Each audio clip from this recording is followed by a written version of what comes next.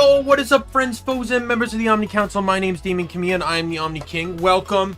We are going to be exploring some Shiverpeaks maps. So that's pretty much most of the maps that just have snow on them. That's the best way to describe it. So the stream was to start at 1. But then something I must have eaten earlier decided to bump it back to 1:30 for me. But as I was sitting here waiting for, 1:30 to start, if those have paid attention, and I've probably brought it up on stream before, I have an item in my inventory called World Boss Portal Device. What this item does is it does two things. Number one, it allows me to teleport to any world bosses occurring soon. What it also does is it will tell me 10 minutes before a world boss is about to start that a world boss is about to start.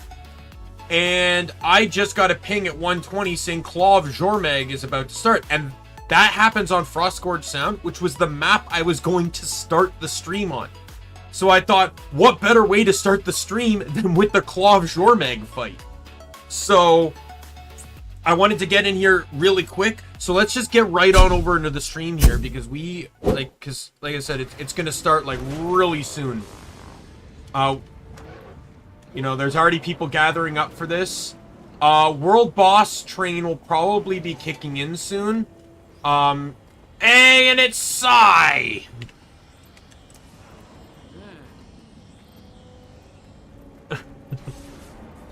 He just showed up.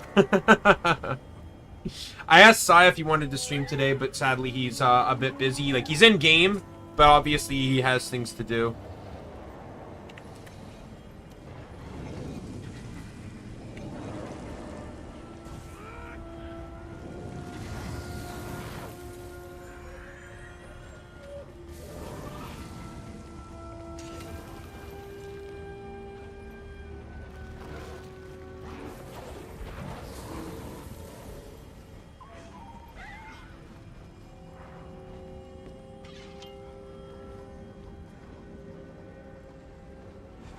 Not completing this zone when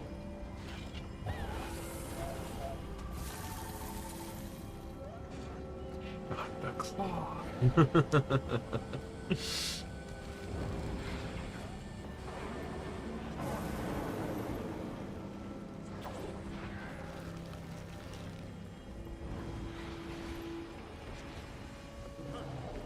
Starting soon.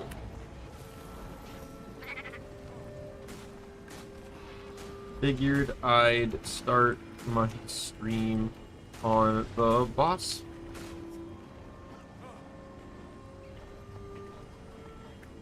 No problem, Nick. I'm glad you could stop by.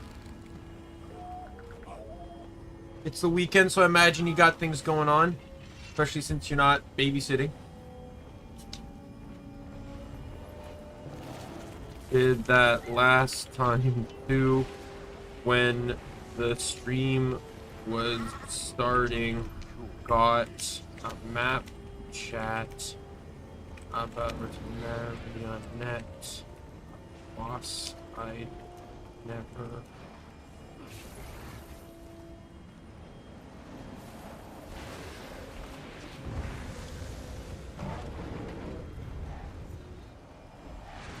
Who is Drakkar? I've heard that, but Drakkar. World Wars 2.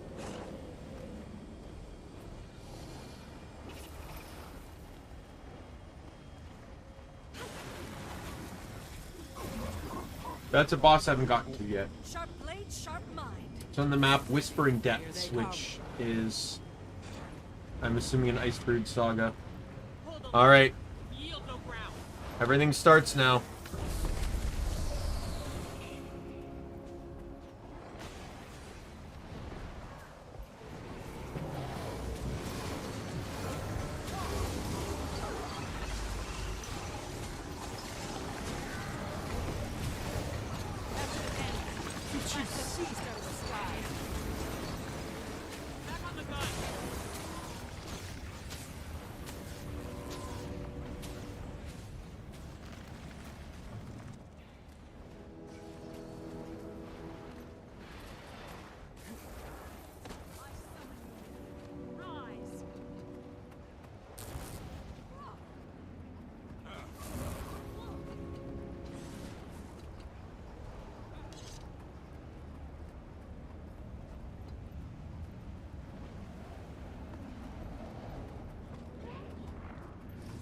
Yeah, I bought the game, I think, in 2013, like spring 2013, but I didn't actually start playing it until September 2015.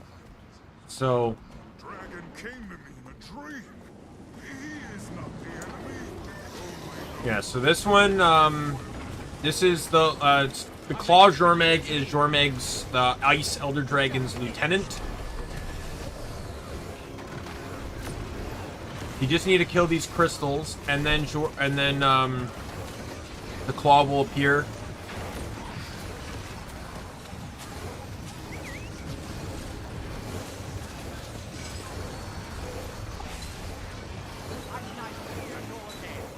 So there's kind of two phases to this fight, though nothing really special.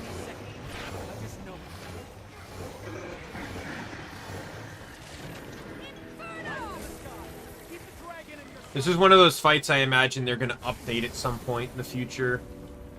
Because it's very simplified. Though it does have its moments that can just get you obliterated.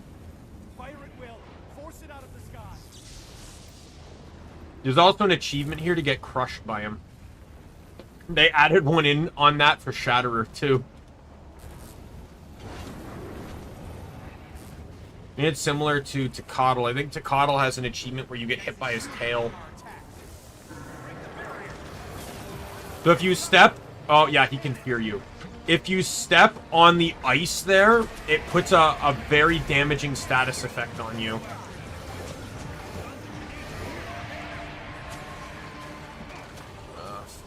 You gotta take down that shield. I mean, yep. You gotta take down that ice wall. Oh my god, the fear is so bad. The other mechanic, though, is you want to try and take care of the, while the enemies aren't too devastating, you do need to protect the cannons. Or else, obviously, they're not going to fire. Once the wall goes down, you can go up and attack him. Swift and steady.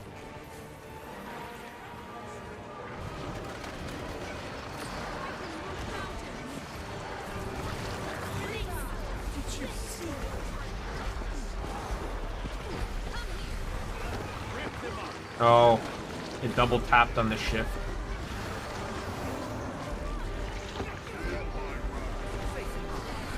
Well, run protection then, I guess. Yeah, so Jormeg will keep here, or Claw of Jormeg will keep on this pedestal until it gets to 50%. So our first burn was under 50, so now he's going to phase down to here, and this is where it gets a lot more annoying. This one you need to focus a lot more on the enemies, though, because there's these golems that will deliver bombs that will allow us to actually start hurting the Claw of Jormeg. But the bombs themselves don't really do... Or no, but if the golems are taken out, then obviously it can cause problems. Use the terrain to our advantage. Protect the golems. Watch the ledges. Yeah, so enemies are going to spawn on these ledges here.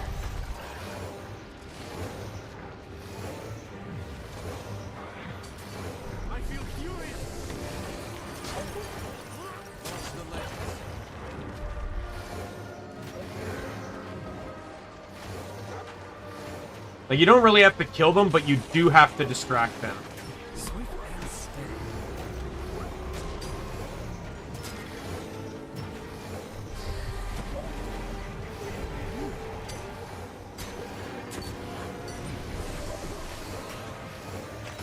Yeah, it's a little framey just because there's so many people here, so many effects.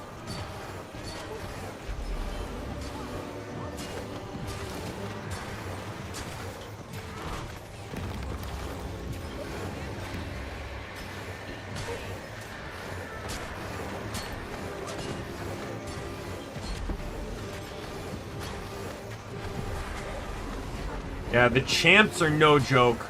The champs are basically bullet sponges you have to distract. You're not designed to kill the champions here. Like this wolf here, like, all we need to do is just distract it. we're not actually going to be able to defeating this thing is not on the cards. Oh, let me get you up.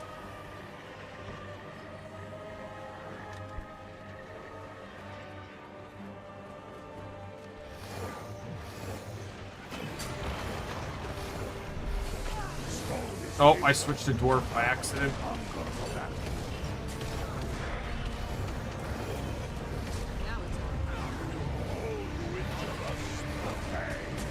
Oh, switch! Ah, crap.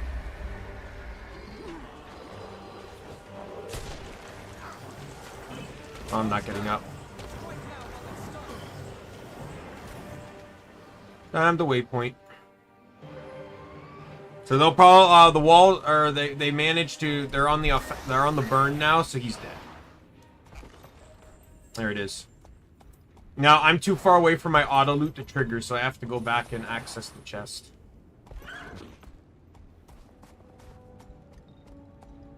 I found a new band last night that I'm really enjoying, and now their songs are stuck in my head because I was just basically just binging them all of last night and this morning.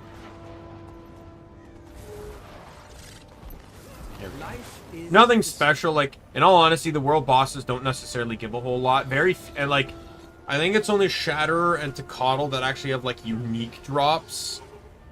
There are probably others too, but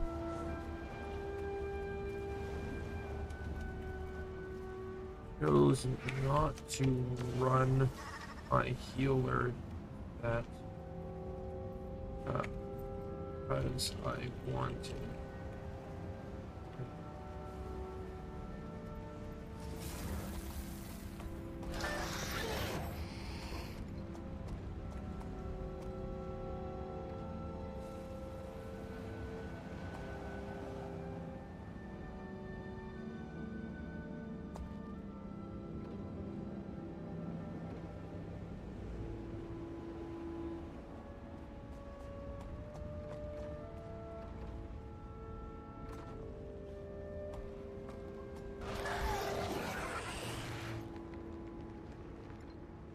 Alright, let's get back to the beginning of the map and do this the way we're supposed to be doing.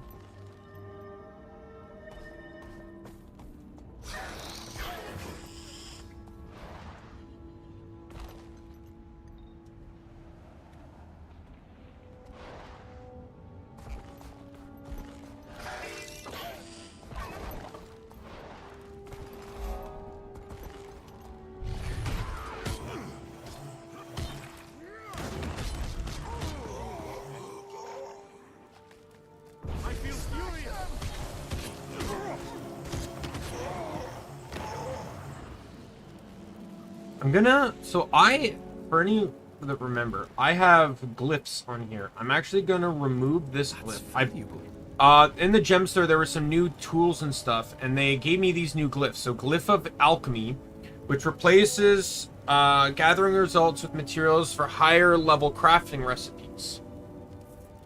Materials types are determined by the type of the node gathered from. Mithril ore, elderwood, and select cooking ingredients can be improved a limited number of times each day. And then Glyph of the Herbalist, a 33% chance to reward bonus harvesting ingredient pouches in addition to gathering results. Ingredient pouch types are determined by your character's level and location in the world. I want to put that on my not in the mining beam, sorry. I want it on the harvesting one. And then we'll leave the leather one for now.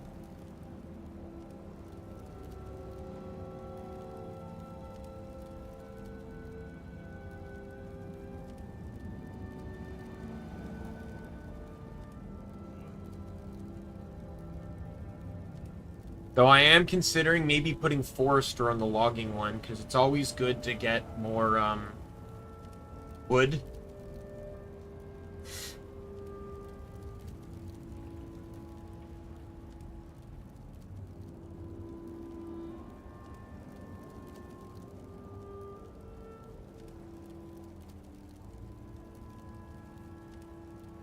And then I'll just leave leather on the mining one. Let's do that for now.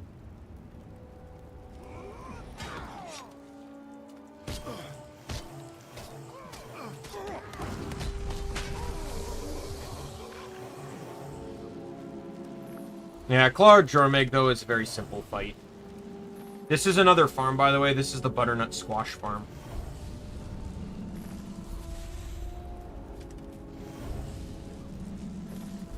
Yeah, my luck's not turning out too well on this thing, is it? 33% chance, and I've not gotten it once yet.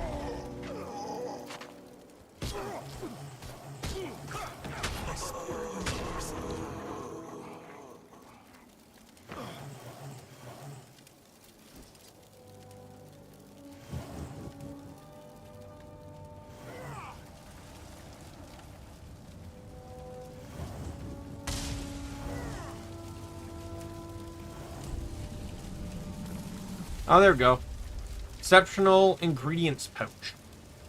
So you know, see, it got me a sugar pumpkin, head of cauliflower, and some green onion. So this just basically means that I have a 1 in 3 chance of getting just additional cooking ingredients, which is kind of what I wanted. I originally actually misread the whole thing and thought it was for something else, but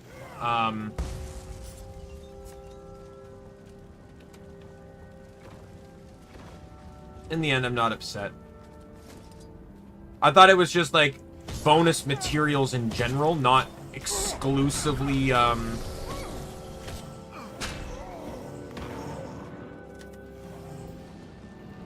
cooking ingredients, but I'll take the cooking ingredients either way. I don't mind it. Part is done.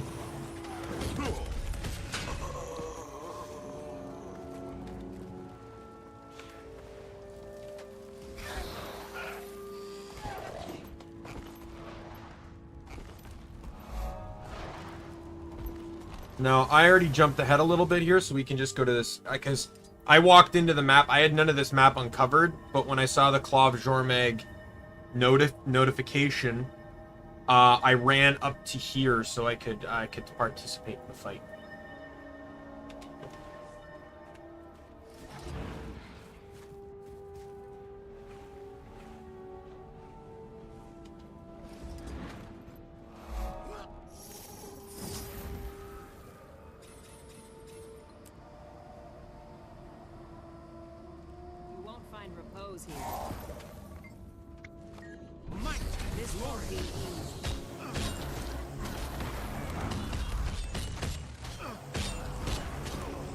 Okay, my turn to knock you down then. Stop. I see that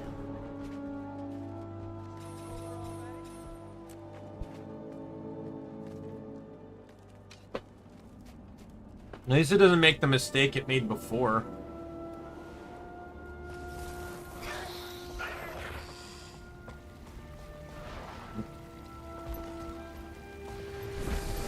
There's that one mistake I remember,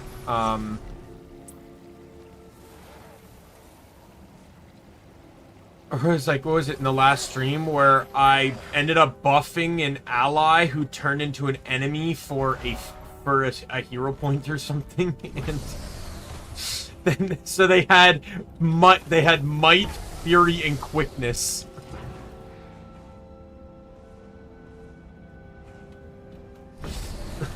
Some things you don't want to give to the enemy. Oh god, that was terrifying. Alright. So we got all that done. Now we'll head north from here. Sai's still here on the map, but I think he's on a different instance now. Oh no, never mind. There he is.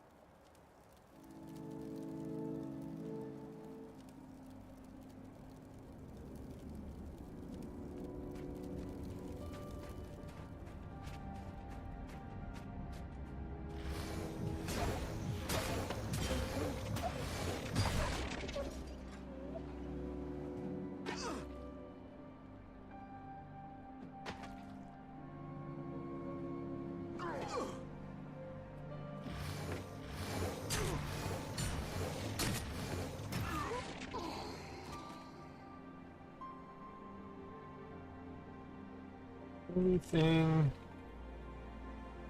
I like.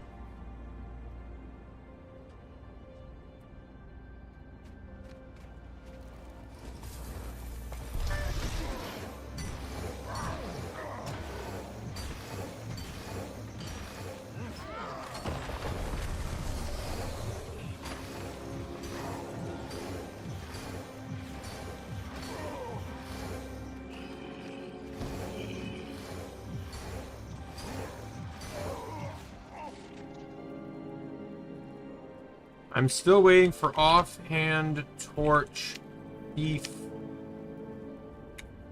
You know, a bandit sub, bandit spec.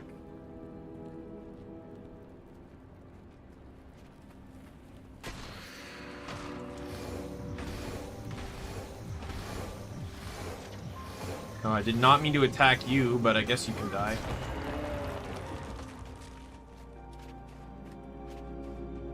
Hey, Prod, how are you?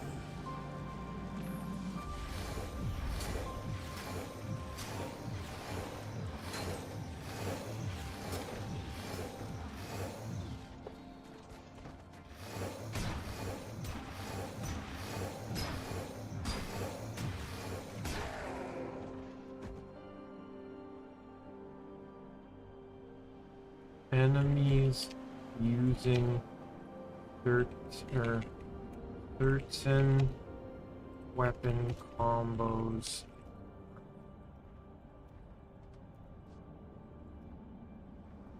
Gritlock used sword, pistol, warrior, and that's a thing now. Bandits use pistol, torch, and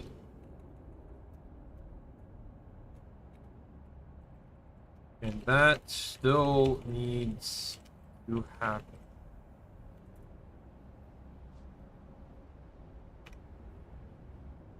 How do you attack speed so fast? Freezing. Need to earn 100 diamonds in 7 days? What do you mean 100 diamonds? Like that's a craftable item, right? Like you probably just buy them or something to just sell other materials. Like, which diamond are we talking about? Like, there's black diamonds. I don't know if there's regular diamonds.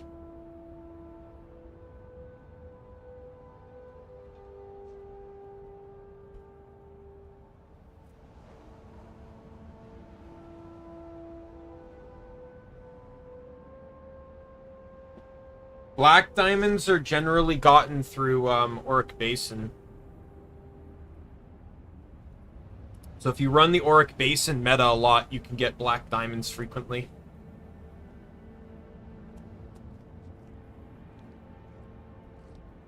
And how am I attack speeding so fast? It's because of this. Elevated compassion. So when my upkeep cost is at 6 or higher, it's a herald trait. When upkeep is 6 or higher, I gain quickness. So I run Might, Fury, and then this one up here, which increases boon duration, and it puts me at 6. So I start generating Fury. So that's how I'm attacking so fast. I don't know if I'd be running Hammer right now if it wasn't for that. Well, I was technically running Hammer before they changed that, so I guess it's not true, but...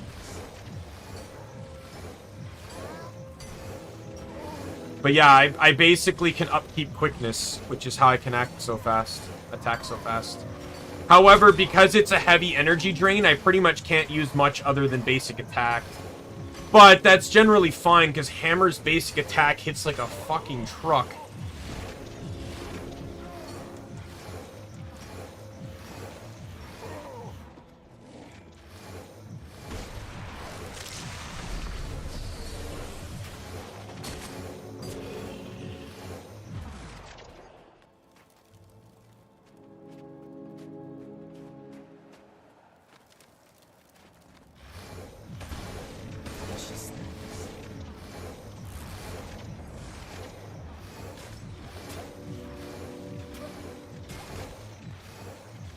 It'd also be nice to not make a class another class. Like, hey, what if NG was Ranger? Or what if Thief was Necro?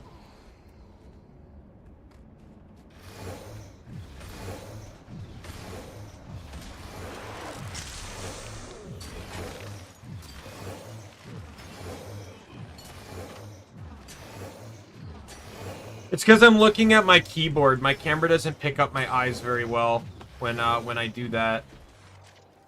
One day I hope to upgrade my model, but and maybe that might help fix the issue. But it used to be worse until my illustrator pointed out to me the a feature in VTube Studio I didn't know about.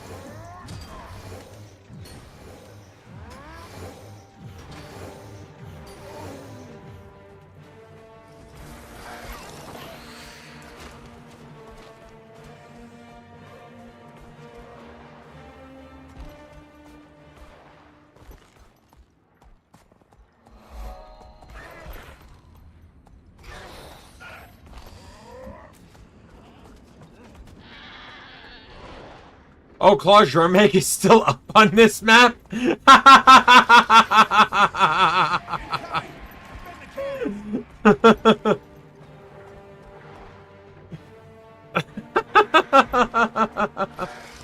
What?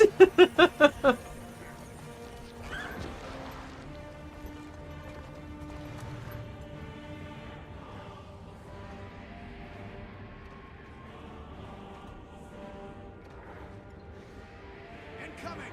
Bend the cannons!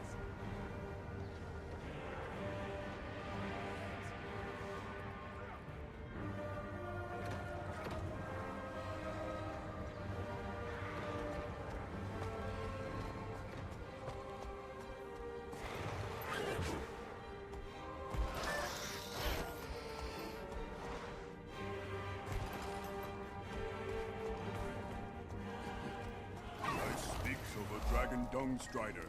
I am called to teach. Might! Glory! Behold, ArenaNet heroes together. Fight, Dragon Dung Strider.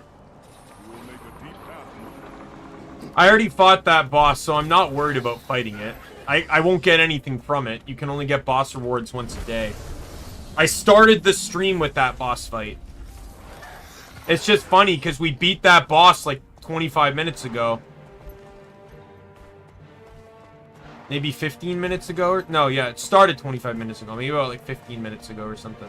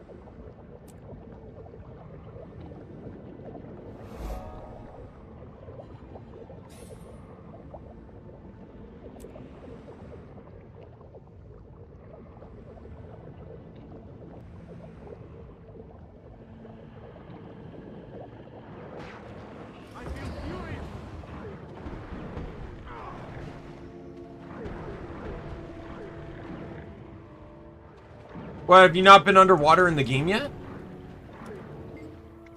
Oh, come on, you stupid urchin.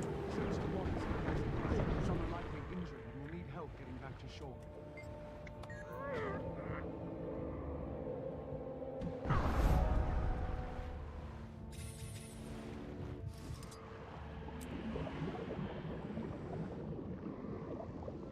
Oh, the mount? No. Yeah, so you have to get this, what's this called again? Forget, I'm already skipping on this, the skimmer.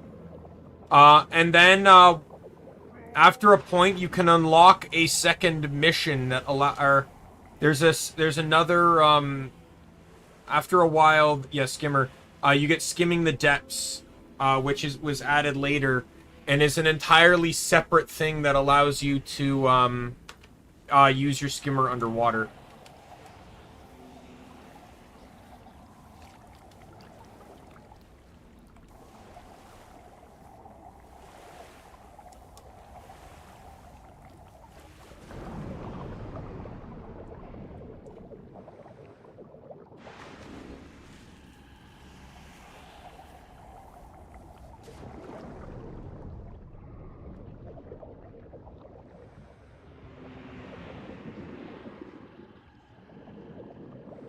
I don't necessarily know what you have to do to get it, though, because, like, what the prerequisites for it are outside of owning the skimmer, and I think beating Path of Fire, because I already had all the prerequisites done before I did anything anyway.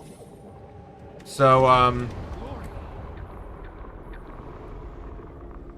yeah, I can believe that. I've not touched End of Dragons yet, and I'm not spoiling. I've spoiled a tiny bit of it for myself, but I'm not like watching anything in regards to it until I get there. I'm gonna play all the story in order. I've played up to Living Story Season 4, and just so I could get Skyscale, and so Icebrood Saga later will be relatively new for me. Not blind per se, but not old.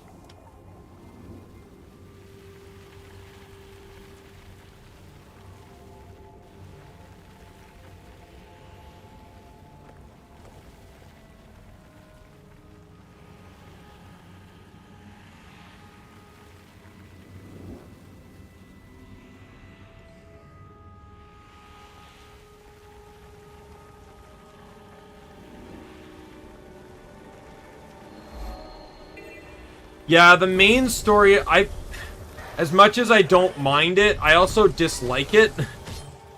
That in the main game, you had those transitional cutscenes that you could skip, but you can't skip them here. So you can't skip the more active story cutscenes, so they can be a bit tedious. Take it from someone that beat the main story of Path of Fire on all 9 classes.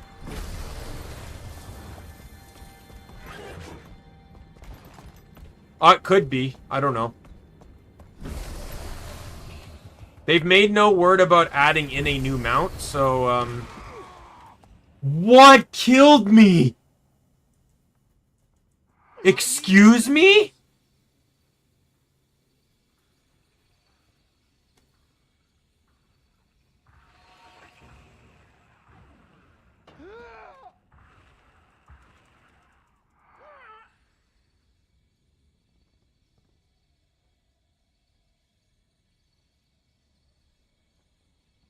I just dropped dead!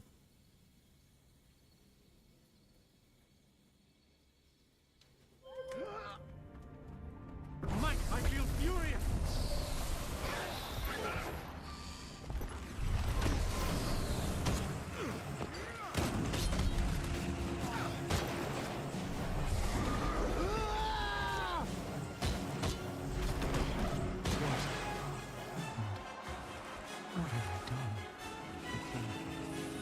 Claw still lives.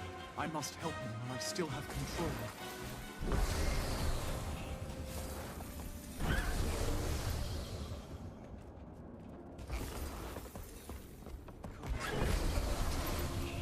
There's little time.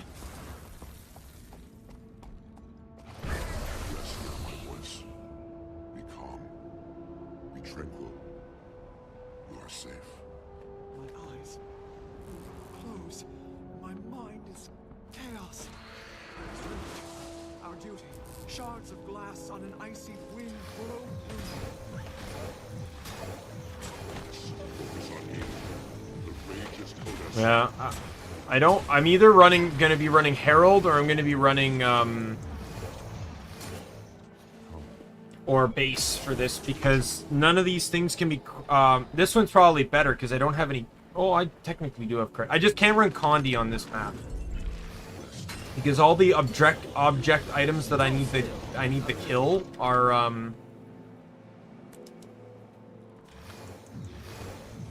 don't get statused.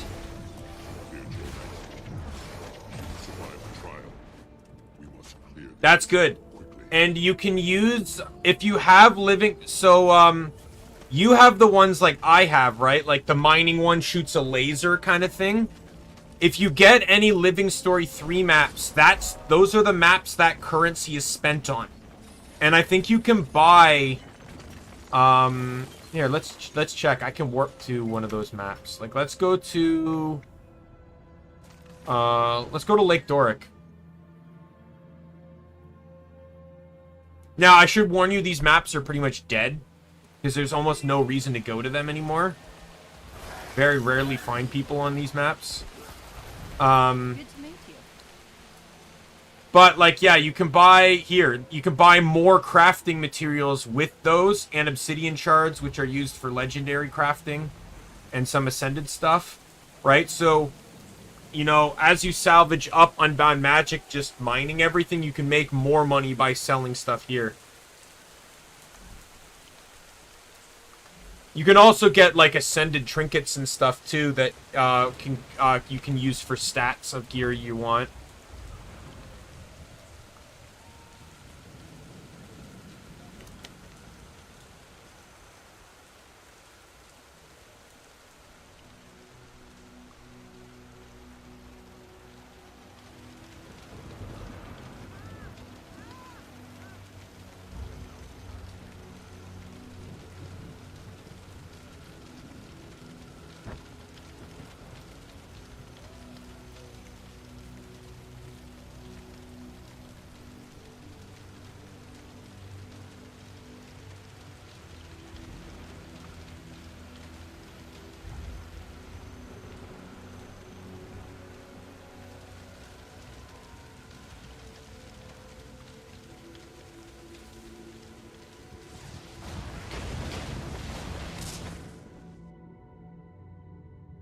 Yeah, the Unbound Magic tools can be really, really useful in some regards.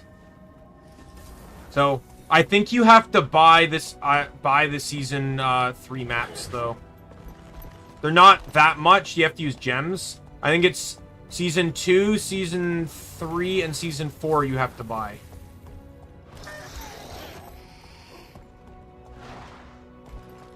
Oh, the Copper Salvage Kit? Yeah, those can be nice to have, too. I personally, I know they're expensive. I heavily recommend buying the shared inventory slots. Like 100% recommended. Because they allow you to put a lot of items, such as the salvage tools and other stuff, that you want to share between characters without swapping them around so much, in permanent slots. So nice to have. I am map completing, right? So I should really try and consume some of these. So I can use karma food.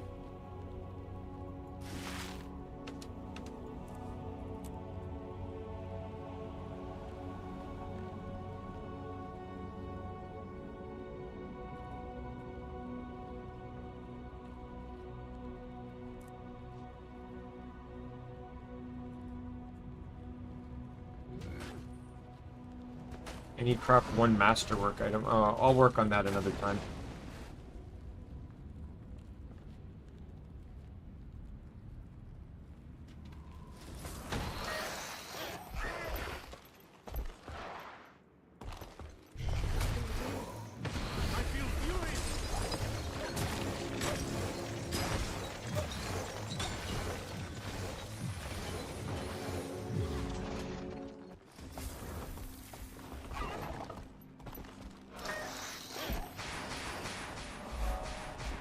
Okay, let's get that Vista over there.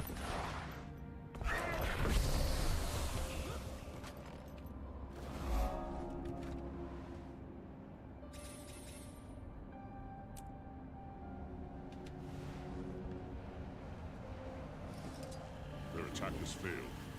Our sanctuary remains safe. Koda's will shall always surpass the Ice Dragon's malice.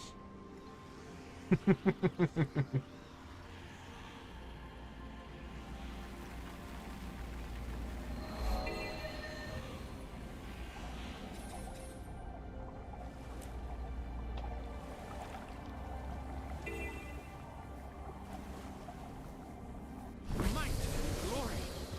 Your attention.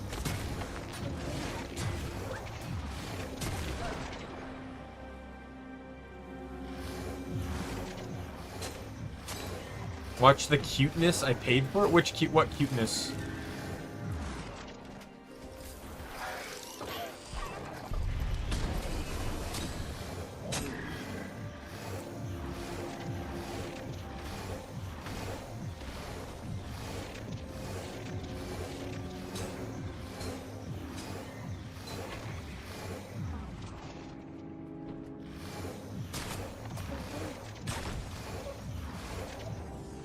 New lands, new opportunities.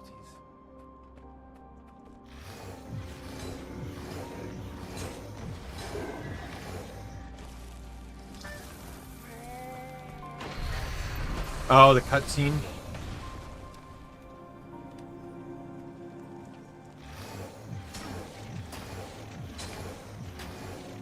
Was that an autocorrect then? You meant to say cutscene and it corrected the cuteness?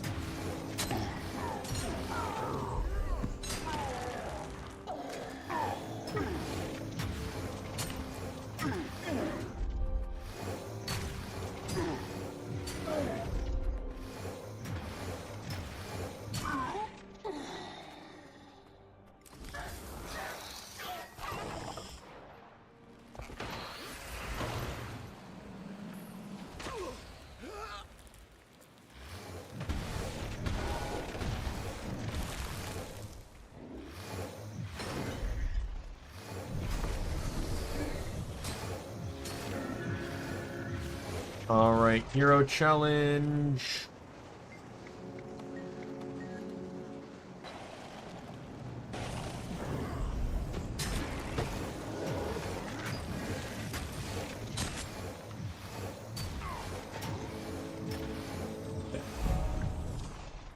And the heart's almost done.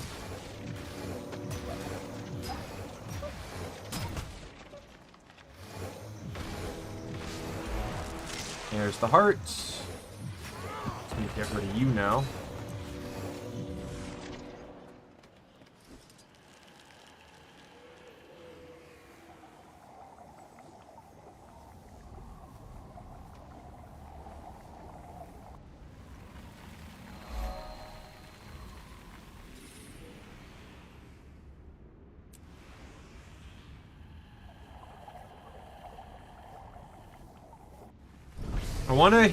I want to start trying to hit more harvesting points.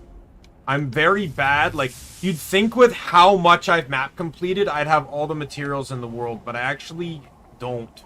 Because the thing is, I speed map complete. I try to just get through zones as fast as possible, so not having, so I don't actually stop and harvest as much as you'd think I would.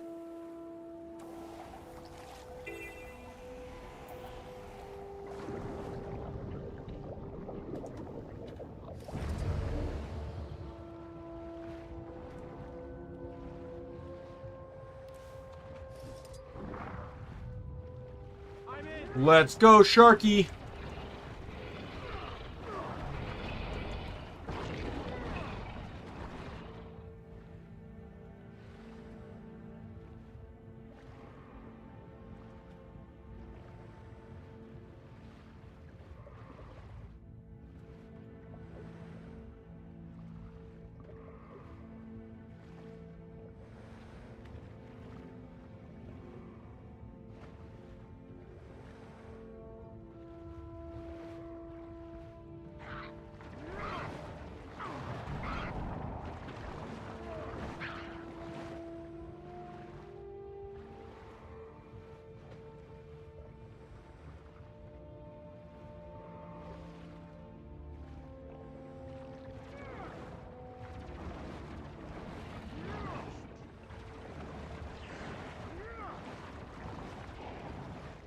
No, killing you doesn't do anything.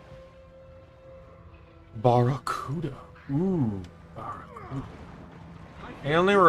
I think that's all I remember from that song, and I only remember it because of Guitar Hero 3. I was in Guitar Hero 3, right? God, how long has it been since I played Guitar Hero 3?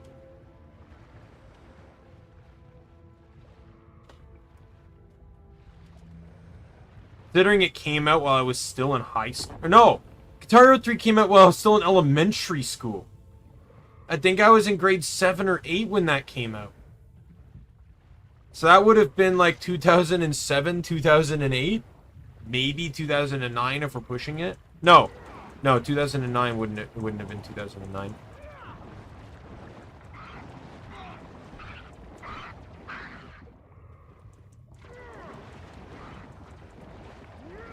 My pain is easy.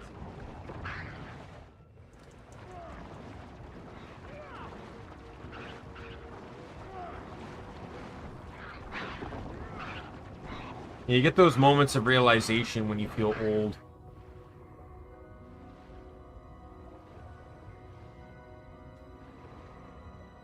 I made some of, like, it's hard to imagine, like, I made some other people feel old. Because it's just, like, I was talking to, like, at work, I was talking to, so you have reps, right, that come in from other companies to manage their product. And one of them came in and she's like, yeah, I was, you know, like, I graduated from, high school like 3 years ago. And I go, I graduated from high school 10 years ago. Like, I don't know when this transition occurred from when I went from being young to old, but I don't like it. I'm not even 30 yet.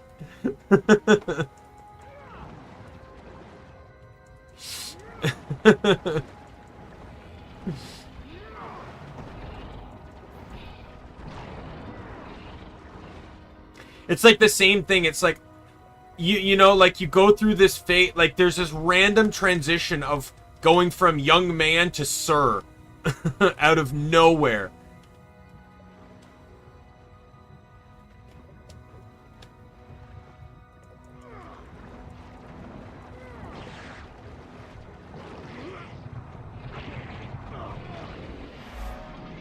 There we go.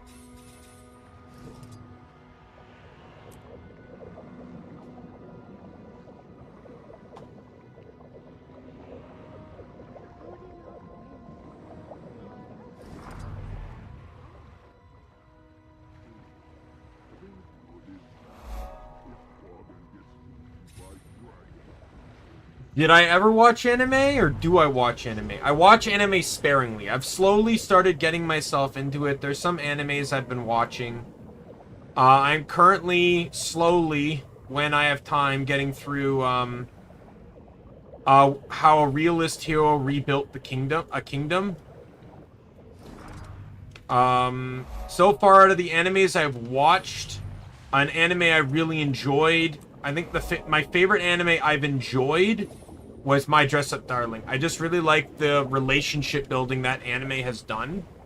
And because I've enjoyed it so much, I read the manga, and I'm actually keeping up with the manga. It's the only one I've done that. I'm trying to catch up on the manga on Reincarnated as a Sword, because I actually like that one too. I also really liked Reincarnated as a Slime.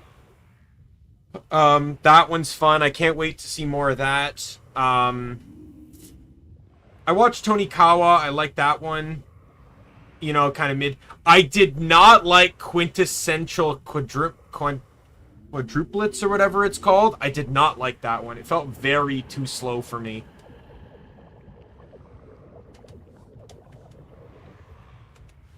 What else have I watched?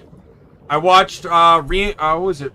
My Life as a Villainess or something? I'm currently watching, what's this one again? Farming in Another World.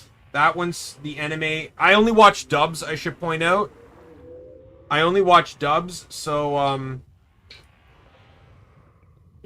that's, so I have to wait for the dub to come out before I watch anything. Um,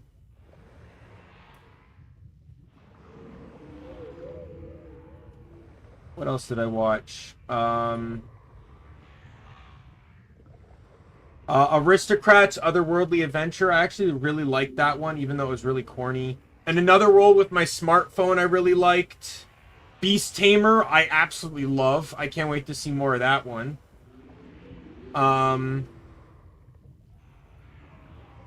The Eminence in Shadow. Eminence in Shadow, I liked. I wouldn't mind seeing more of that. And that's pretty much all I've seen so far.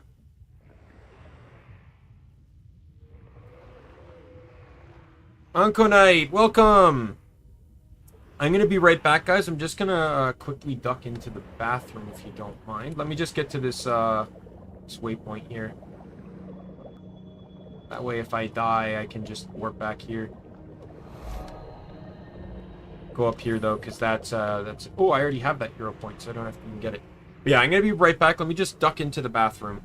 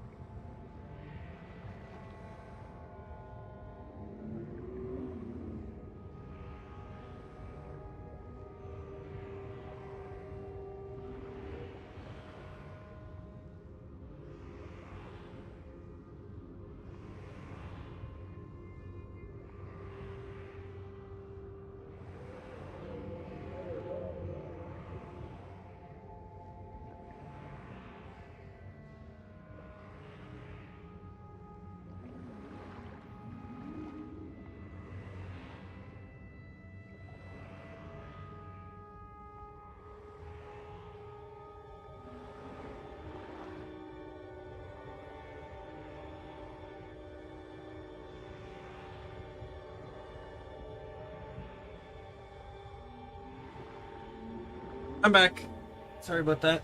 Oh, watch Rise of... You said watch Rise of the Shield Hero? I have a friend that really, really loves that show. It's one of those ones that's kind of on my list. The problem is my biggest turnoff of anime is... It's weird, because I do watch some animes that have it, but I really don't like fan service.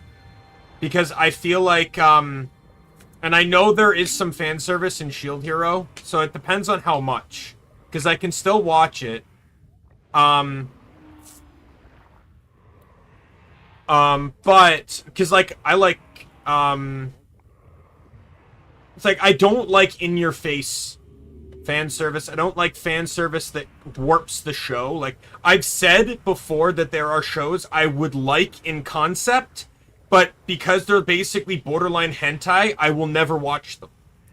And two of those shows are To Love Ru, because I like the concept of, like, being engaged to an alien princess, your whole planet's on the line, and you need to basically stop other aliens from trying to woo her, but then it's basically borderline hentai. And then I like DxD. I like the whole world of High School DxD. You know, the devils, the angels, how the supernatural fits into it, the sacred gear system. I love all of that. I hate the main character and how he's just like a nonchalant pervert and how everyone just accepts that in the world. I don't like any of that. But I like the worlds themselves, which is why I generally read a lot of fan fiction.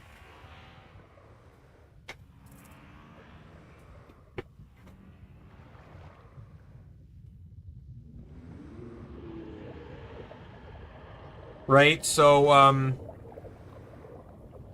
yeah, I heard there's a difference between Season 1 and 2 of To Love Ru.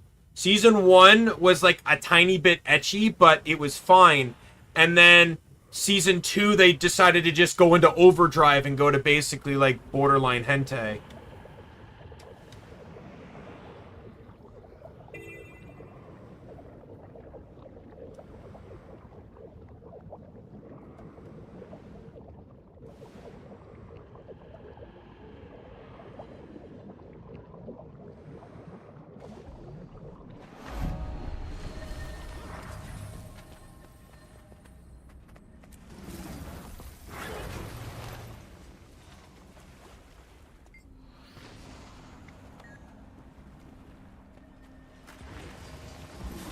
But yeah, like, I really don't like fan service, so, I generally avoid animes that have too much of it.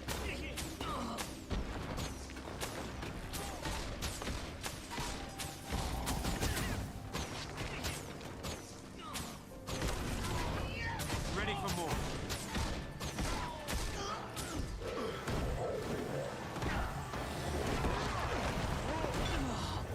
more. Yeah, it's just... Oh god, I'm almost dead.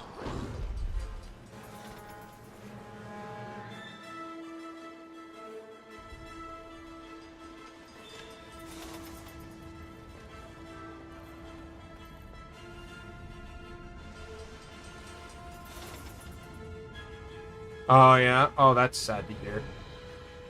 I do know that one's very ecchi though too, I've heard. So once again, it all depends.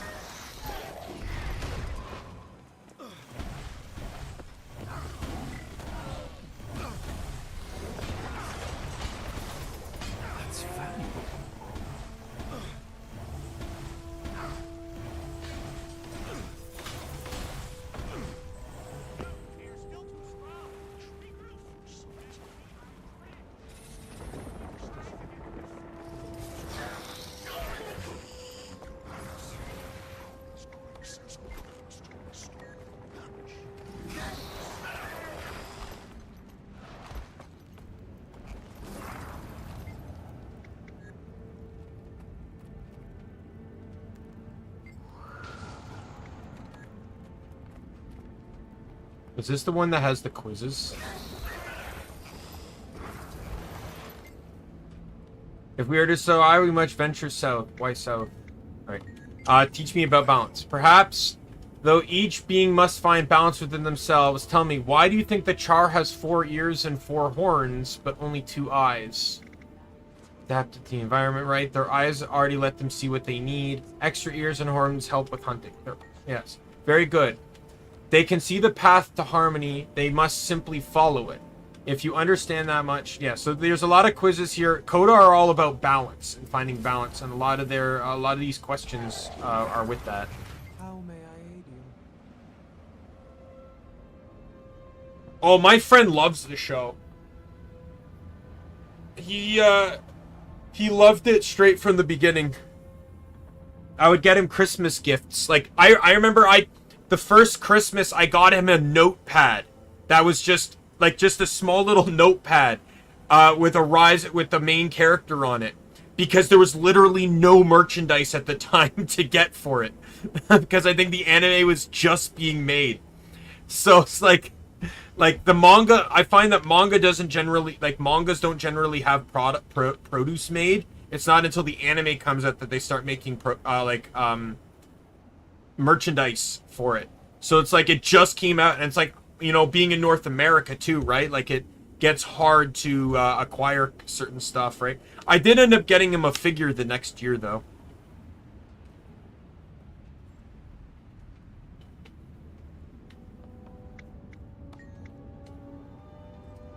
Bobbing along a turbulent sea is a small ice floe. A bird perches on it, working hard to maintain its footing, going so far as to peck the ice to make it slippery. Is there a balance?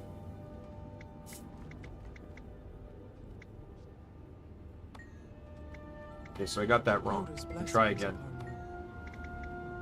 Seems like it must be balanced. Do you need my help? Crate defy the very nature of balance. Why is that? They're mean and nasty, they enslave other races, they think they're invincible. Correct. Balance affects us all, no one is immune. There may be hope for you yet, Sylvari.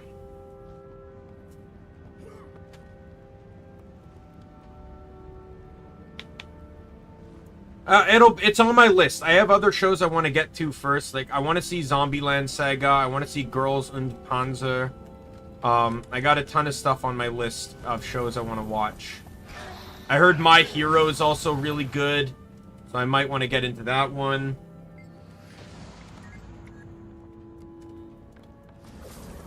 I still, like, technically, anime speaking, I still need to complete Naruto and catch up on One Piece. I refuse to watch Boruto, though.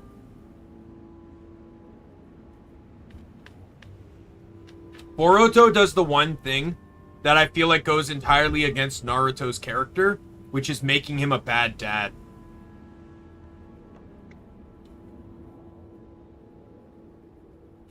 Like, I know Naruto wanted to be Hokage, and I get that. But I don't think it's in Naruto's character to be a bad father. I just don't. As someone that didn't have a family, he would cherish family more than anything. If you watch Big 3, you won't. Oh yeah, I understand what you mean. Coda, how does Coda say we must maintain balance in the world? Knowing with the Coden.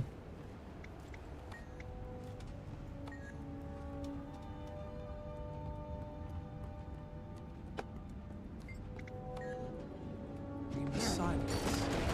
Might and glory.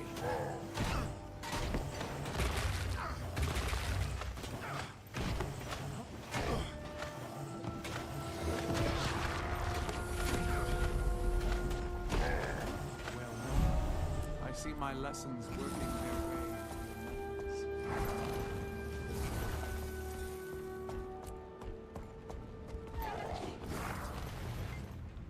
I don't need to watch all of One Piece. Like, I stopped watching One Piece at the Mainford arc. Coda's blessings upon you. Like, no, not Main. Well, yeah, sort of. It was when he was breaking into Impel Down. I have no interest in, like, I've seen Berserk, like, I know about Berserk, but I don't think I have any interest in it. I'm not a big fan of, like, really, like, heavy, gory animes. That's probably an anime I just prefer a synopsis on.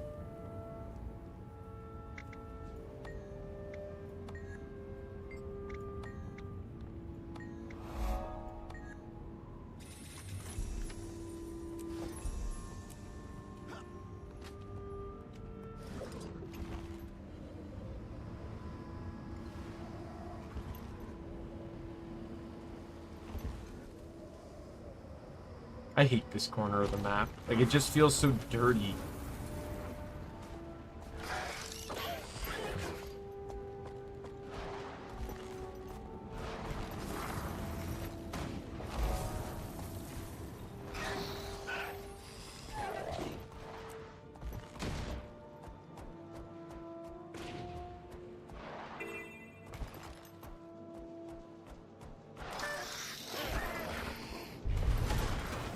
My pain is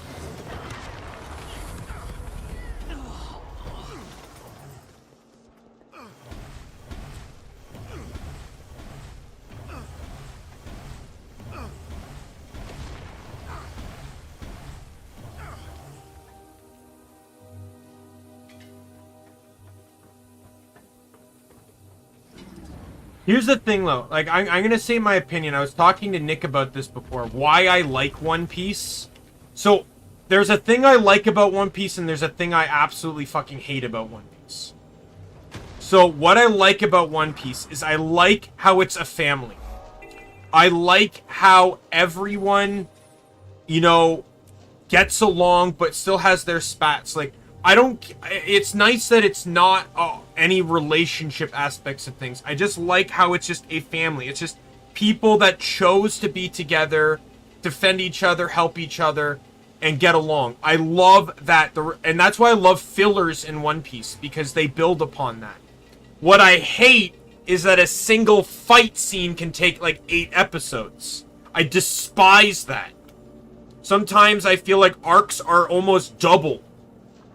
Are just because they decided to extend fight scenes to ridiculous lengths.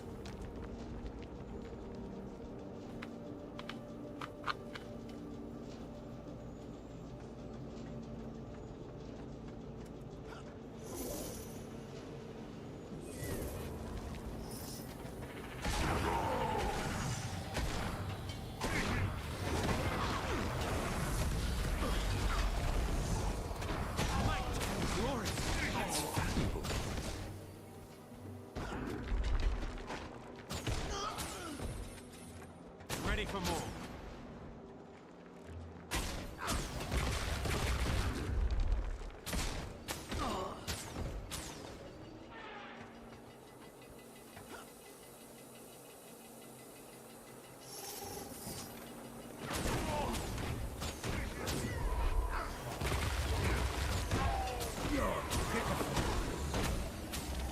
a depth dredge could do better than that. I can't do this.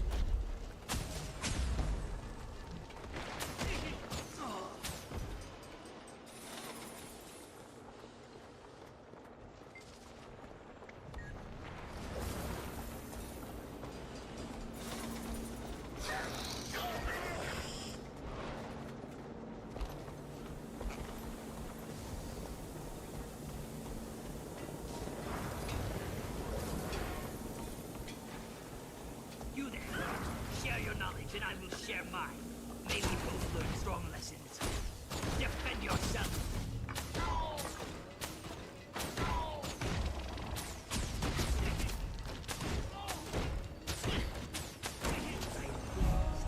Today, we showed how shared knowledge. Alright. Where's the heart vendor? There you are. Hello, comrade.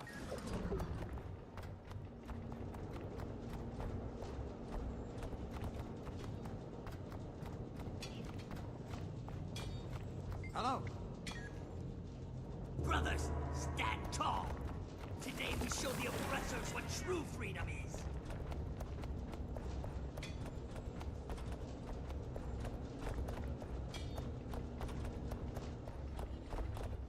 Greetings, comrade.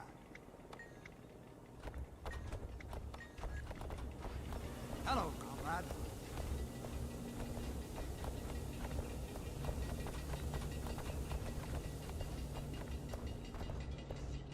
Hello. I don't know what I'm supposed to do with that. Brothers, stand tall.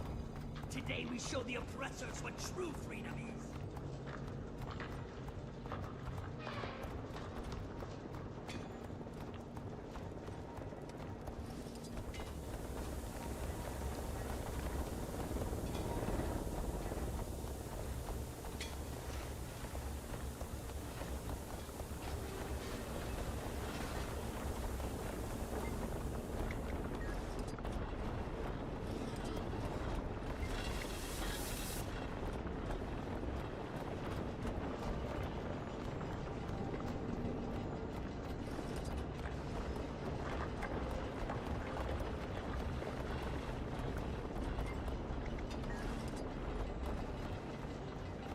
They make it so the machines can't be fixed now? Machines used to be... I think the machines used to get fixed, and then you just had to sit there and twiddle your thumbs.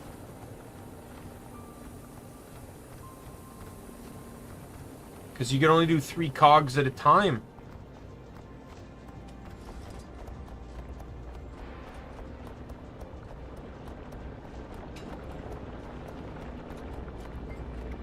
Oh, I guess it gets fixed, but you can just keep putting the gears in. I see. Brothers, stand tall. Today we show the oppressors what true freedom is.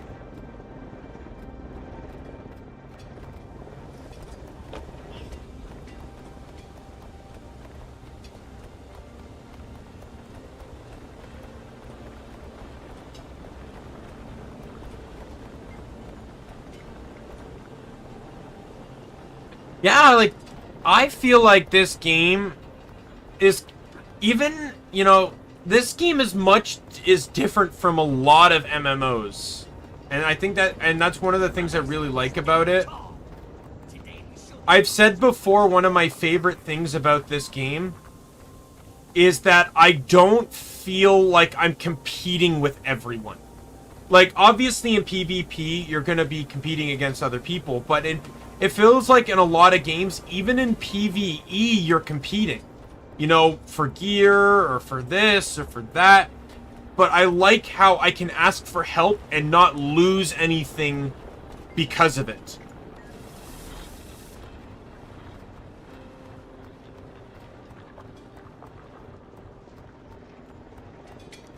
Brothers, stand tall. Today we show the oppressors what true freedom is.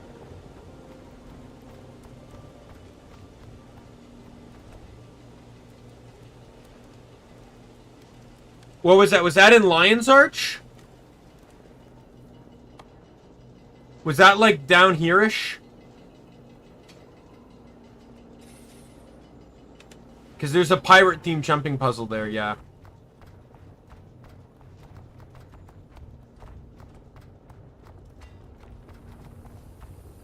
Yeah, Lion's Arch has about, like, 4 jumping puzzles in it. Today we show the oppressors what true freedom is. Ooh, orb, right? Oh, yeah, I know what you mean, yeah.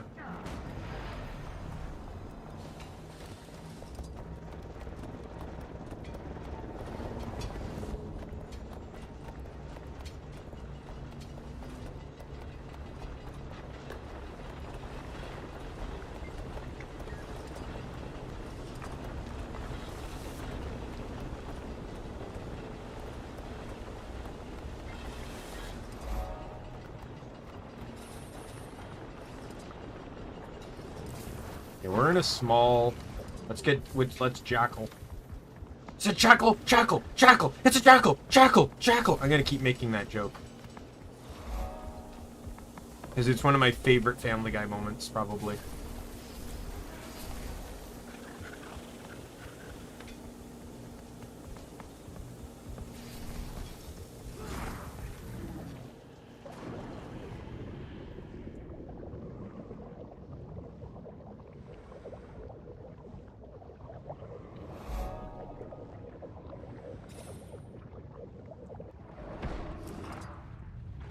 Yeah, in a lot of the jumping puzzles, they don't allow mounting or gliding because it would give an unfair advantage to the puzzle.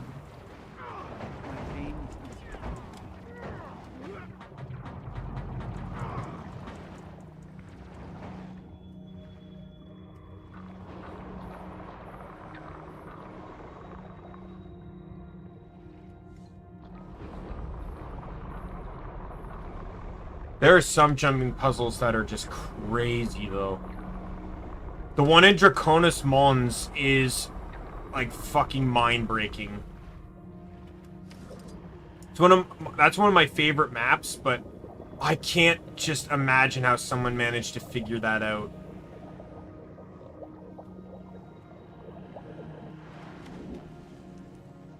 Then again, all the most mind-boggling jumping puzzles in the game were all made by the same guy. I admire the way your teeth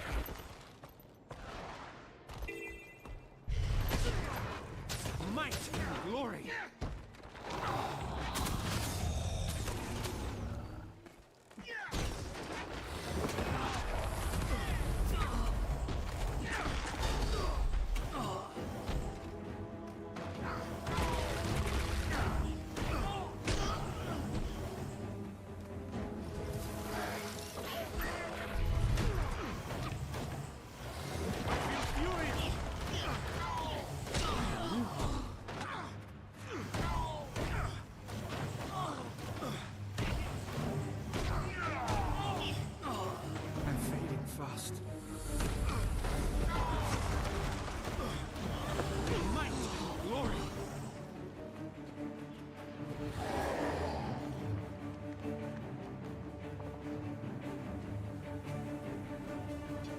Safe from harm.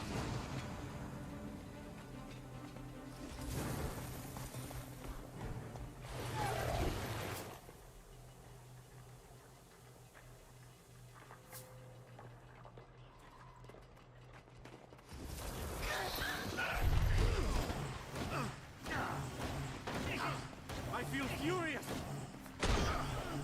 All right, yeah, don't worry. Shield Hero's on my list. My friend wouldn't let my friend would not let me not put it on the list. It just might not be immediate. Once I finish Realist Hero, I already said that I was gonna go to I think I was going to Zombieland or Panzer, and then I'll do the other one after. So it might take some time before I get there, but I'll get there. Don't worry. But yeah, have a good night, man.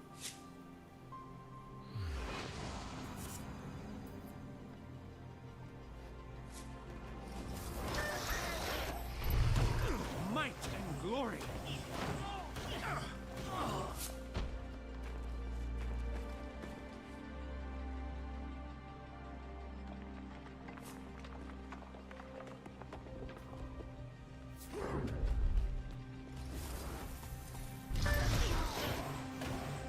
Another one of those hearts that's just really irritating to do. That last one, like, I hate hearts that force you into a transformation. Well, I don't, not necessarily. It depends. I hate the idea that they force you into that and then give you, like, these incredibly long cooldowns that are necessary. Like, the one in Kaladin, for example, where you turn into the mini Moss Heart. Like, that's annoying as hell. Because you need the abilities that functionally get the heart done, but you can't do anything about it when they're on cooldown.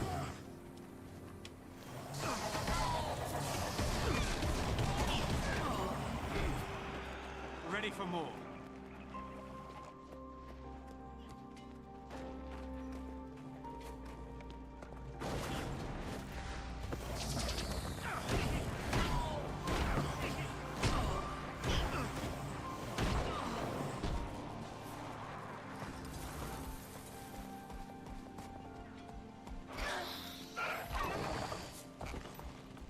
Yeah, one of the best ways is to do the code and supplies, but once again, like everything else, you have to fucking turn them into the goddamn heart vendor. Ash Legion, fall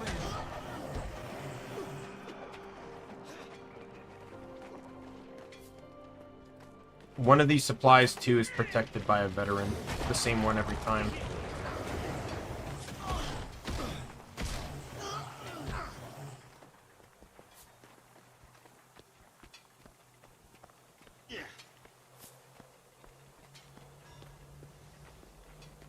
I think it's that one that's protected by the veteran.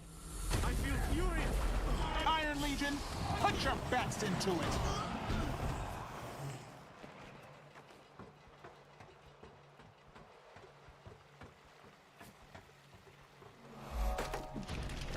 Nope. Ready for more.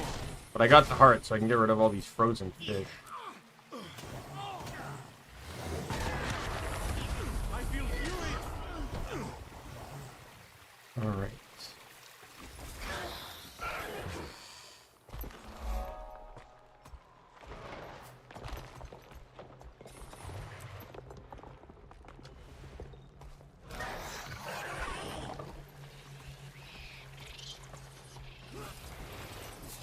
I wonder, can I get out from here?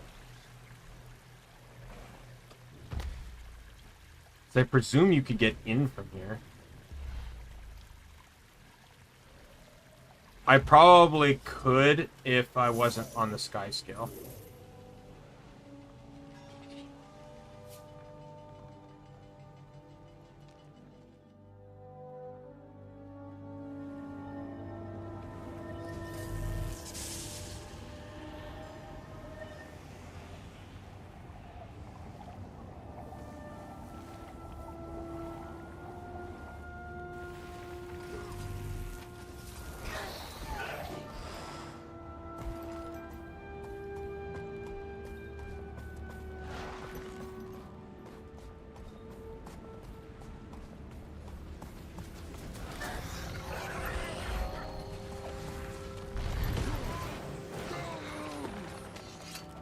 Rather brave fool he was, thinking that he could get in here.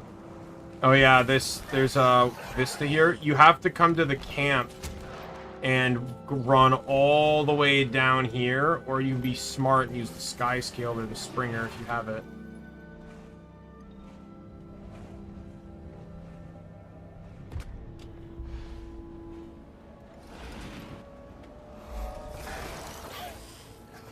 Ray was telling me previously, so she got the Sky Scale, I'm presuming when it came out years ago, and as she was still playing the game then, and she was telling me that until she got that wall cling ability, so when your Sky Scale clings to a wall, you can get the mastery that where it takes some stamina and gives you the ability to get more height. She was saying until she got that ability, she basically never used Sky Scale. I guess because it didn't go high enough. Like, when you already have Springer, Sky Scale has a very specific niche it has to fulfill, or it's not worth it. Splendid company. That enough?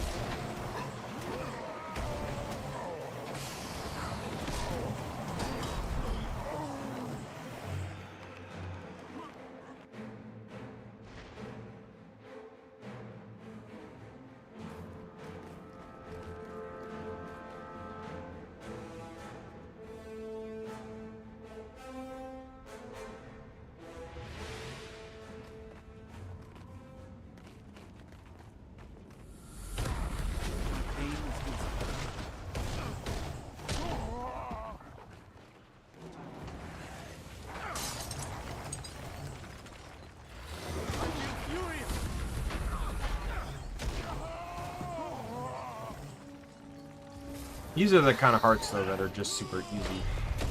They're just mind-numbingly kill everything in sight, and you'll eventually get it type hearts.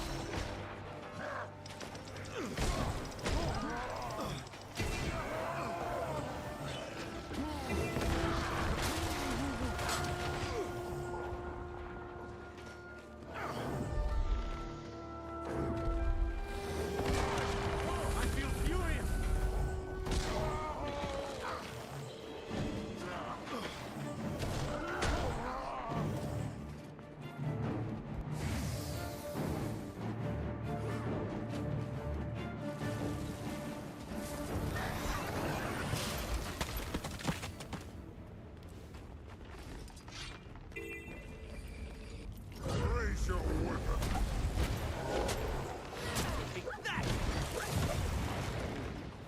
Right on target.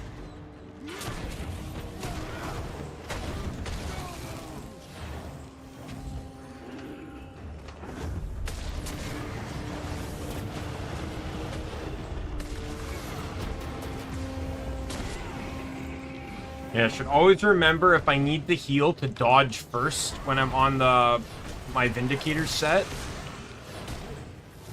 Because of the Rune of the Monk, where it increases outgoing healing. Pardons are less thrilling to us. Yes.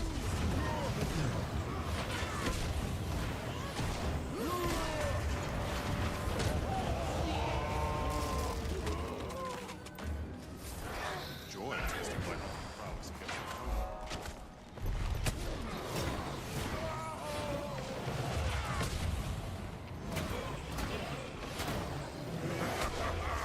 charge through!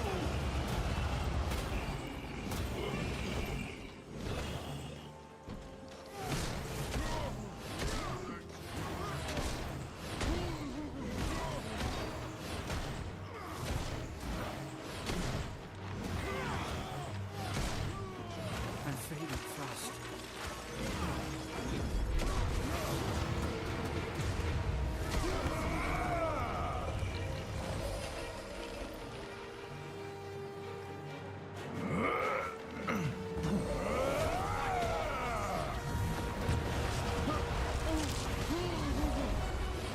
Go, got the heart.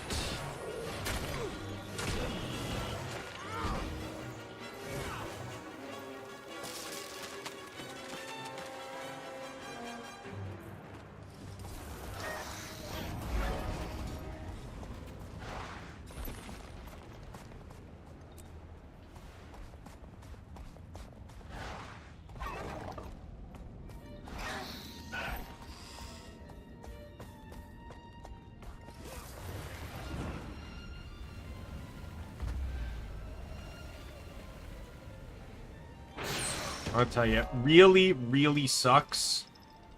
If you don't have mounts and gliding, especially mounts. Like, so the way things, as someone that map completed under multiple circumstances, you know, pre-gliding, pre-mount, or post-gliding, pre-mounts and post-mounts, it's... The world cries out. I must answer.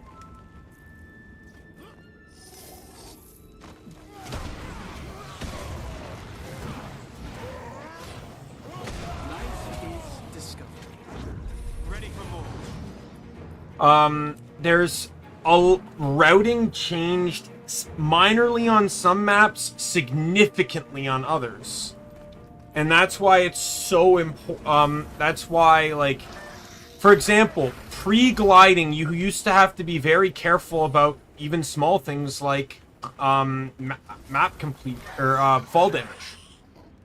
And I want to point this out. So I only ever map completed, I think, maybe 1 or 2 characters before I even touched Heart of Thorns. Now, I was playing when Heart of Thorns released, but I eventually went in and got gliding. But they did not actually add gliding into the base game of the, like, gliding used to only be exclusively available in Heart of Thorns maps. You could not use it anywhere else in the game. But they did say they were going to add it, but they just had to look into things. So obviously, because the base game wasn't built with gliding in mind, right? So there was a lot of so map completion. I did map complete quite a few characters without gliding, and there's certain locations where, you know, you had to route based off of things like high drops. That once gliding became a thing, all you have to do is pop that glider before you hit the ground, and boom, you don't have to worry about a thing. Right? No fall damage at all. And then when mounts came out, especially the Springer, not only did the Raptor allow for much faster movement, but the Springer and even the Griffin, and the Skimmer. Skimmer, you know, underwater Skimmer does help, but just being able to coast faster along the surface is such a huge time save. It's basically the Raptor of the water. But the Springer and Griffin. So the Griffin allowed you to, if you are at a high peak, you could go really fast getting to your next destination. Springer, on the other hand, was the reverse. It actually allowed you to climb up spots you'd normally have to map around because the ledges were too tall. And Skyscale is just, in a way, a better Springer in regards to accomplishing that very detail.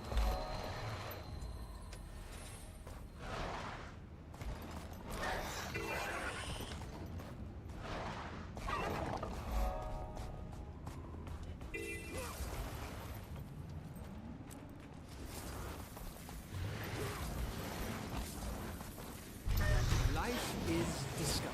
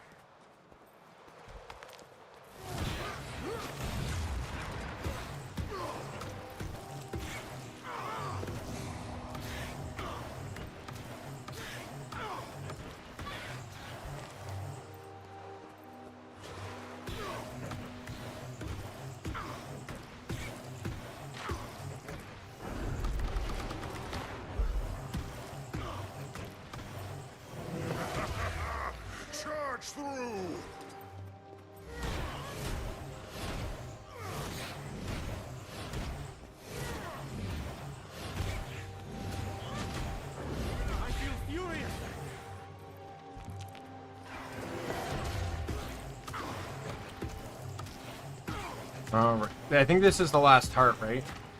Yep. Get this heart done and it's map completion.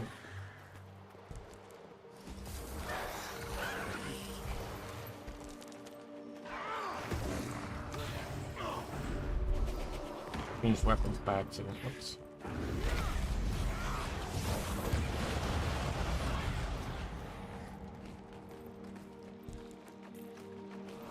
There we go. Oh, and I got a key again.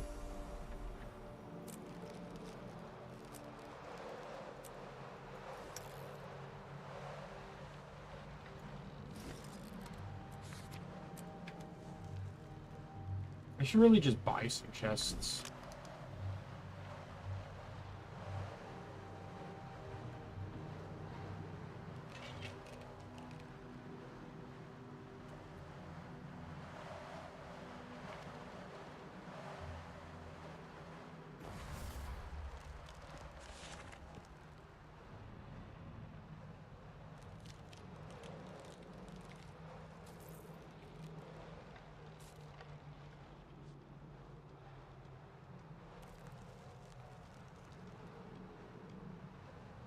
Let's just buy 50.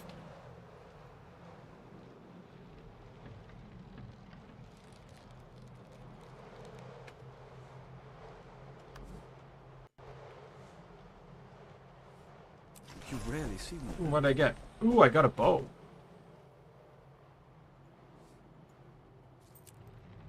Ooh, it looks pretty.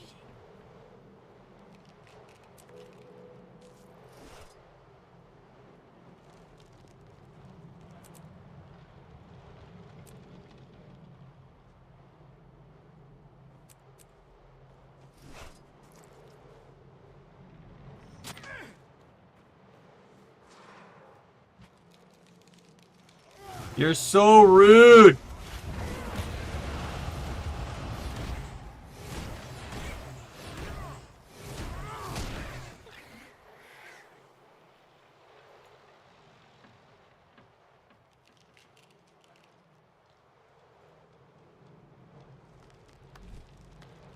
Well, it sells for nearly 1 gold, so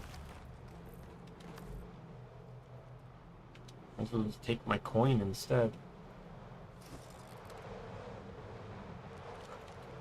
Do that, get rid of this.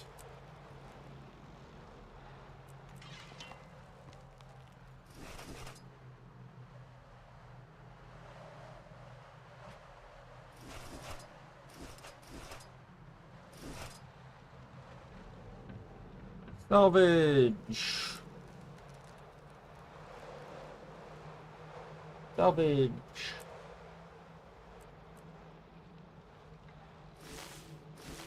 And then salvage. Now I shall break you. Alrighty. So Frostgorge is done. What map are they on? Like a raid or a strike map, I guess? Because there's no map there.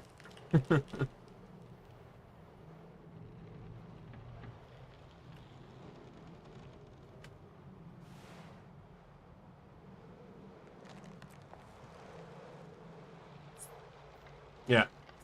Dragon Storm. So probably some form of strike or something.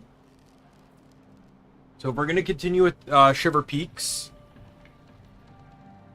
Yeah, I don't know what Dragonstorm is, though, so... Is it like a meta, or is it an event, or is it...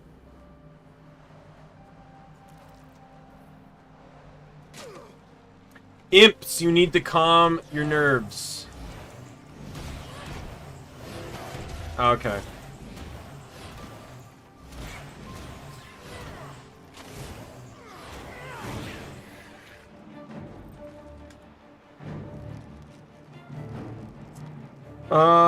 What map should we do next? Lonar. So if we're continuing Shiverpeaks, we got Timberline Falls, Dredge Haunt, and Lonar's Pass. I think let's do Lonar's. Oh, and Eye of the North, yeah. I've been to Eye of the North because I had to go there for the marionette fight, but that was the extent of what I've been there. I just had to warp in and click OK. I didn't really explore anything. And I did it on my Guardian too, so did it on a completely different character.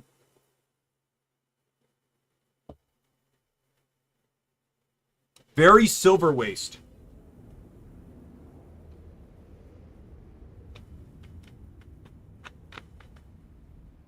Hey, look, the guild event. Someone's running their guild event. Safe from harm.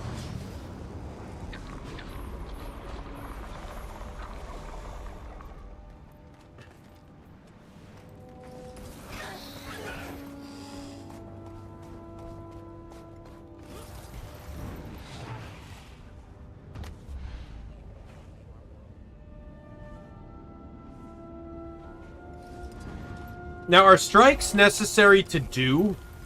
And do they require, like, raid-like gear? Or is it more like just, like, a meta event?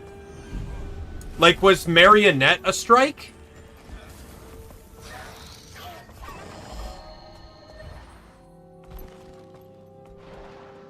Because, I don't know, I just saw it in map chat and joined.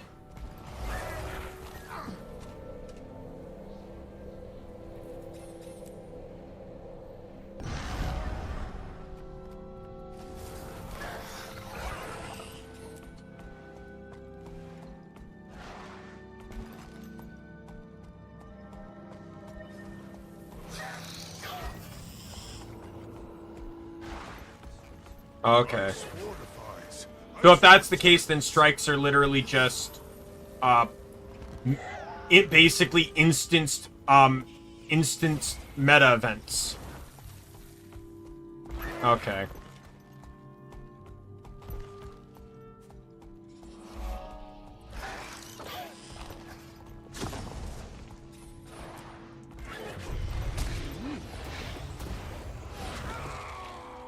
But, like, they don't require perfect gear. Like, people don't kick you out because you don't have the best gear in rotations, right? It's like, that's the whole reason why I don't raid. Because people get too into it and prevent me from enjoying the game.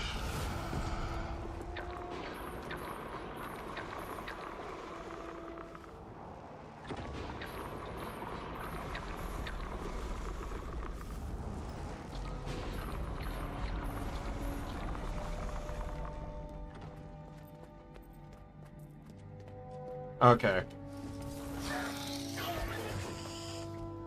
Yeah, the people that were running the ArenaNet fight, like, they I don't know how much they cared or not, but it was very, like, very blasé. Because, like, we were,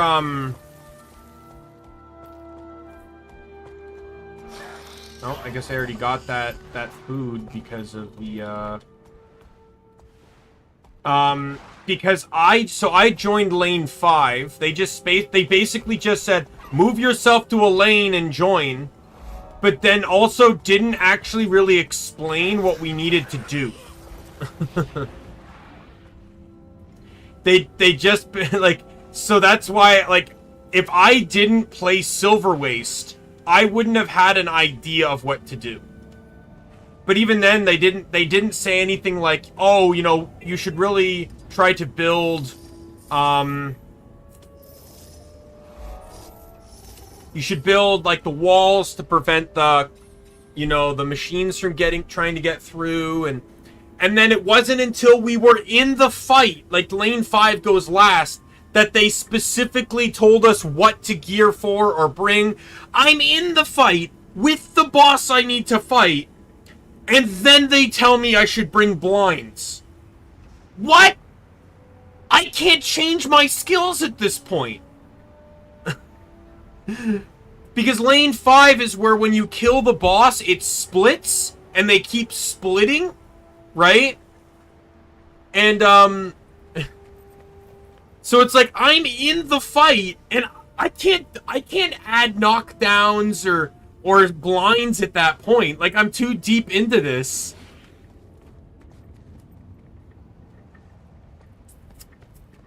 I remember, while I didn't do it professionally speaking, I did actually kind of run a Fractal Explain group.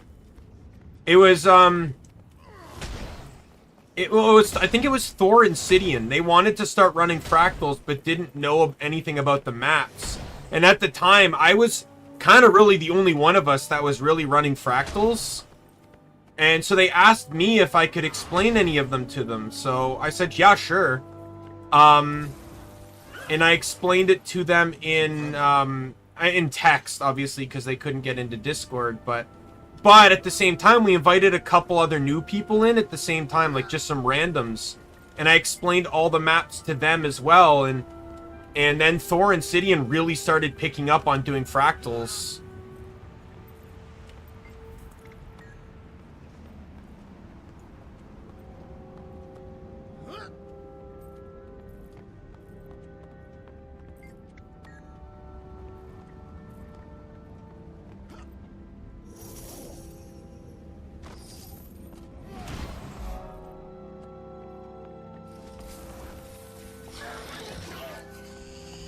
Yeah, there was a time period where I was the only one that did fractals. No one else did fractals.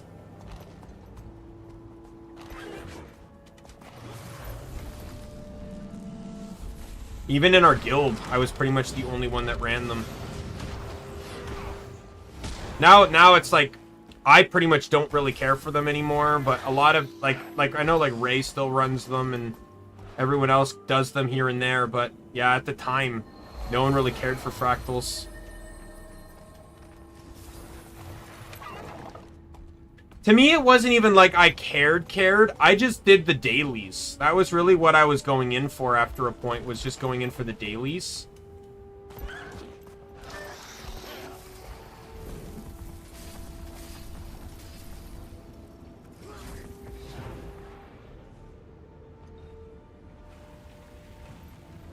But then I somehow became like the fractal expert.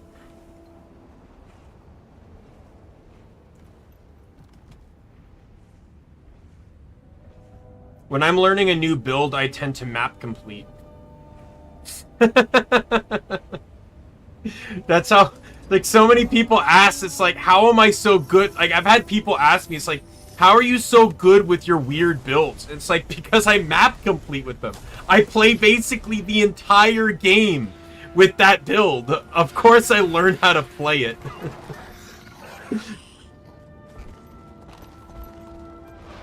It's one of the reasons why I don't really like adding in, like, builds really late. Because, you know, if I were to, like, I have a Harbinger set on my Necro, and I don't really use it. Like, it's not bad, but I prefer Reaper. But, like, Harbinger is but, like, if I really wanted to learn Harbinger, I almost wanted to make a new character just because, I'd be able to just explore, like, I'd learn how to play it and its ins and outs through that. Like, I remember when Heart of Thorns came out, Fingal and Gigi made Revenants, and they agreed between themselves that they wouldn't use boosts, right? They would just play the game to level up their Revenants, and they said they really enjoyed it. And I'm just sitting here going, yeah. And the thing is, you can still use boosts. Just play the game. Just play it. You don't have to, like, the leveling aspect of things is so irrelevant here. Just play. Like, just go to each map and complete the maps. And it's fun. You don't have to use it as a means of leveling. If you need to, go ahead. But, like, that's not the point here. It's like, people just make new characters and then just do the base minimum of what they need to do. And guess what? ArenaNet was able to bank off of that. Remember? I think it's still in the gem store. Where is it? Is it under upgrades? Oh, you can get... There's a karma tool, too? I don't know if I actually need that one, though. Who's attacking me and where? I didn't realize there was a karma glyph. That's kind of cool.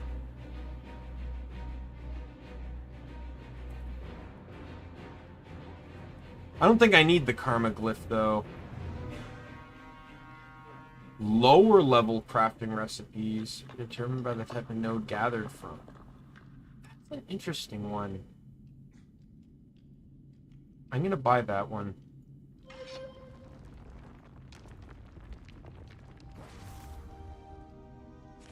Yeah. But where is it? The item, this one. Central Tyria Waypoint Unlock Package.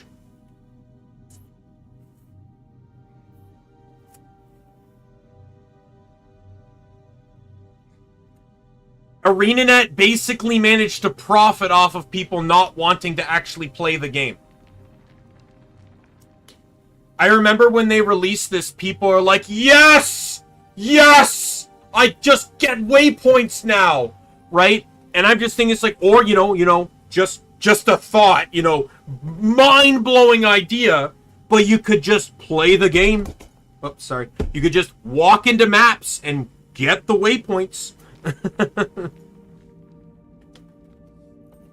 I remember, who is it? I forget who it was, but someone came to this, yeah,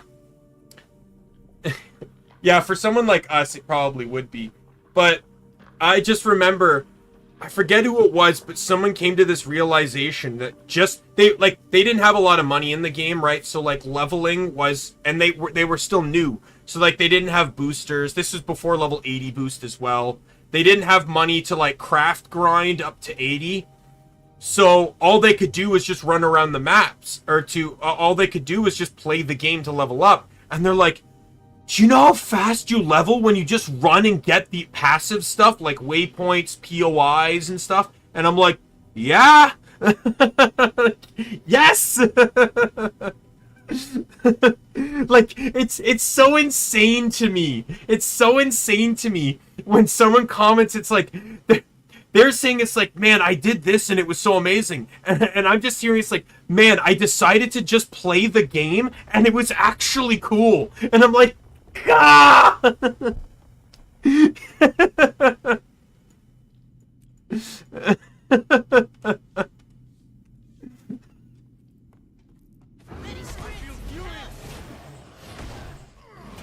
Like, I don't, like, a lot of people say,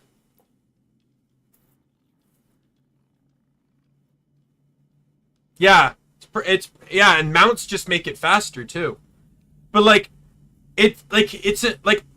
a lot of people give flack for things like level 80 boosts, and Guild Wars does it better because not only purchasing an expansion gives you a free one, but it also gives you gear. And it lets you trial run the class before you use it, which is a huge thing, right? But a lot of people in general, throughout MMOs, not just Guild Wars, people give flack for the 80 boost because of, oh, it skips a lot of content. Guild Wars, it doesn't skip content. It never skips content for two reasons. Number one is it really only gives you access to certain, like, there's not actually, in the long run, probably half the maps in the game are level 80, right? It's probably more than that now due to certain things. Yeah, but because of level scaling, being 80 doesn't actually change anything on any of the other maps.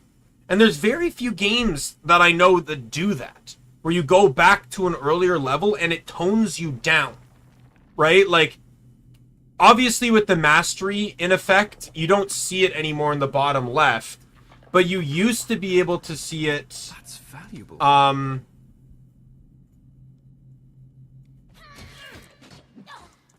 But you used to be able to see it all the time in the bottom left, and you can still see it if you go to hero panel right here.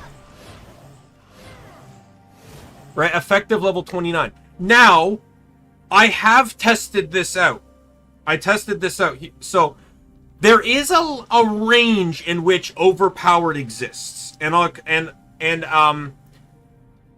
so I went onto a map on a character that had full exotics berserker. I think I went out to Queensdale, right? Full exotics berserker, and then I bought the same gear in the white gear sold by vendors because it's also berserkers.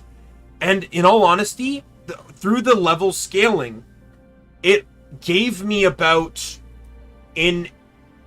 was like a 20-point difference. which in some ways is big, but not really, right? Where I found the broken aspect of things taking place came into how the certain classes and builds. For example, obviously, if you were to go to something like, what's a good example here? Do I have an example? Something like this.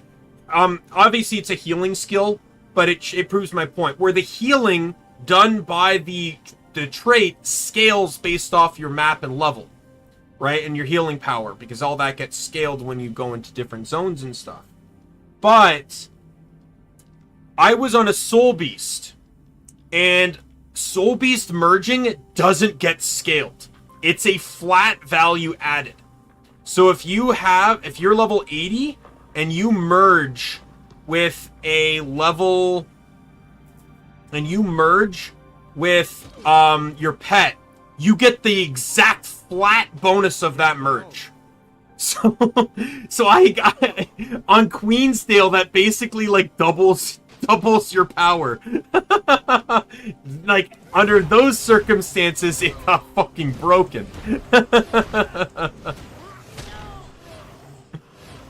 It's a flat stat boost regardless of where you are on map. So if on the earlier maps, such as like, you know, if you're doing the world boss train, on some of the earlier maps, like, you know, Fire Elemental, and, you know, Shadow Behemoth and stuff, you're going to be way stronger than anyone else on the map. It obviously scales down once you get to the higher level maps where all the other classes can catch up to you.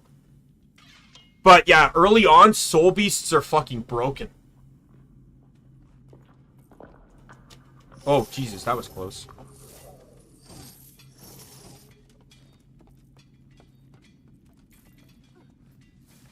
More come, yes?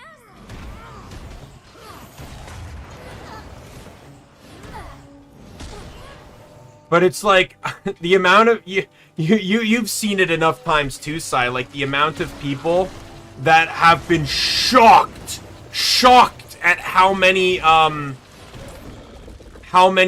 gifts of exploration I have. I gotta store this anyways. Where is it?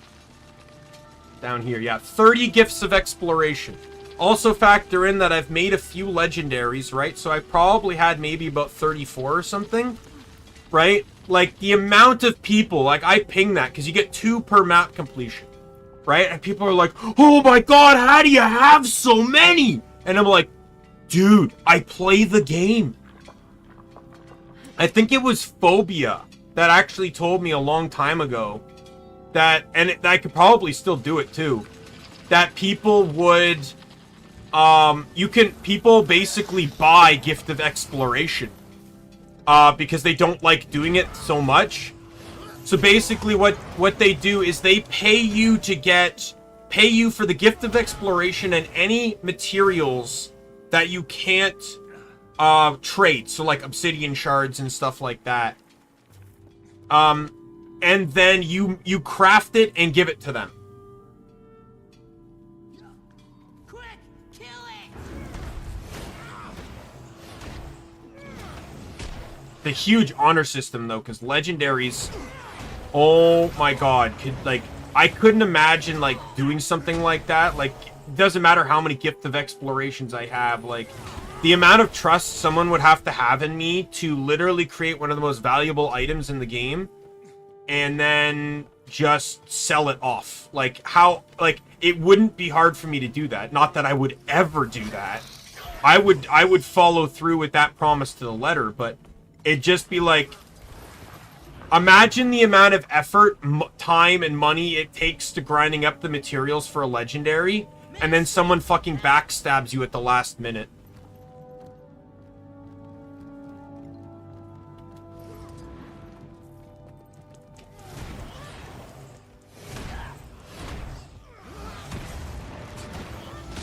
No, I'm sure ArenaNet would be on board with that. Like, ArenaNet's really cool with some stuff, and in a case like that, I'm sure they would probably help you. I think it'd be case by case though. Because ArenaNet could also simply say, "Hey, well, sorry, you trusted the wrong person." Right? Like, it's,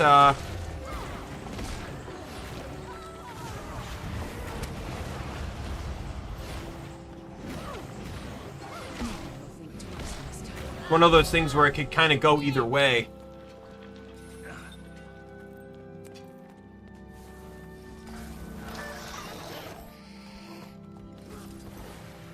Like, I remember Sai when I had so many of these things, and I messaged ArenaNet, and they gave me like 8,000 gems back because they're 1,000 each.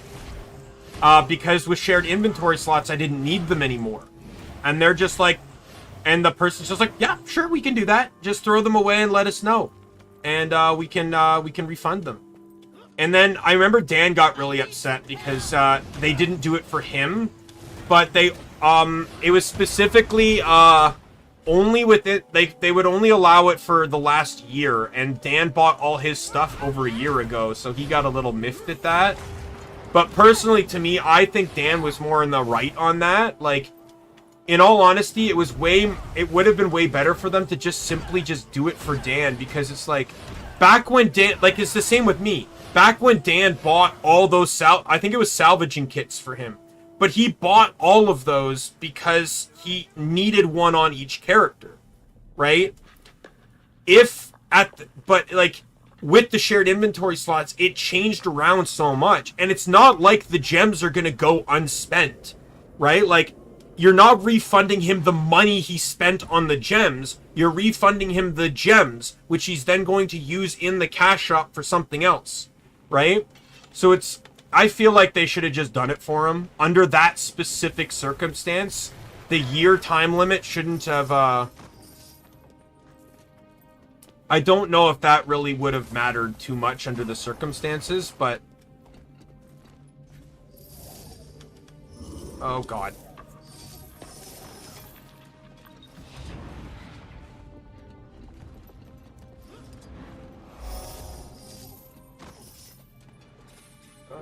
There's a POI down here. Oh no, I think that's outside the cave. I think that's one of the shrines.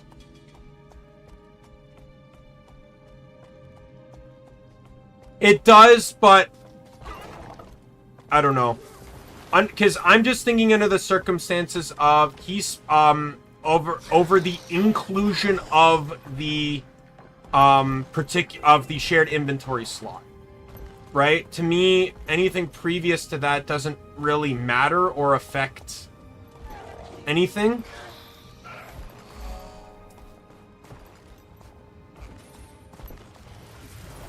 Like, to me, it's just the idea that he bought multiples of an item because he needed one on each character, and then they included a system that basically removed the need to have multiples. And they should have, you know, in all honesty, they should have made that a public statement. They should have just, like, set someone aside to handle those types of tickets specifically and be done with that, because they should have known they were going to get waterboarded with a bunch of stuff like that. I doubt me and Dan were the only two that tried.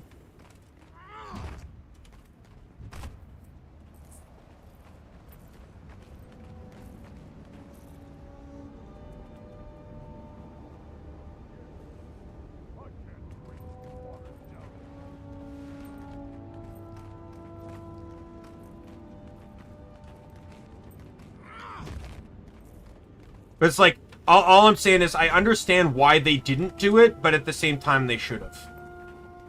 Because it really wouldn't have cost them anything to do it. It's the same, like, I can't do it now, but, like, I could theoretically argue my my character slots over the inclusion of the build templates. Half my characters only exist because this didn't.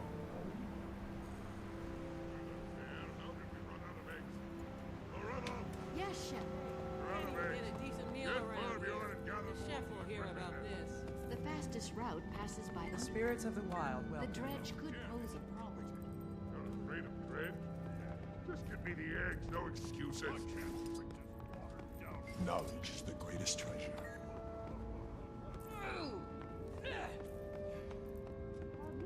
Come on, we need to visit the Dare they keep Kneel around here. The chef will hear about this. Right? Like, I could basically be like, hey, you know, This is a bad time to be traveling. I didn't get,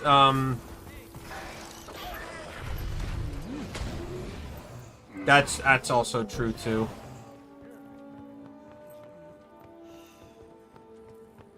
I remember, different game, but I had a glitch happen in my MapleStory account. Where I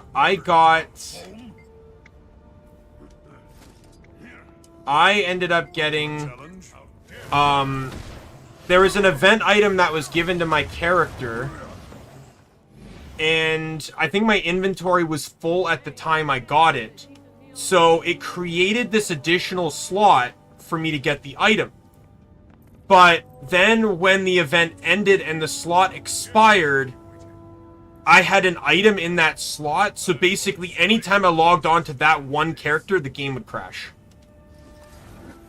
So I put in a ticket for it. Since I realized exactly what the issue was, it was a super easy fix for them. So they fixed it for me by... I don't remember if they specifically told me or not, but they're just like... They just said...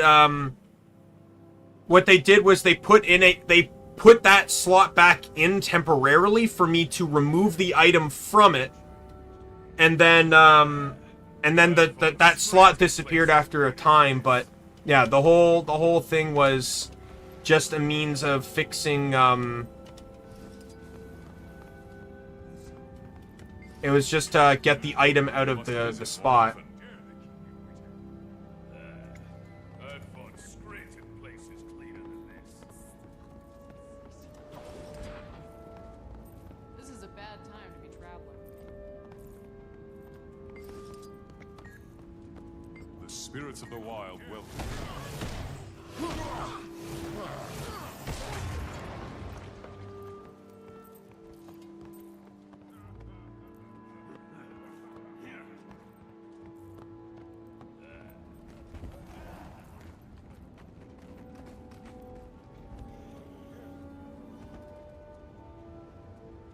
But yeah, I'm really pissed now, though, because I noticed that name change coupons are, like, on discount now, and, you know, how I spent, like, nearly $200 renaming the 18 characters I decided to keep. Actually, with the conversion, it was near 300.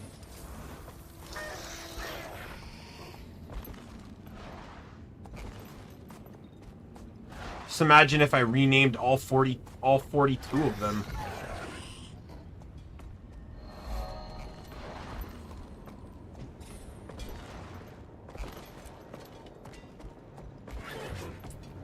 But even now, they're instead of 800, they're like, what are they, like 4 or 640 now? Like, which is still a massive discount when you think about it.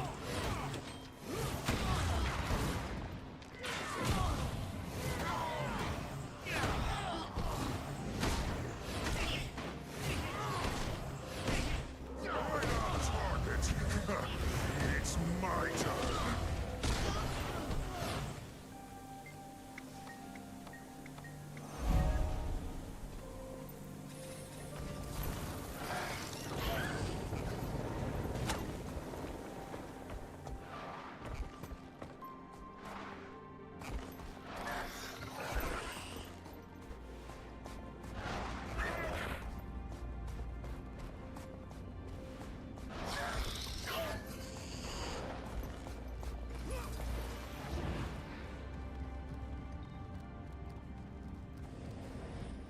But yeah, I hope to, at some point in this stream frame for Guild Wars 2, because I'm not playing this indefinitely, of course, like, I just want to get as much content done as possible, so, like, all the story, I want to do, like, all the world bosses, all the jumping puzzles, complete all the maps.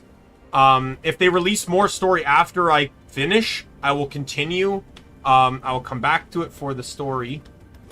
But I also want to do some other stuff too. I may want to dabble a tiny bit into PvP. With Liana learning raids, I might consider giving raids a shot just for a little bit of time.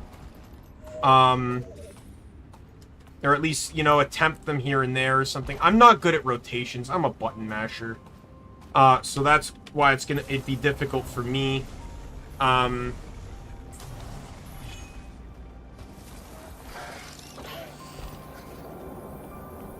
But I want to do World v World too. I have 2 goals for World v World.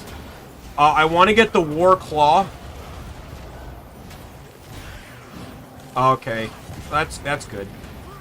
I don't even care if I have to do like a garbage thing, like, oh, I'll just be the alacrity generator or something, because I know how important like quickness and alacrity are in raids. Like more important than pretty much any other boon.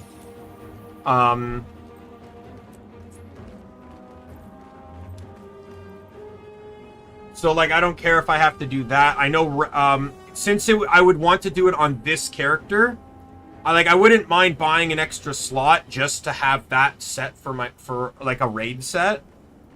What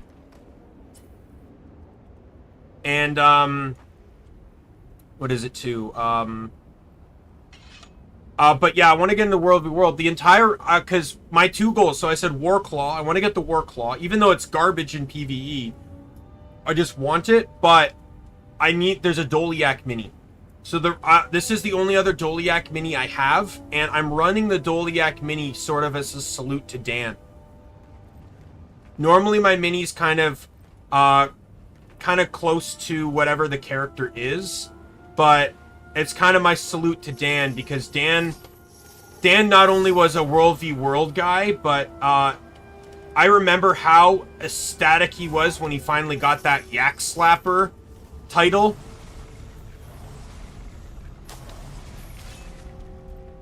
And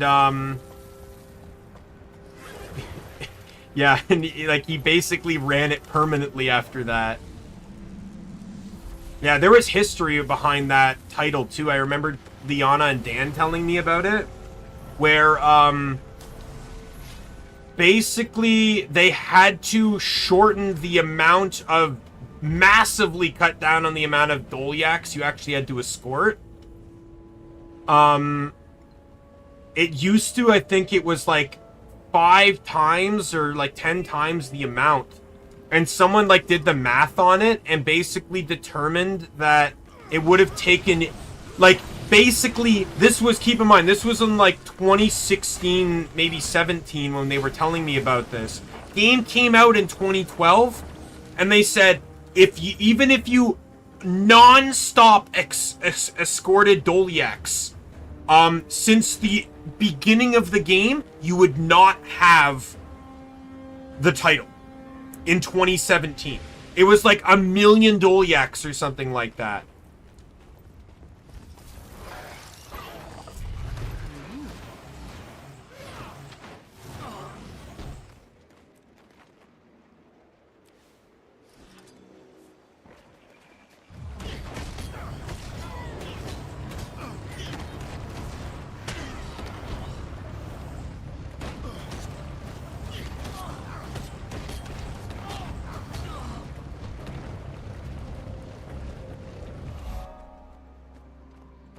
And I think they ended up cutting it down. Like, let me check.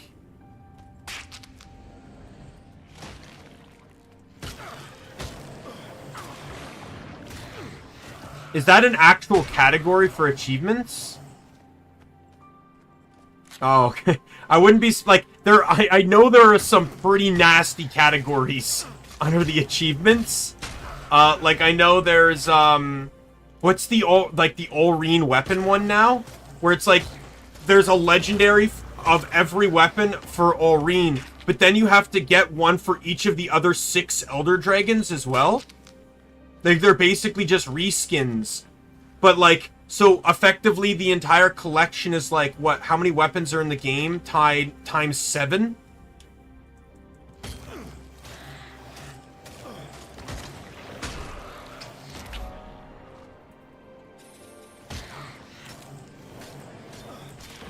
Apparently, like, that's the hardest achievement to get in the game right now. Not counting underwater. So that eliminates 3 weapons. Because ArenaNet gave up on underwater. Like, why can't they... We're fighting the Water Elder Dragon, and they couldn't even make a mastery track for underwater. Me and Ray already had this argument. Me and Ray already had this argument. We had it off stream, but we had this entire discussion about how we're fighting a Water Elder Dragon. She even said that there's a meta boss that you have to fight underwater in the new zones. And they couldn't come up with any form of mastery track for underwater.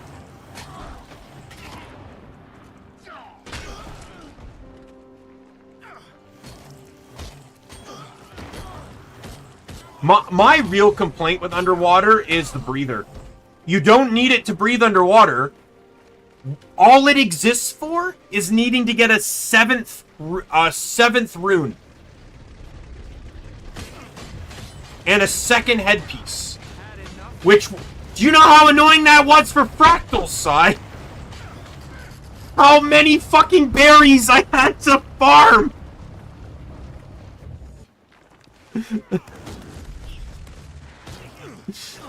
Bitter Frost became like a nightmare for me!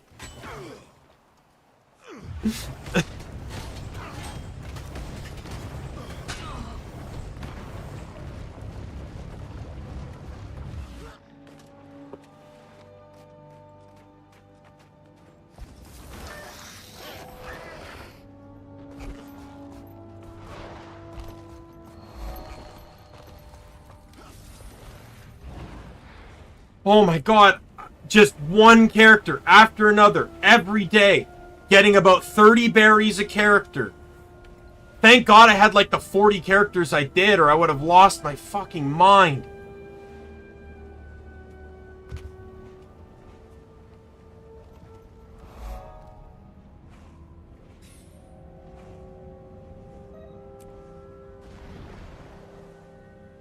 It might have been 50 back then too, I don't remember. The only saving grace they did was, and me and Ray talked about this too, where they make it so any selectable stat item pretty much now has access to any selectable stat, or any stat, which was huge in building... Oh, fuck. Sorry. Knocked something over. Which was huge in unlocking my, my Herald set. Because my Herald set uses the Thunder... fucking map, whatever. It uses the mats for Thunderhead Peak, the branded mass. It needs that material. So it saved me from how much branded mass I had to farm for.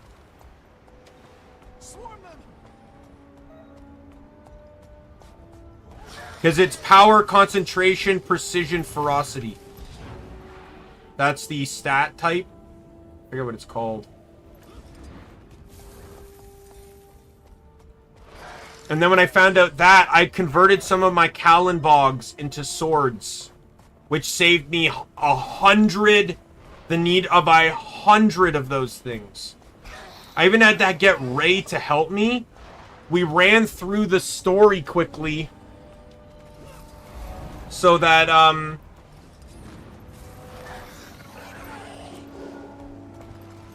that's good. Yeah, I ran through this. She ran through the story with me, very quickly to the point where there's that one POI in Thunderhead Peak that you can't get unless you do story or if you luck out on the mini dungeon. We didn't luck out on the mini dungeon, so we ran through the story.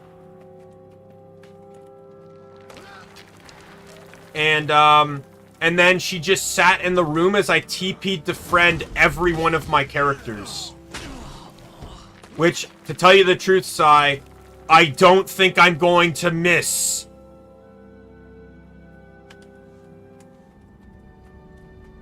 I think you're the only one that would probably be worse off on teleport to friends than me. Because I got all of those from birthday gifts. And I map complete, so I have very little need to actually teleport around.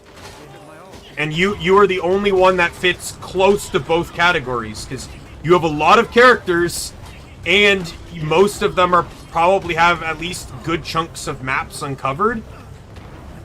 So you probably have less need, just as 3 full stacks? Yeah, so you have less than me. I have 5 full stacks.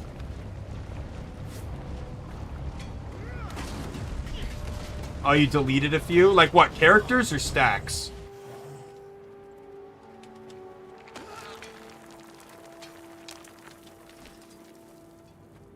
Oh, by the way, Sai, I don't know if... stacks? Oh, okay. I don't know if you noticed this, but this is something this is shamefully... I can't believe how much I've map completed until now to realize this. But I came to this realization that there are a lot of heart-related stuff that, you know, has like a charge bar. Like you saw me with the mining, right? Like when I'm mining the pile of rubble. If you weapons... A lot of the time you get the credit when you start it. So if you weapon swap when you're doing it, you actually don't have to complete the animation.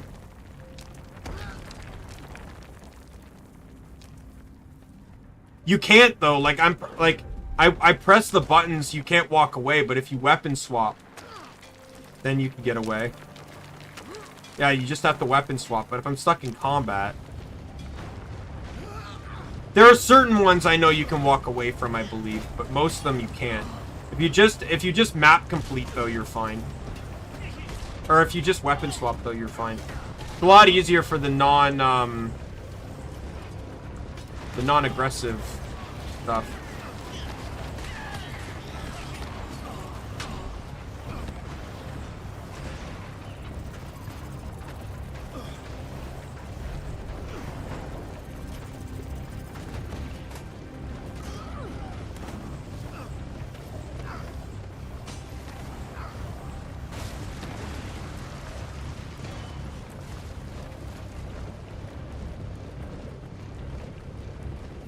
There's still some of my least favorite hearts. I hate the hearts where it's just like, will I luck out on the event? Will I luck out on the event? You know the update to Shadow Behemoth removed a lot of participation you used to get for that heart? I was actually mad at that. I did Shadow Behemoth on this character, and I didn't actually get full map completion. Or full heart completion for it. Normally you get it halfway through the fight. That pissed me off.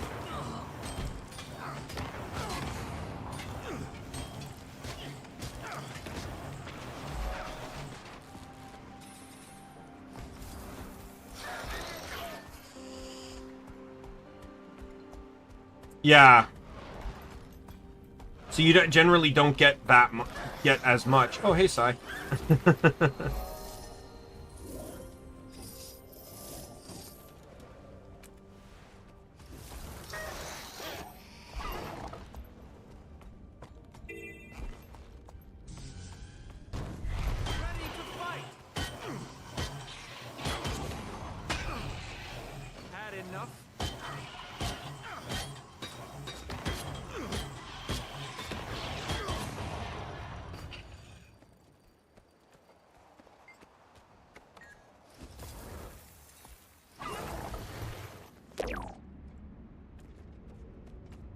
Fight what cannot be fought. All right. Well, give me some explosions. Explosives.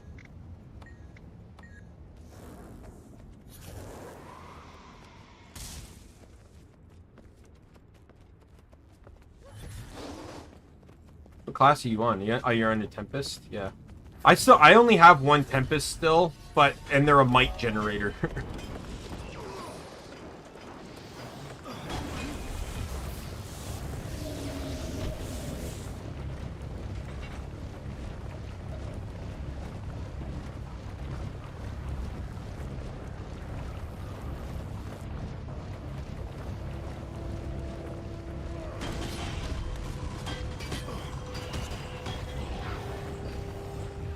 Yeah, the build wasn't broken for what I run on him, so I just kind of kept it the same a little bit. I think I changed a couple traits around, but...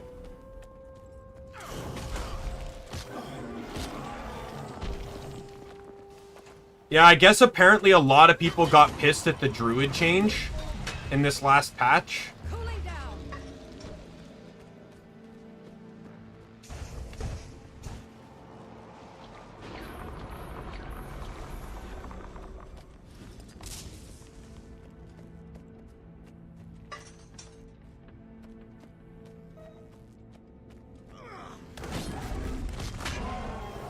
Yeah, Ray was telling me a bit more detail on it, because obviously I don't really know.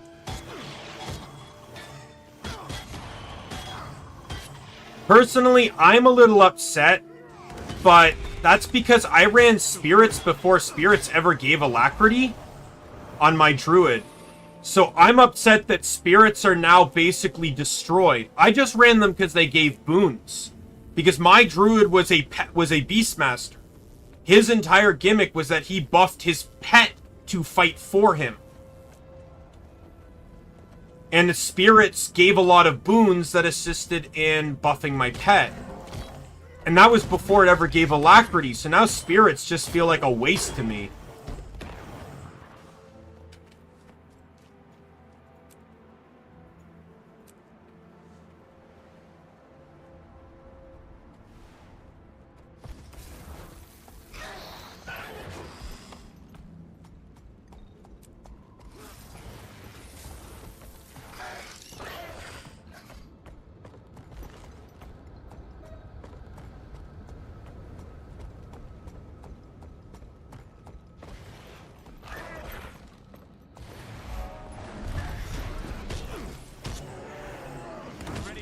One thing I'm excited about though, Sai, with that weapons change build, was being able to run Healer Soul Beast.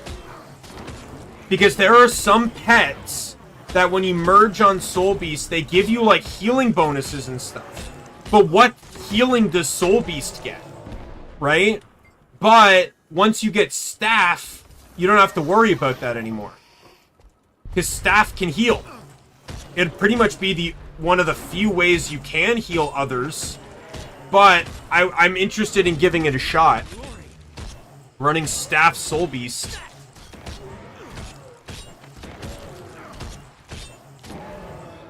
And seeing how it plays out. I still run Spirits, they're just not as good as they used to be.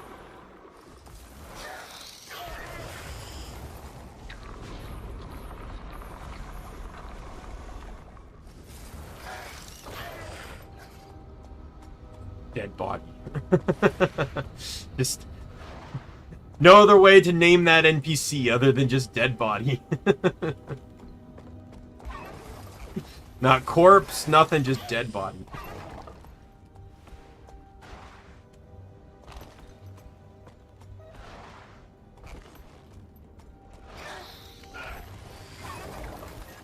Bring it on.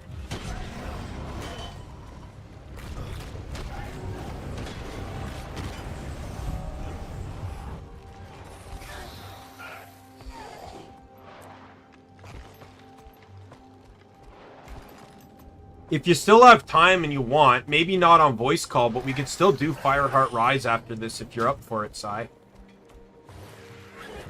Or we can save it for another day, however you want to go about it.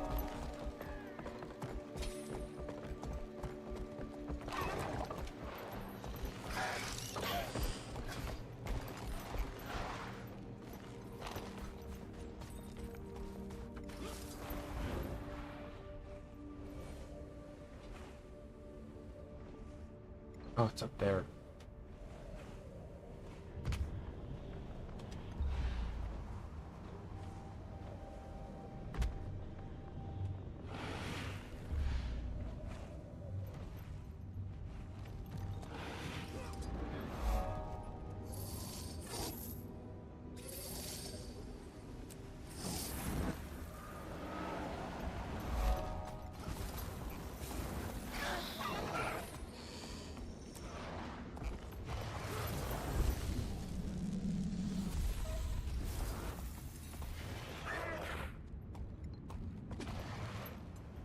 All right, no problem. I'll just hold off. That's why I did Frostgorge Sound today, was because if you remember, the route for the map starts from Frostgorge. So that way, when we, you know, when we can do it together, we can start right from where it's supposed to. I think I explained it on stream, but I initially at one point wanted to consider making guides for map completion routes in good speed. And I never really went too far with it, but I made one for Frostgorge, or for Fireheart Rise, because me and Sai and a few others considered it one of the hardest and most annoying maps to do.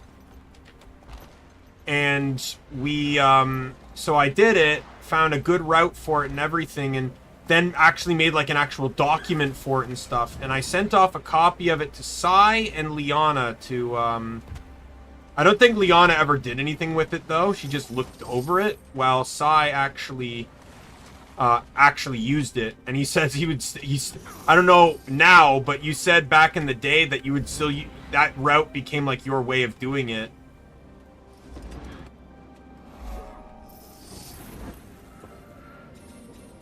Because the one thing I always had too, I don't know if you remember it with that map or how I used to do them anytime you would be with me, but the rare times, but I minimized the amount and need of waypointing.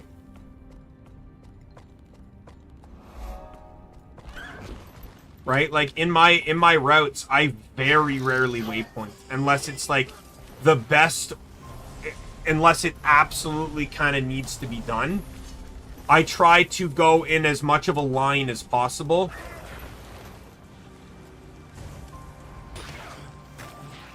No, for Fireheart Rise, at least with the route I was going for, the mounts, yeah, the mounts didn't really change much.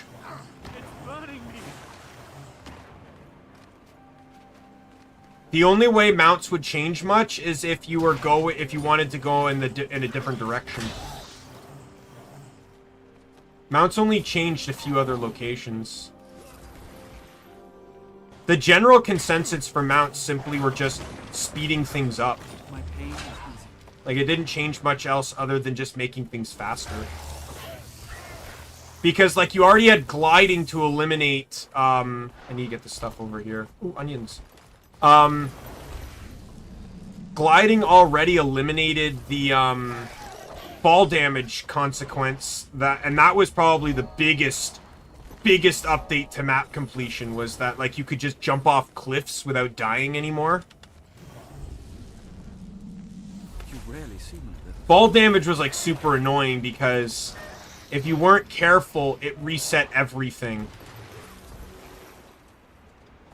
Yeah, except near JPs, that's true. Because, like, for example, a good example is if we were following the same route that we were just doing now, if I died at Icebound Plunge here, I would have had to go back to Lamentation Waypoint and come back down, and it's just a time waster.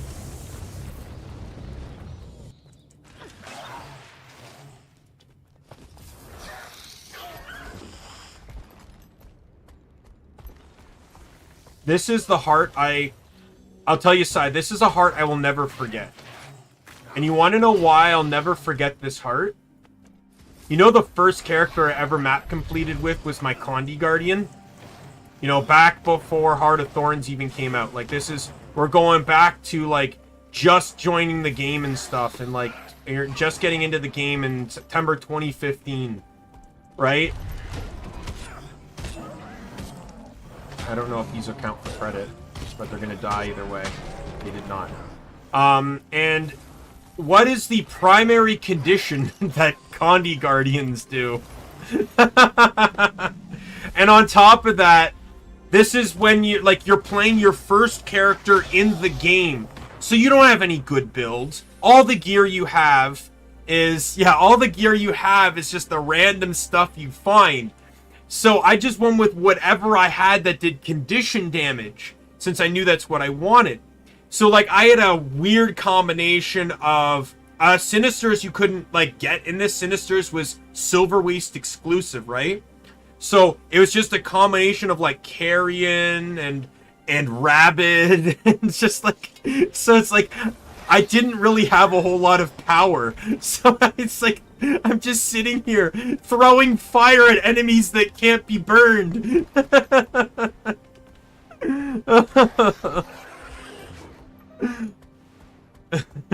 Yes. This is what brought my hatred of destroyers. Might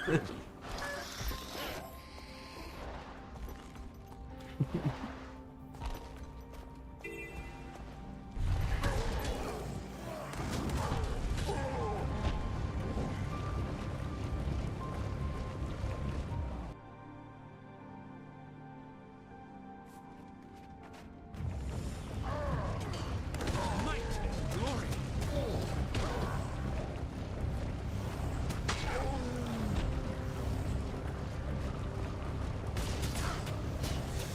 And based on even the lore, destroyers should be significantly vulnerable to chill.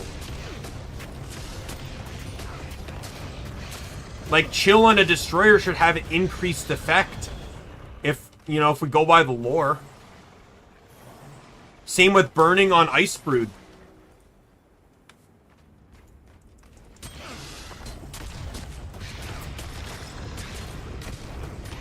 Because, like, Sai, you're my man for this. So let's deep dive on a little bit of lore, a lore drop here. So, and this is going to be a little bit of spoilers because I've not made it that far into the game though, but oh yeah, that would be terrible. So it's specifically said that Primordus and Jormag are each other's weaknesses. But here's the thing. I don't fully agree with that. And let me argue my case here. So I just generally think that the true weakness of Primordus is being extinguished, right? So, and the true weakness of Jormag is being melted. It's just with the level of power that those two have, only the other has the opposing power needed to actually reach the level of what their weakness is. So, like, Jormag is weak to being melted, but only Primordus has the fire needed to melt him. Right? So, I don't think it's necessarily that they're each other's weaknesses, just that their weakness is to such a high level that only each other have the power to do that kind of damage. Yeah. Because, like, if you look at it, fire's weakness is being extinguished, and ice's weakness is being melted, right? Like, just in general. So the general idea to me is that, you know, that's their weakness. It's just that the two of them, you know, it's just Primordus is the only one with enough firepower to melt Jormag, and Jormag is the only one with enough, like, water/ice chilling effect to extinguish, Primordus.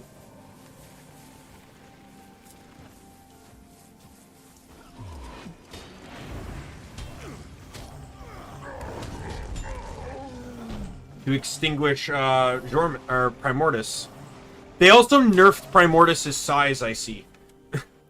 That, or they unintentionally made him too big in Draconis Mons.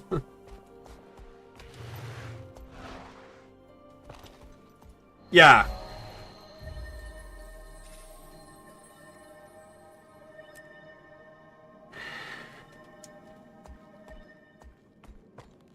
And then I have the other question of when they're going to fix all the broken waypoints in the world.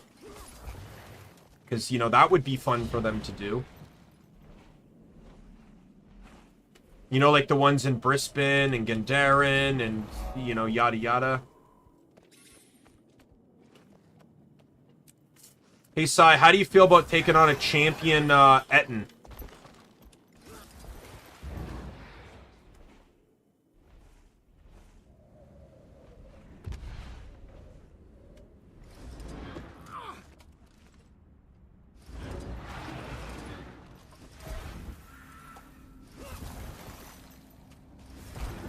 Oh, come on. Stop falling!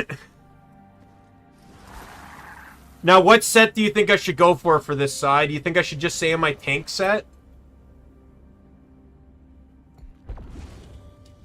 Should I switch to Condi? Should I switch to healer? You want to double heal this guy?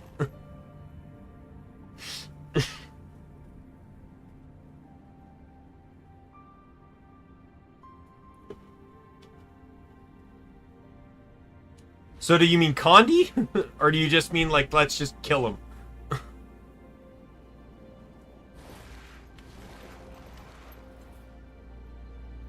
Where are you? Yeah, you're nowhere near me. Okay. Oh, God. I hopped on Griffin by mistake.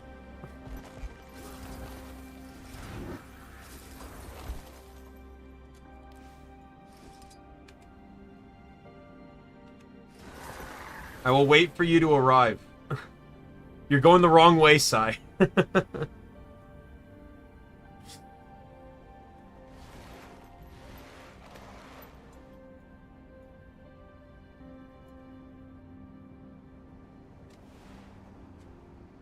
Oh, oh, wrong hand. Well, there's a rich iron vein over here too, so I want to grab that.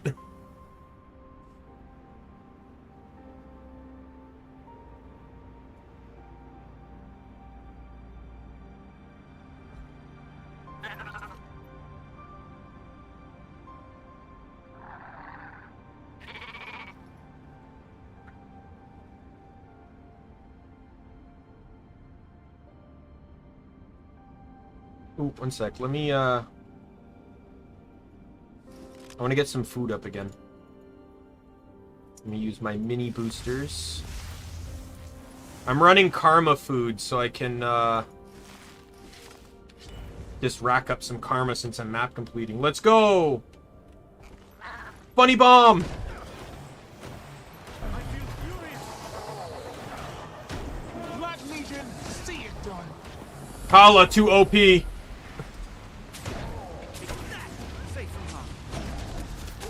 CC! Let's get some vulnerable on him.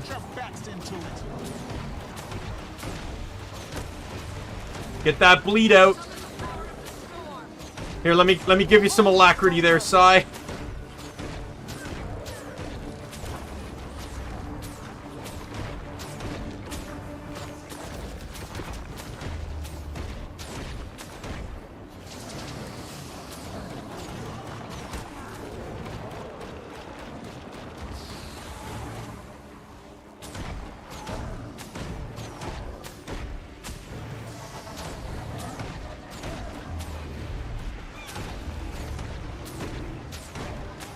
I'm gonna tell you right now, Dark Razor's daring is broken.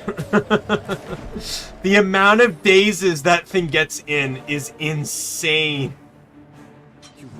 6 hits, 6 seconds, and a daze on each. So it's basically 600 defiance.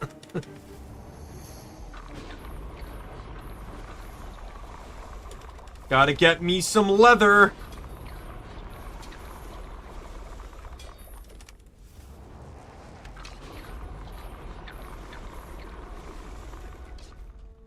Yeah, Renegade's fun.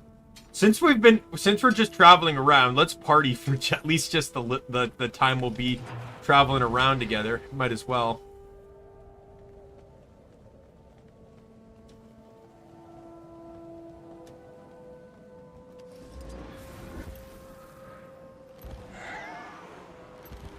Not that this like gives us any joint heart credit or something, which personally to me I think they should add.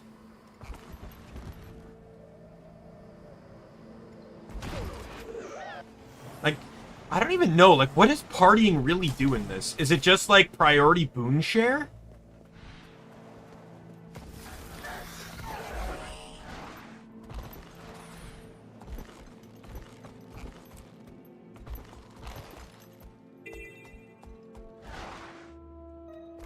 Construct a suit better than you could ever manage. 'Cause I don't really think there's anything significant that partying does.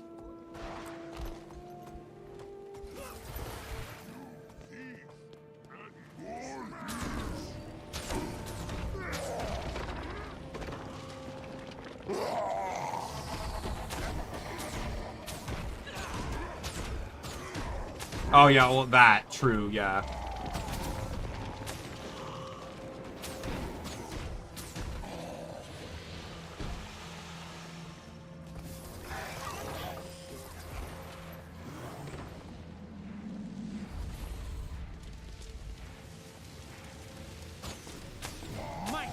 It would be cool though if heart credit could be shared amongst people, like party members.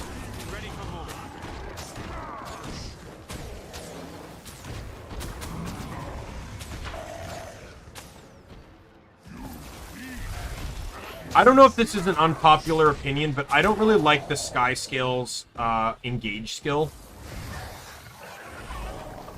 Because it throws me off. I don't necessarily... I don't know where it's landing. And then I always miss the target. I don't care if it's a fire field or not. Like, I don't like it.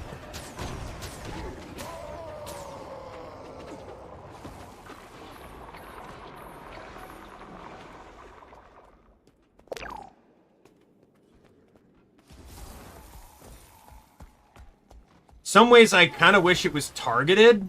So, like, as you were landing, you could pick where you wanted it to go.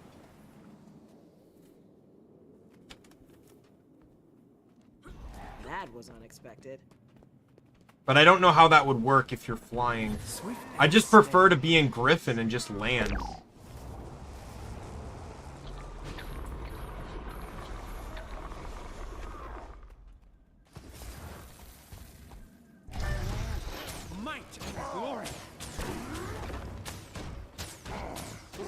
And even then, I still prefer to land and switch to Springer. Because half the time, the starting CC is way more valuable.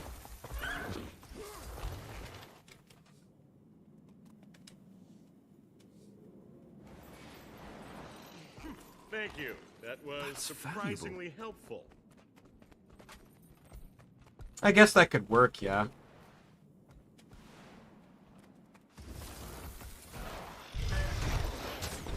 Ready for more.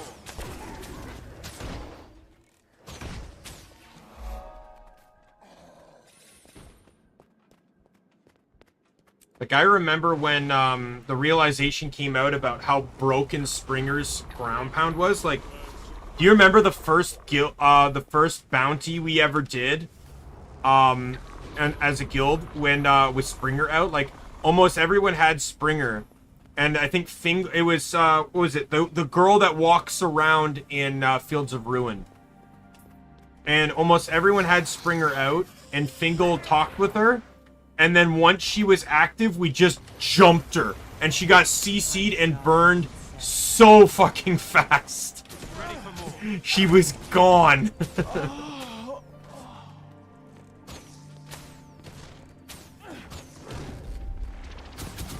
is the end.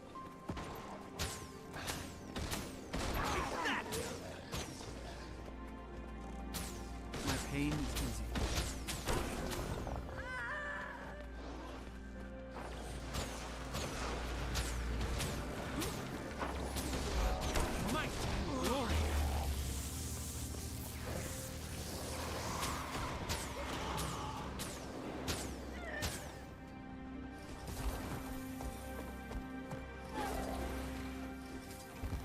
Ugh. I didn't jump.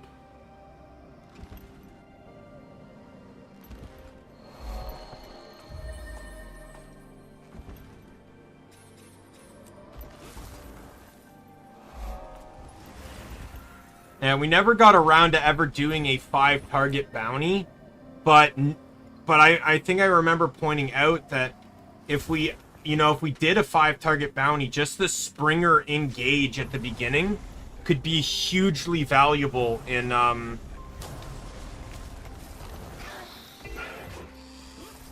getting access to, or like in saving us time on the bounties.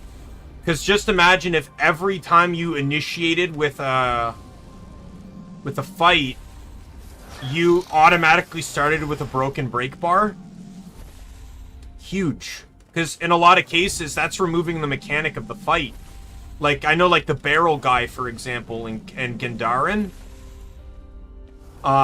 You know, like, his mechanic is, like, he can't be damaged from, like, melee range or something because of the booze. But once you CC him, you can damage him.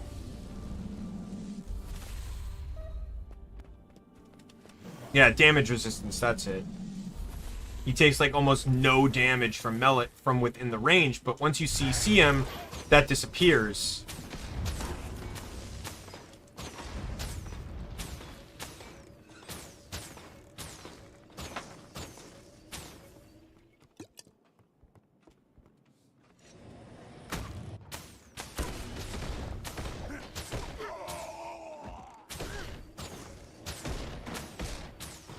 Then there were some fights we could just never get to, like what was it, the one guy in Maelstrom, the Hylic.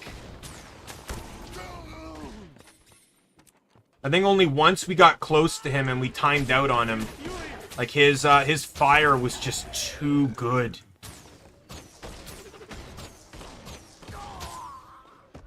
Like he had like a fire breath attack or something that, oh yeah, half-baked, yeah. He could wipe people. I just remember he was one of the hardest ones. So yeah, so, you know, to explain this, I don't know if we have any up. Yeah, so there's bounties. So we actually, the current guild missions actually have a bounty of each tier, which is good to know. So each tier of bounty, especially on like the tier 5, can each tier only contains a certain number of targets. So like tier 1, this one will always be one of like 3 bounties. It's like Poobadoo, Ingandaren, the Trillia girl, whatever, from Fields of Ruin, and then Brick-a-Breck and Harathi. Right? Like they're the only ones that appear under that first banner. Yeah.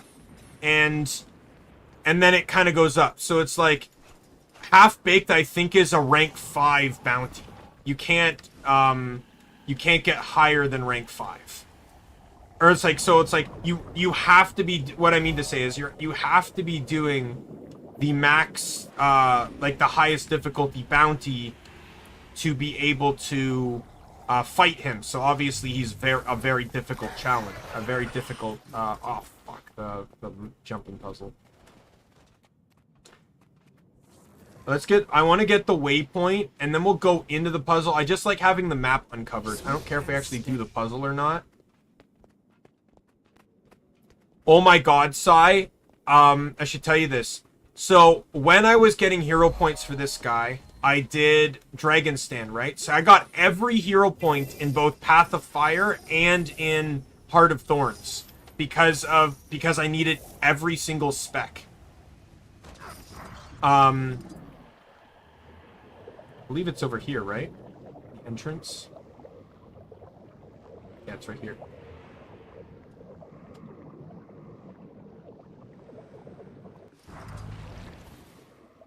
Somewhere around here, right?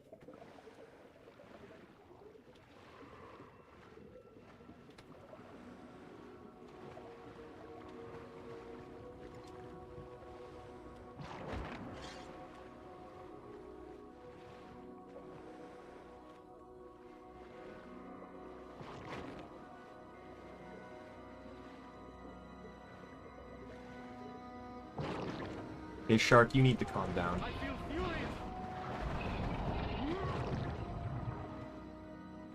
I vaguely remember it being around here. Like, this structure looks familiar.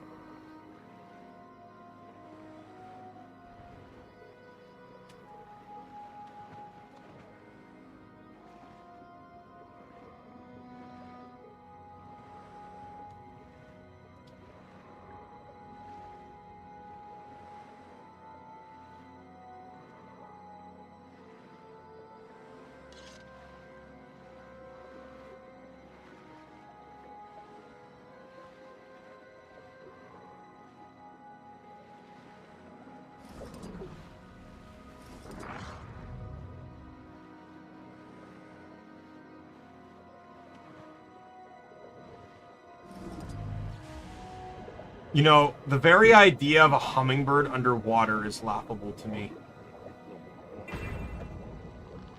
You can clearly tell that that was a skimmer skin made before the underwater aspect of things.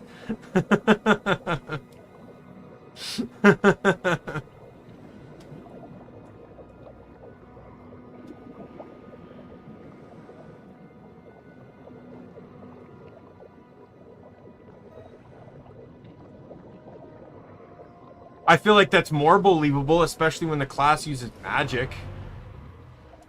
Oh, there we go. You were just being very dumb about it.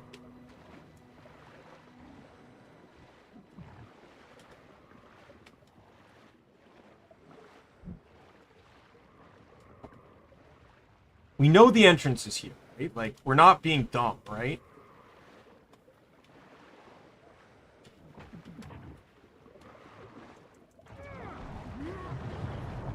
And if we're gonna get into logistics, ranged greatsword existed before ranged hammer did.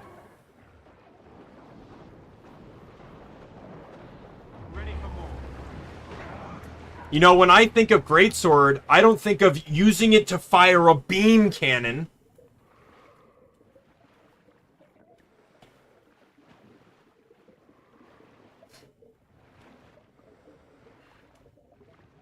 Oh, you got through.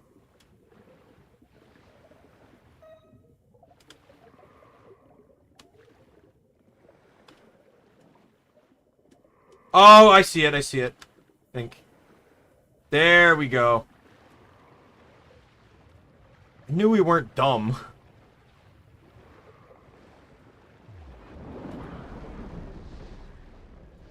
But yeah, going back to what I was talking about, Sai. So I did Dragon Stand because obviously there's hero points that are trapped behind the meta. And oh my god. Okay, we can leave. Let's just waypoint out. Yeah. And oh my god, Sai. That was the fastest Dragon Stand I've ever done. They got that meta down. The guild that was running it got that fucking map down to a science. That was a 30-minute Dragon Stand. Roughly, give or take. They had everything broken down, like pre-map. They were explaining everything. They they had, so I was in group 2, you know, the one that fights the boss. But they had that group decided earlier. They had the two groups split up, because every time you get to a section, there's 2 different objectives to do. And they would have the boss group do one objective and have the main group do the other objective. Then they had, each lane had designated super speeders that were in their own group and were designed to super speed the NPCs so that they would run faster. Oh my god, it was like a well-oiled machine. It was so chef's kiss beautiful.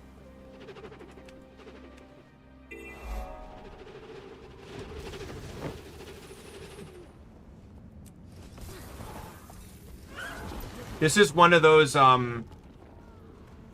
parts, by the way, that can be really painful to do if the event is not up or if there aren't pirates in the map.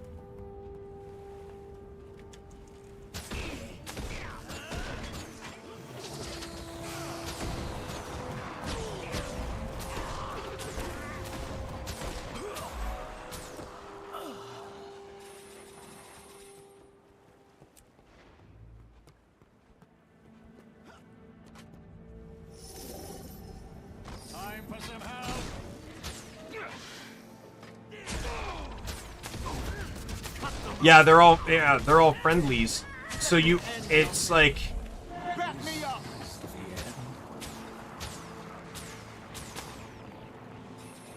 because like, what is it? The Quaggan takes over.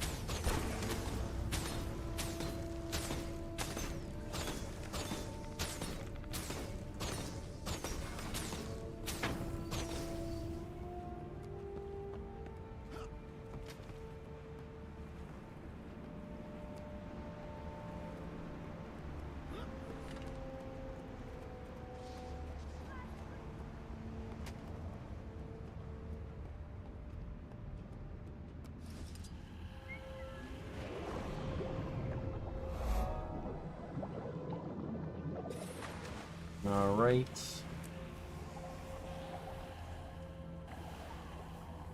Going north, Sai.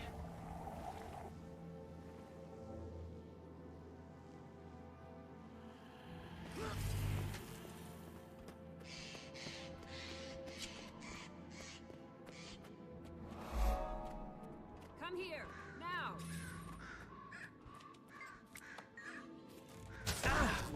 I'll break your bones, blasted.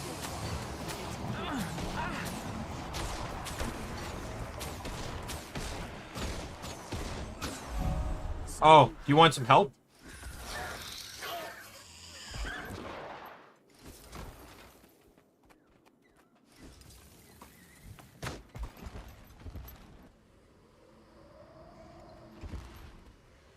Or is he already dead? Nah, he's gone.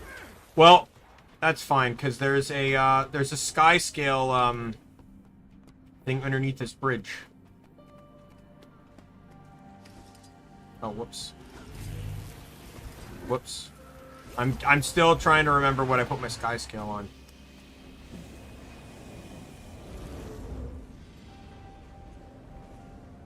You make a good point. One didn't fight, but one fled.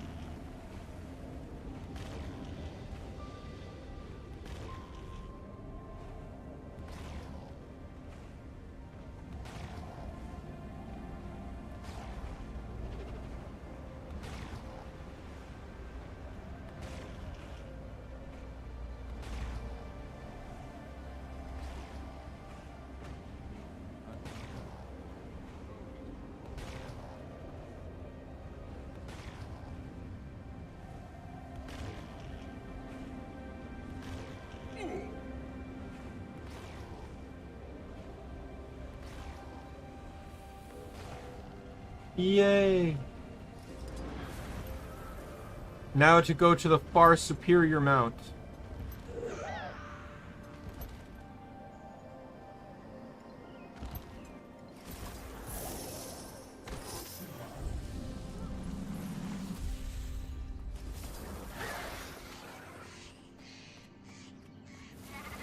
I've already fought this one, but I can give you a hand. Here, can I start it? Well met. Yeah, I can start it. I'll break your bones, blasted. Ready for more. I know there are some that once you've completed in the base game, you can't reactivate, because there's no reason to, right? You don't get rewards for this. So you can. It's not like the Heart of Thorn ones.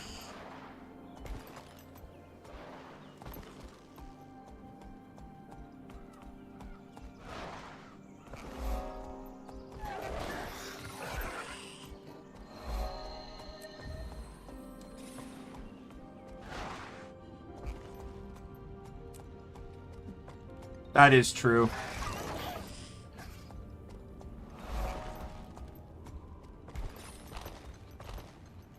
Yeah, it's about 10.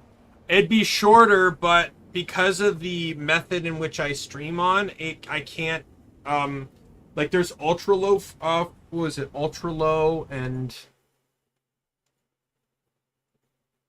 Yeah, there's ultra low, low, and normal. But from what I read, I stream on HLS, which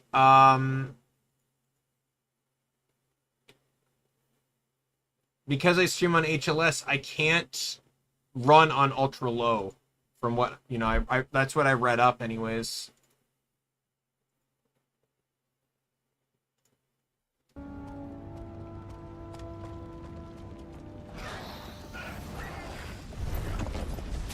for more. Ash Legion, fall in. Like, look at that. That skill basically broke its bar entirely by itself. I used my 5 skill, but that was pretty much it.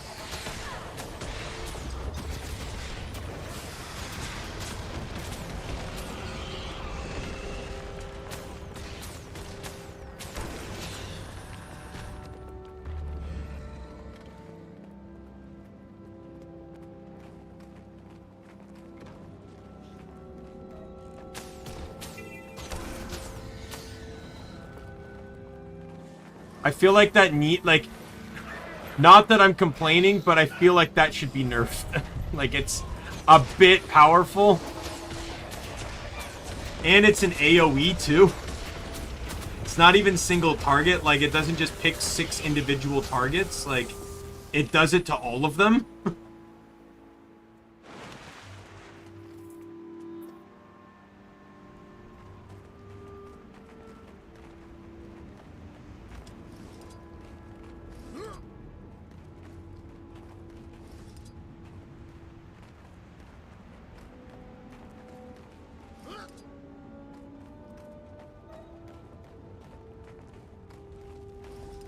I'm renewed.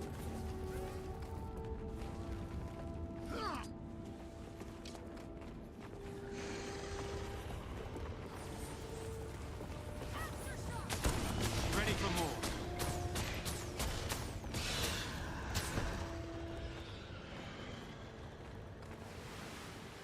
The going more into changes that they did in the game while I was gone. Resolution and Torment were rather interesting changes to me.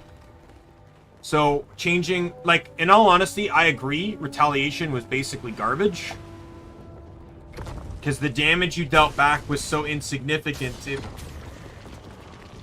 You pretty much only benefited from Retaliation if you were running that type of build on a Guardian. Or if you were running a class that's like, oh, plus 2% damage for every boon you have on, or something like that. So it's kind of cool to have like a protection version of... But at the same time, it did kind of nerf resistance, because resistance now only affects non-damaging effects.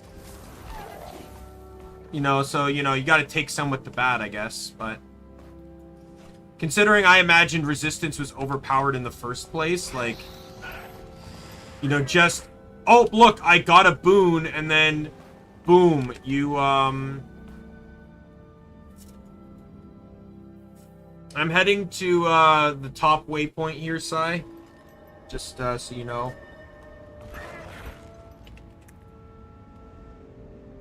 That waypoint, and I'm gonna head south down the middle, and then that'll complete the map.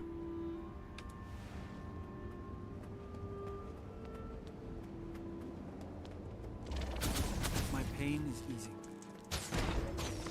But Torment was an interesting one. How they reversed its effect. So it used to do more damage when you moved, and now it does less damage when you move.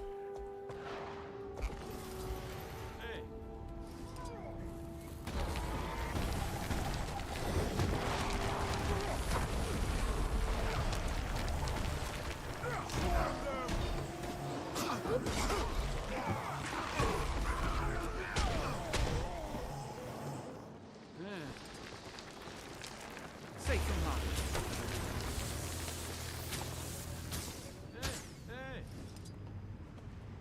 Smash them! Might and glory.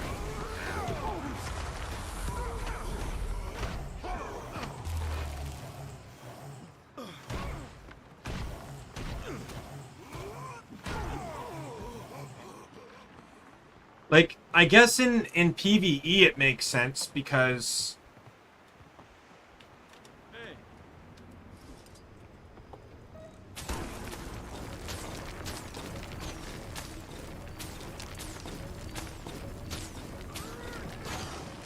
Yeah, because I always talked about... Because, like, I remember when I beat Mordramoth on one of my characters, I was...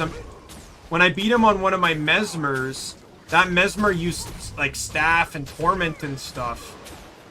So, you know, obviously he's taking a lot of damage from... Or he wasn't really taking a whole lot of damage from anything. Safe from harm. Well, looky what I see.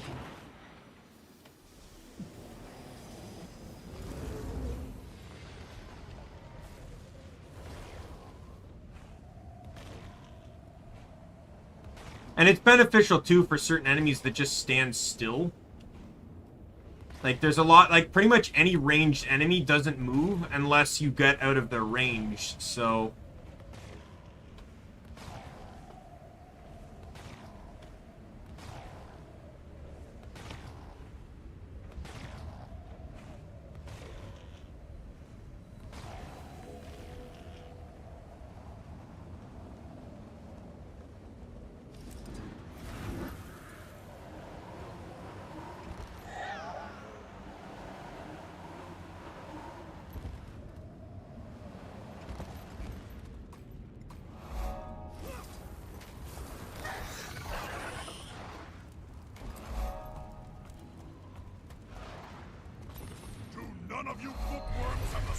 to challenge me? Maybe if we ignore him, he'll go away. Yeah, because that worked so well last time. I'll beat you up. By the bit, one of us is going to get hurt, and it's not going to be me. I feel furious.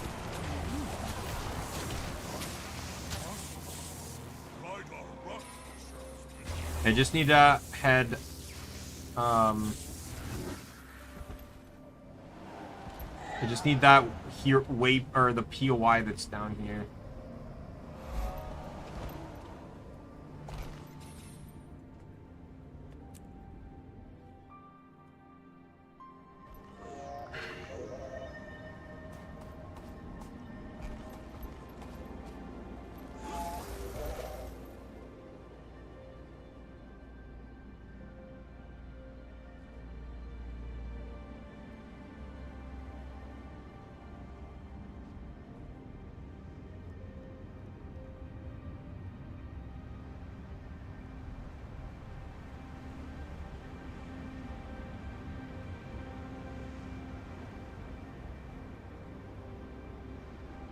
Oh, do you not have? Did you not? Oh, you didn't get this waypoint.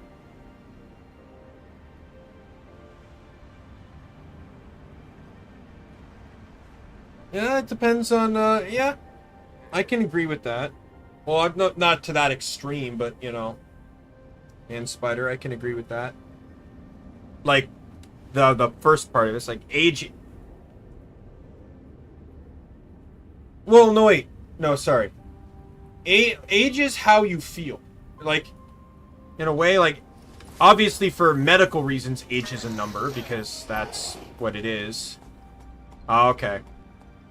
But I do agree, though, that it depends on the state of your body, your health, and all that sort of stuff that really determines how active you can be and stuff like that.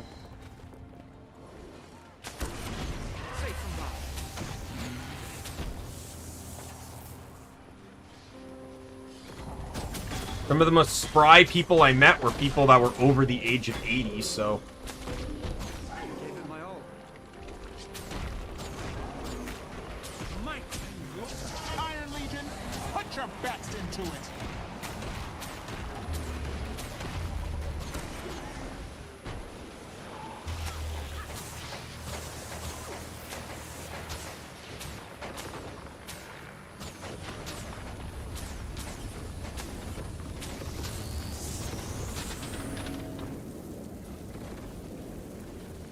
Don't get me wrong, but that seemed like a very impractical portal if it was to implode upon itself.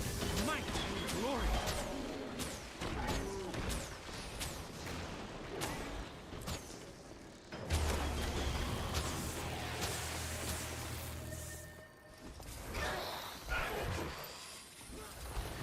Nothing left to do but rebuild, I suppose. They did it in Lion's Arch, you'll be fine.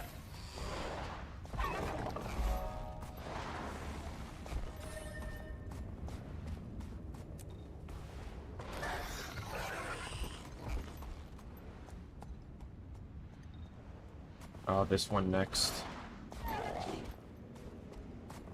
Trying to see if we can beat the clock side. We got 20 minutes to finish map completing. Cascade Bridge has been destroyed.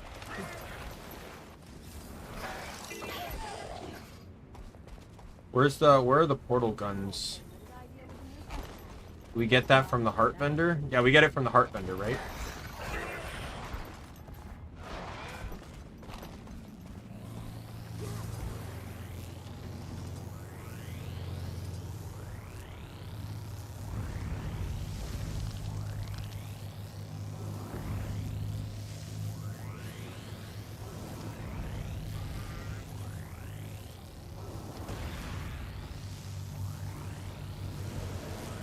Reach the whirlwind. That was great, just great.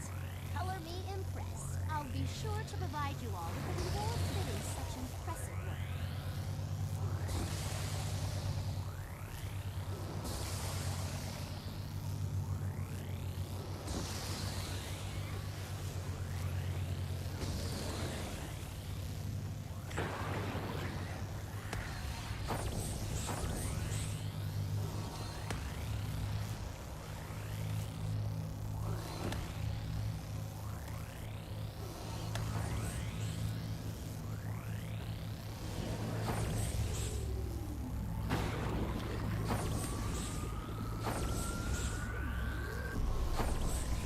This is one of those hearts where it's super easy if you have other people doing the hard part.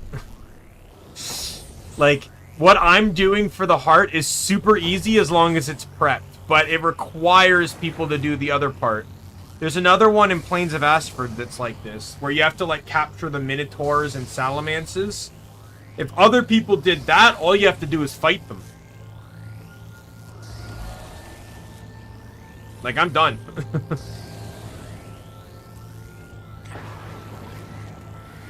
Heart done. Over. I feel fuel.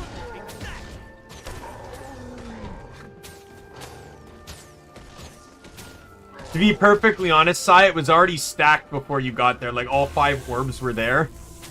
Might and glory.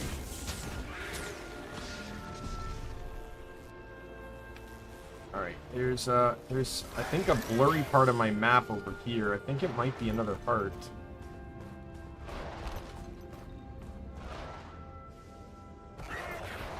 No, but it is a blurry spot. Oh god. No, it's just blurry on the map for some reason. It looks like an undiscovered zone, but it's just blurry on the map.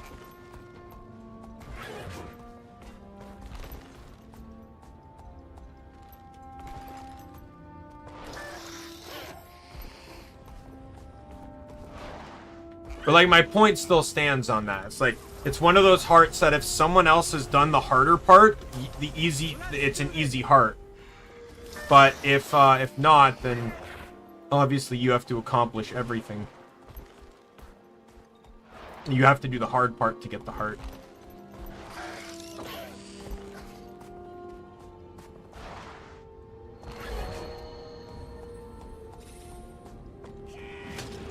Oh, man. You have to make it difficult for me, don't you?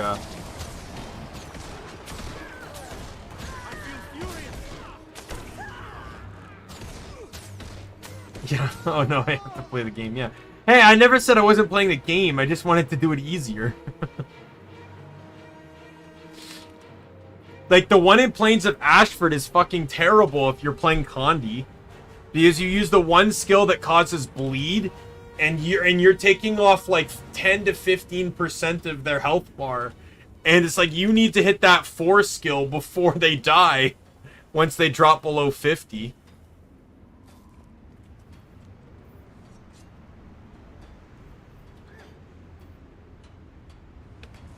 So I'm not expecting much of a reward here because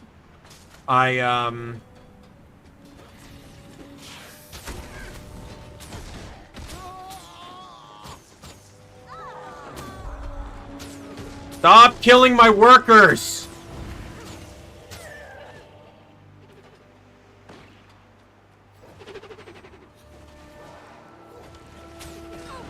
Ready for more.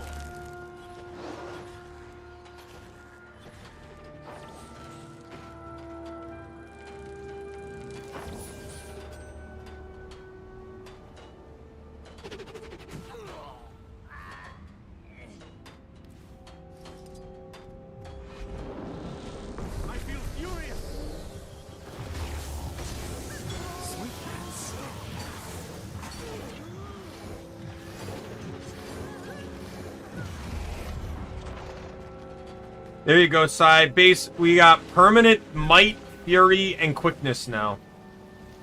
My pain is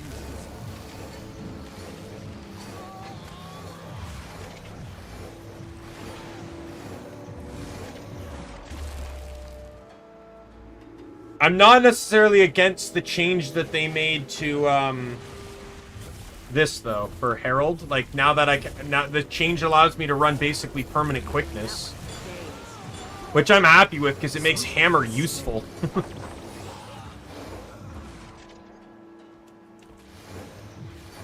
Like I can't really use any of the abilities, but you never really needed the abilities with Hammer. Hammer 1 is just so powerful all on its own anyway.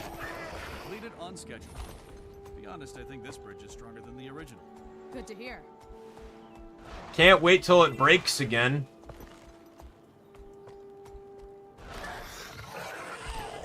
This bridge is stronger than the original.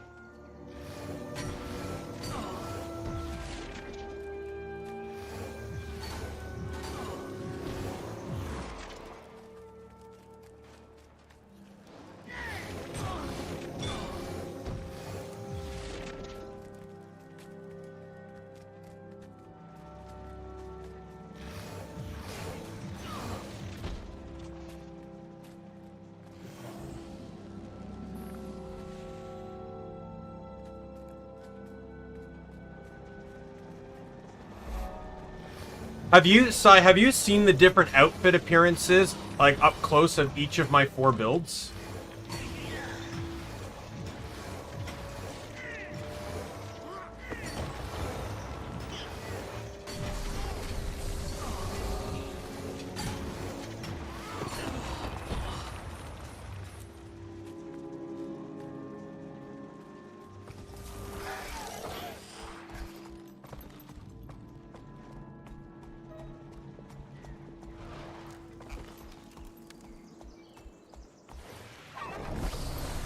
Okay, where are you? I'll show you them here. So my Herald set is designed more around like the what do you call them? Exalted. My tank build was designed around the char that I took the build from, so it's bloodstone based. The Condi one is based off the one I took for my Asura, so it's like Risen / Mordant Crescent based, because that character is like a Joko character. And then the last character, and then the Herald is not really anything specific, because this one's kind of, I just wanted white because I like the idea of white for, like, the purity of healing and Ventari and stuff.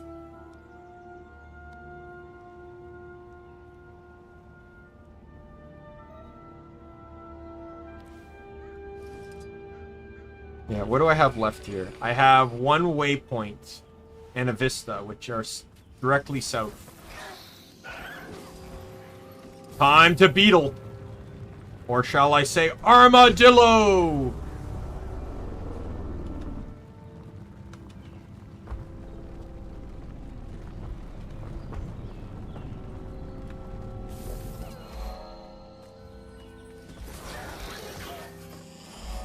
Where's the vista? Oh, fuck. I went past it.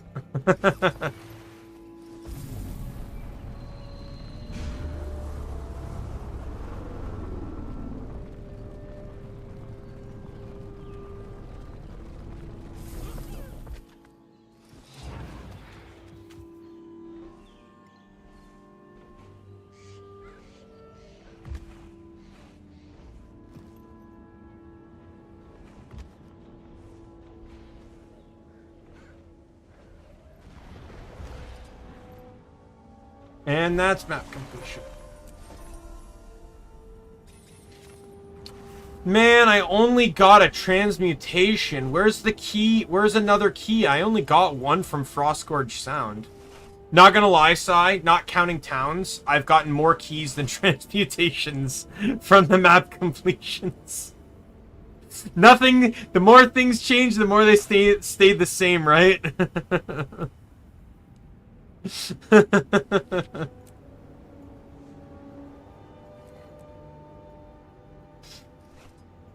I just remember it's like, you should have seen my stream the other day, Sai. I think I ended up completing about like 4 or 5 maps. And I got like 3 or 4 keys.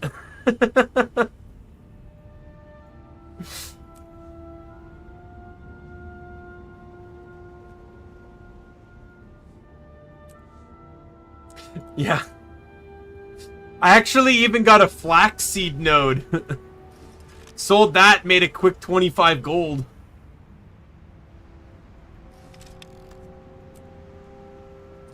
Which is easy to do, you know, when you already have one.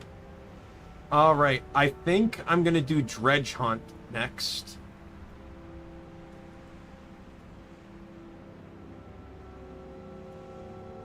We'll head in from Holbrook.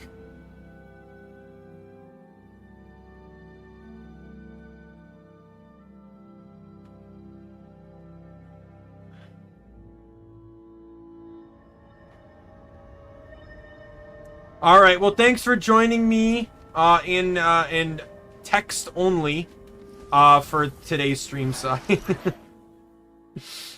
for Lonar's Pass. Hopefully, we'll be able to get to Fireheart Rise at some point.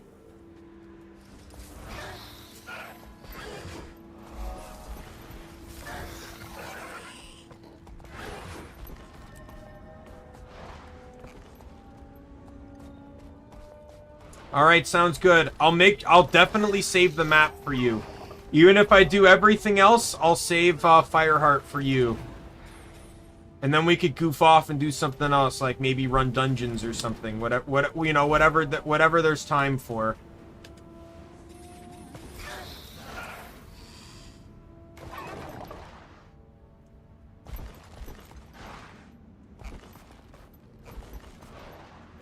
I'm gonna leave the party. Yeah, we could do... Well, in theory. Technically, yes, we could do them. I don't have any AR on this character, though. All my ARs are my other characters. I think it's my Necro... or my Reaper. It's Death and Guard that have all the AR. And getting good AR is fucking hard. Well... It was hard back then. I don't know if it's easier now, but... Like, keep in mind, Si, I have 150 AR on those two. Like, I didn't even get the 135 that most people go for now. I had the full 150.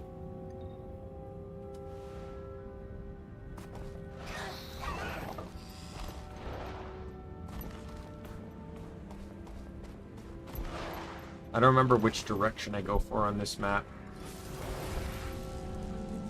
Like, I still have some in my bank. What do I have in my bank here? There's 2 +8s. I have another +8.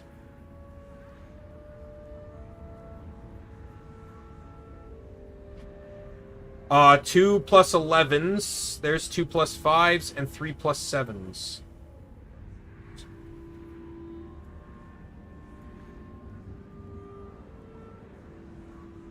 And then you technically have... I don't know if you can put them on anything other than breathers, but you have the, yeah, only on aquatic headgear. I think I have that on my current one now, right? Yeah, I think I have one on each set. Yeah, just because it's swim speed as well. Alright, see you later, Sai. Thanks for stopping by and joining in.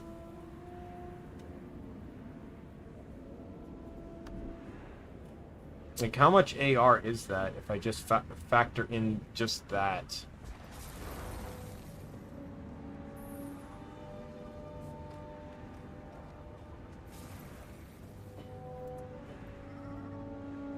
Uh, 22 plus 24 is 46 plus 10 is 56 plus 21.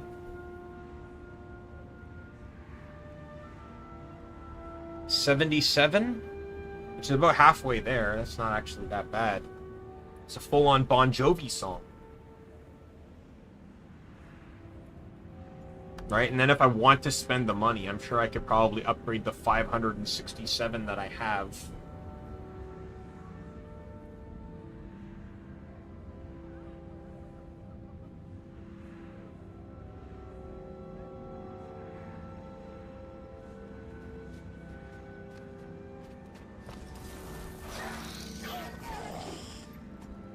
And even then, I'd have to pick one set, because only legendary gear wouldn't override it, so...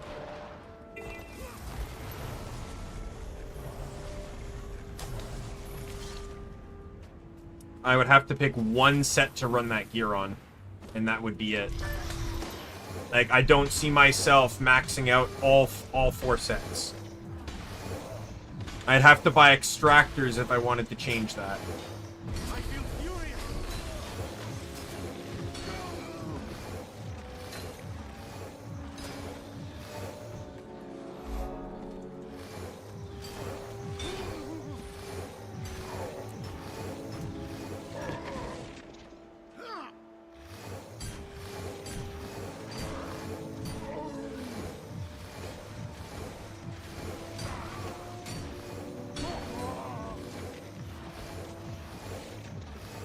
Wow, he respawned really fast. Or is this for an event?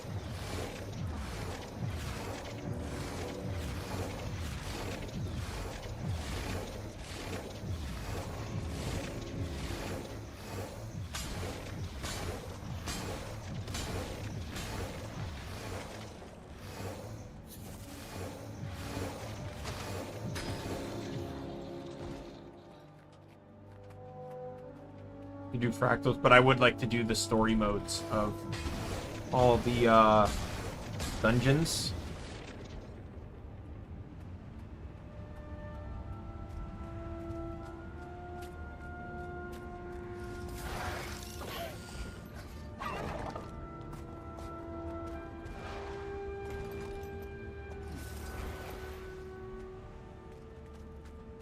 Hidden potential me.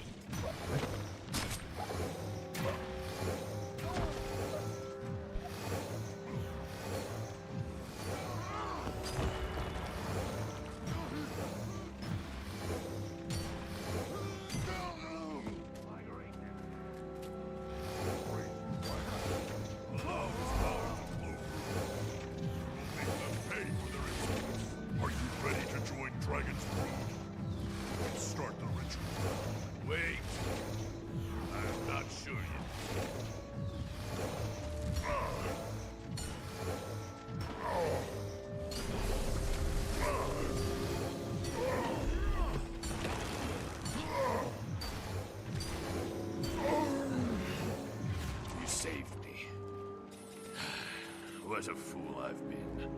I need to get back to the lodge. So if you picked Grawl, if you had the racial option in the Whispers, Priory, or whatever, picking the Grawl, this is where your base would be. Or this is where the Grawl are. That's why all these Grawl over here are all friendly.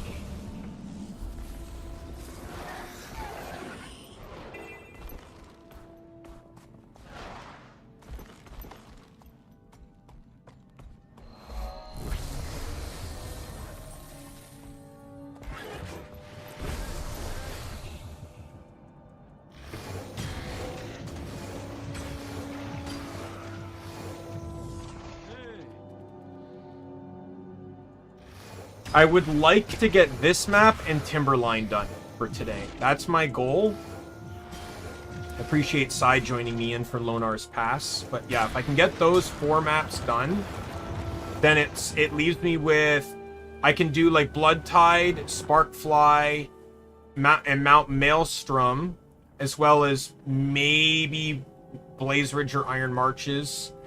In all honesty, I generally consider Dry Top and Silver Waste as maps to do for main map completion, even though I don't think they're a part of it. I'm not 100% on that, though. They could actually very well be a part of it. I think they are, actually, now that I think about it.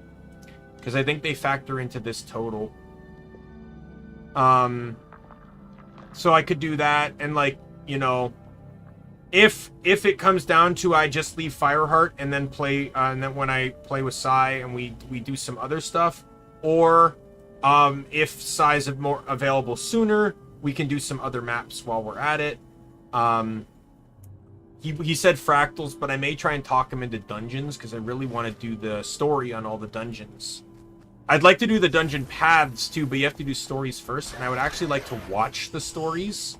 And if you don't do that with friends, you're likely to enter some... Like, you basically have to include that in your LFG, or else people will,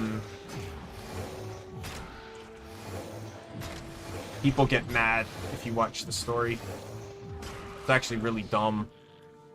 I don't care about the story for the paths, because there is story for that too. I don't care about that. I want to see like the actual story for the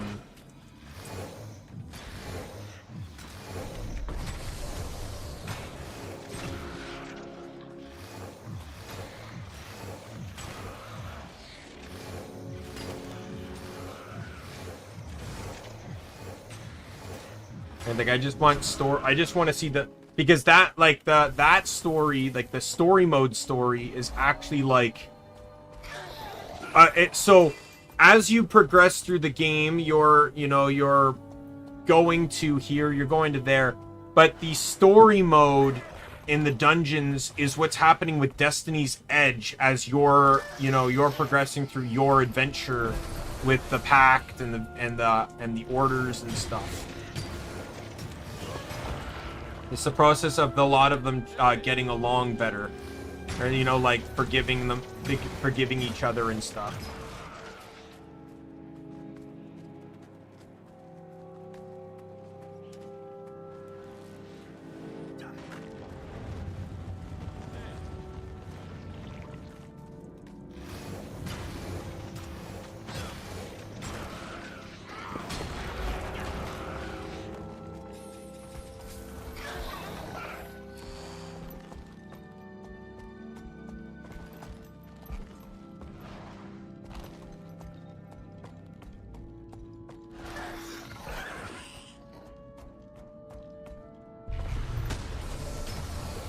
Pretty much where you're gonna hear most of Zoja's dialogue too. Like if you didn't play Asura, you're pretty much most and very little of Zoja. So to understand Zoja, where her character is, she is important to your character if you're an Asura up to about level 30, same as Kaith was for me as a Sylvari.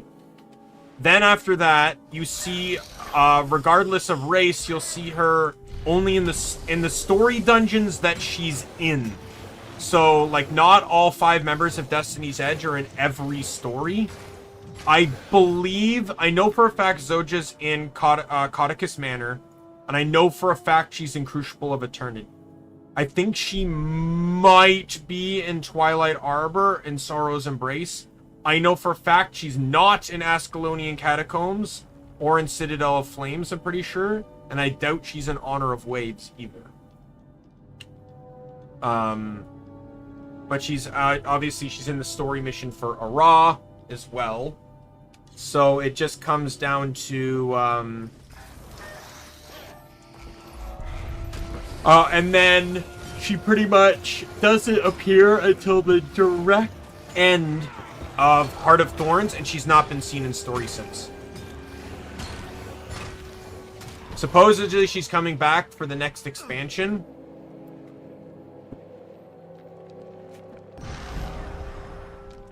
Voiced by Felicia Day, who voices her in the first place, and there's theories and reasons as to why, she hasn't been in the game for so long. And the problem is, what makes it really annoying for me is lore-wise.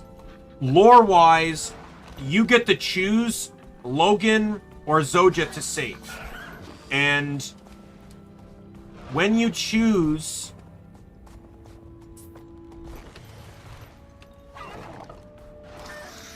I already got that hero point, but I want to get those captures, whatever they were. Zucchini.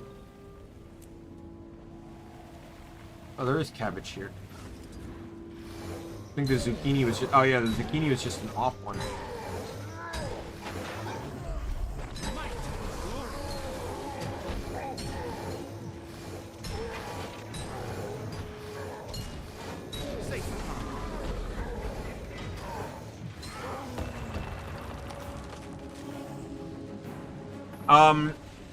And the idea is the one you saved first is better off, and the one you didn't save first is significantly more harmed. But because of the fact that Logan wakes up before Zoja, it kind of almost canonically puts the fact that you saved Logan first and not Zoja, which is really dumb if you actually saved Zoja first.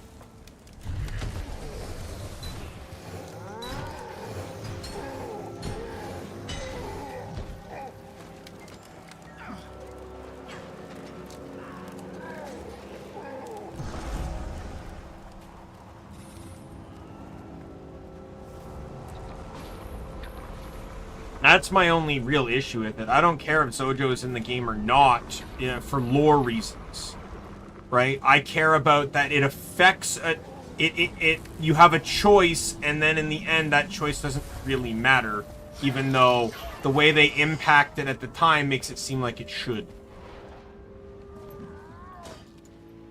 Fuck you.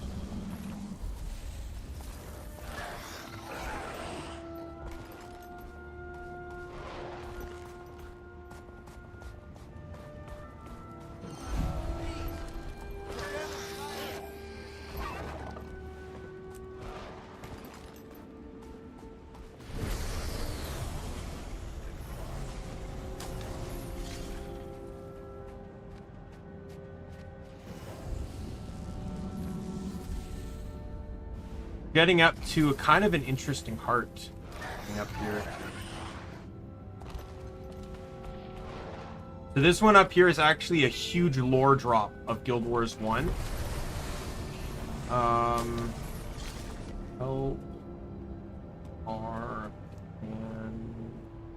Yep, Arcanist Dance. So I always use a guide for this one. If there's a dredge event that pops, do it. Obviously that's credit, but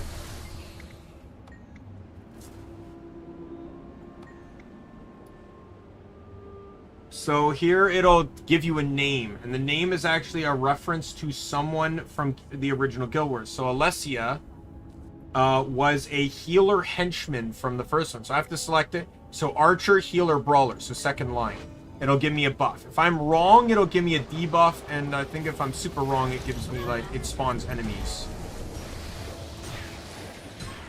I'm a hands-on. Let's see. Little Thumb. Little Thumb was a brawler henchman. So we'll go third line.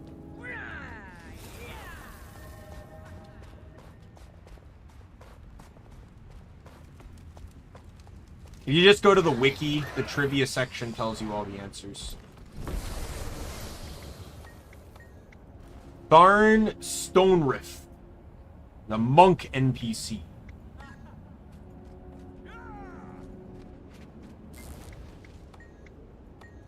Reyna. Reyna was an archer henchman.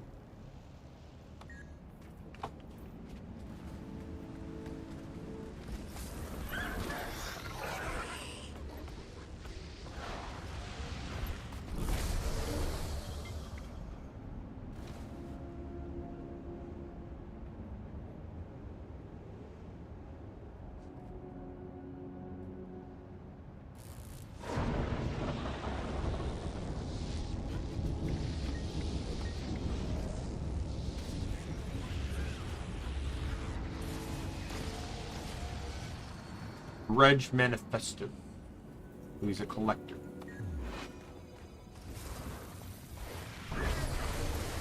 Too much has been forgotten.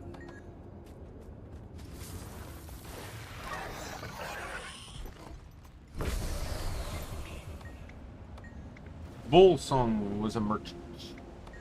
Arta.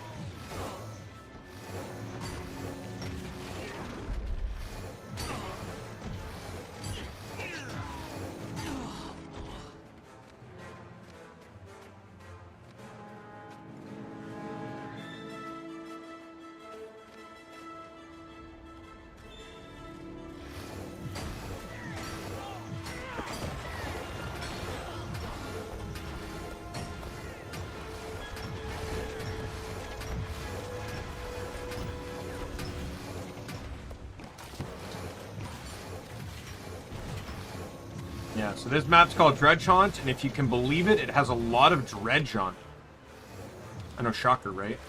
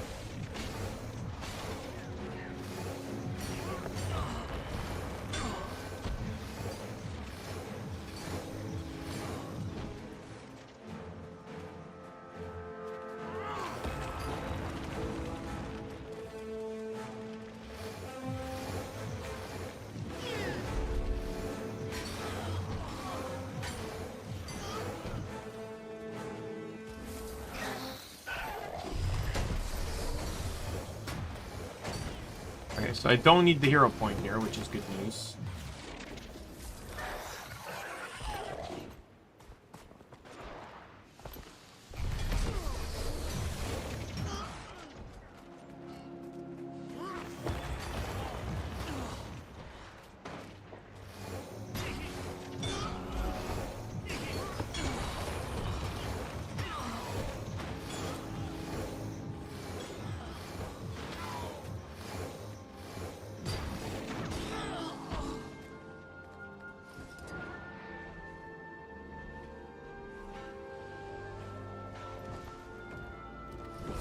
See, that is a huge time saver. I think you could do that with Springer too, but like not as easy. Prior, you'd have to like, you know, come through this way. I think there's a rich gold up here, isn't there? It's supposed to be. Oh, fuck it.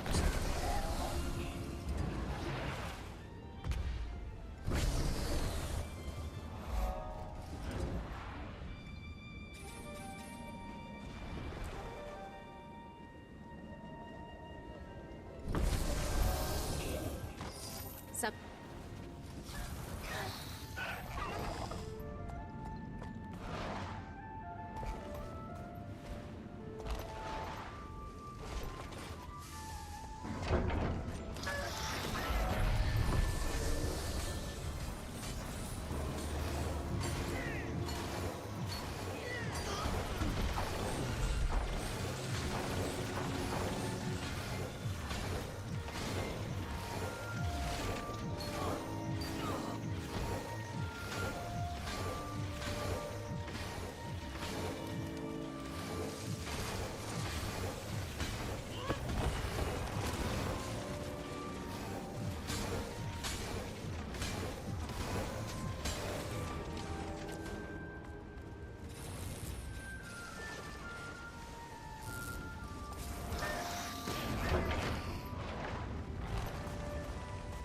Galleons!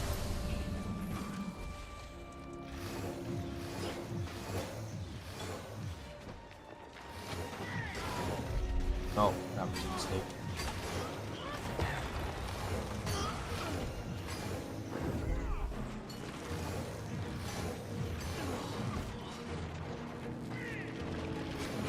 Exploring the world does have its perks.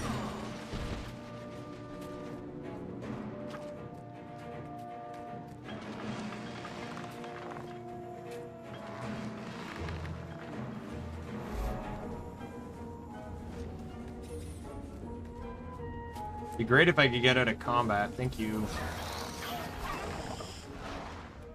Wait, so there's a waypoint over here I need to get. And then I'll get the one in the northeast there too.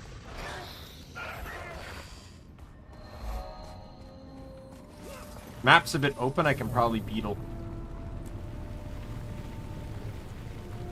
So at full beetle power!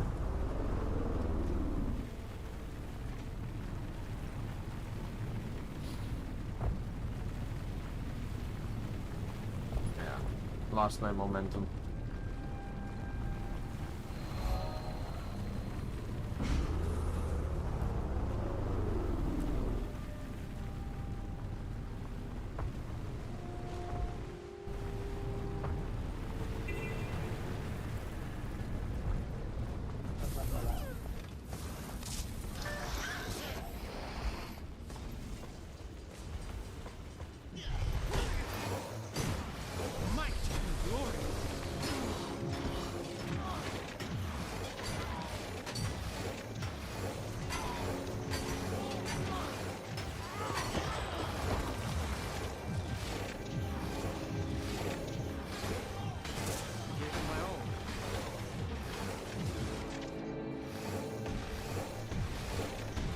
Let's get into this armory gate, through this armory gate.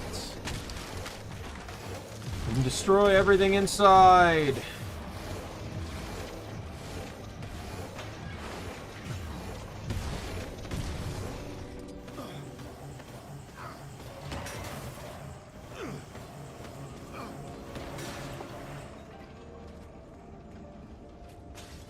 This gold ore. It's all skill and a little luck.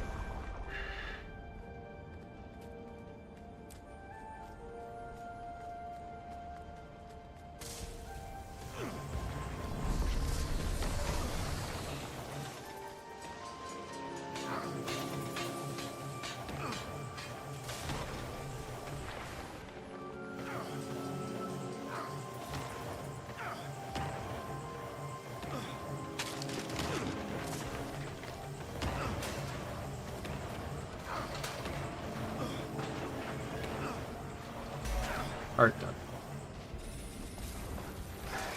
Yeah, this heart is like exclusively down like this lane. It's not fun.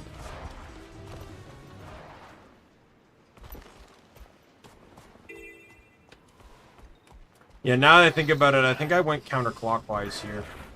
I went clockwise this time, but I'm pretty sure I always came up from this side. That doesn't really matter.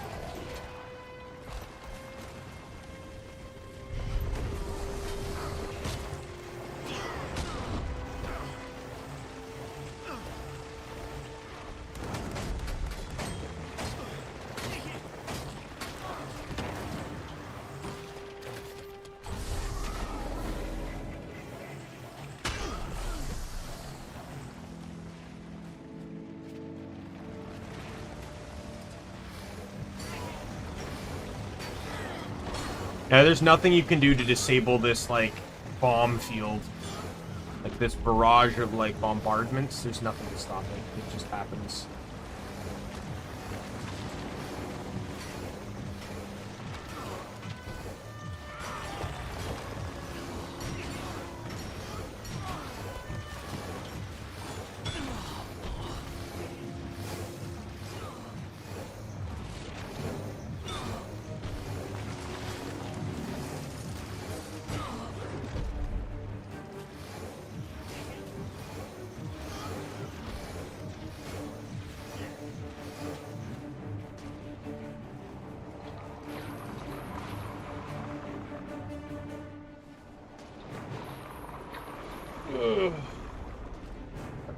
I'm just gonna do a stand-up stretch while animations are playing out.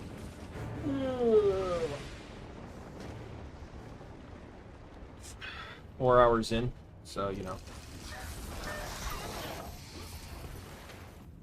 Oh yeah, because there's a jumping puzzle up here.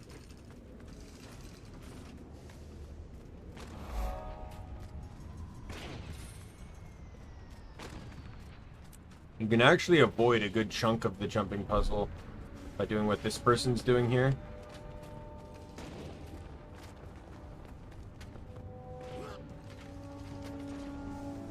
Or at least a small little bit, I believe.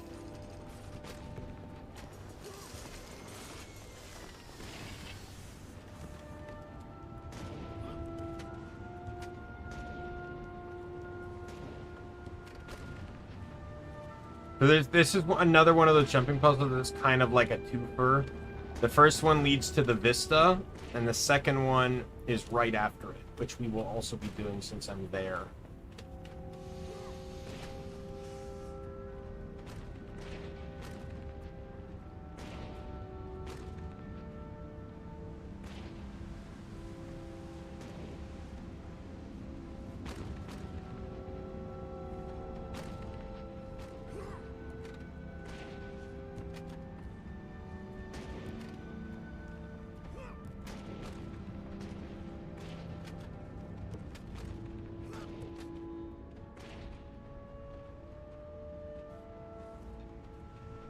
This one's scary, especially when you don't have your glider.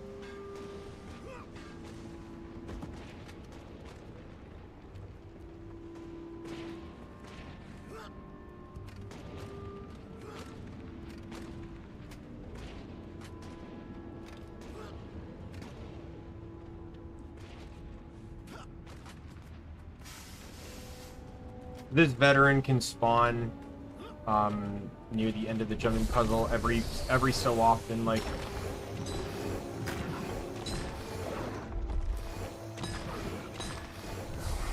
Get down. Stay out of my way.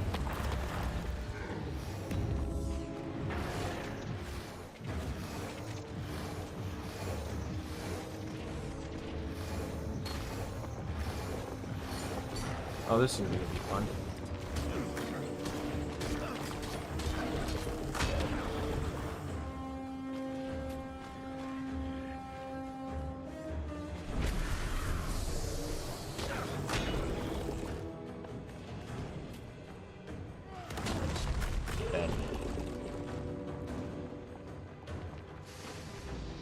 Oh yeah, so Tribulation Rift scaffolding, that's this jumping puzzle. Let's get the Vista Walla here. And the second jumping puzzle is down here.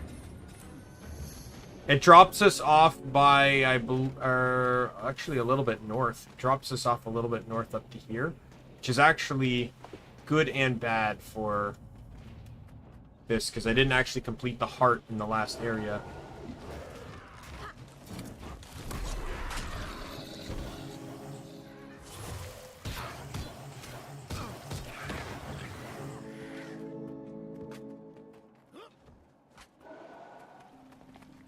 Yeah, if that thing hits you, you're hit with chill.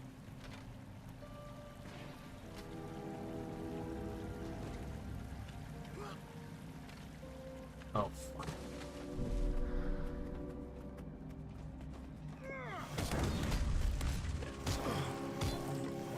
While I'm in here, all that matters is swiftness. I don't need might, I don't need fury. Just gonna run swiftness.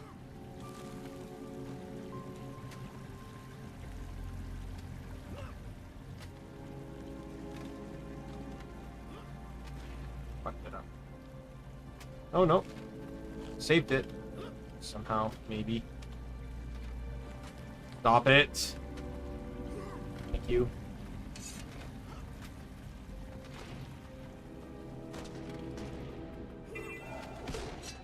Get hit with chill, you're screwed. Only super speed can slow chill.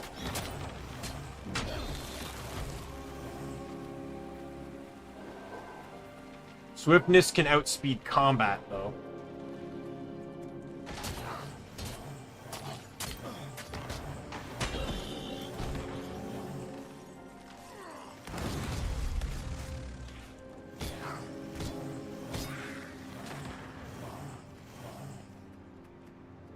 You'll be feeling that one for days.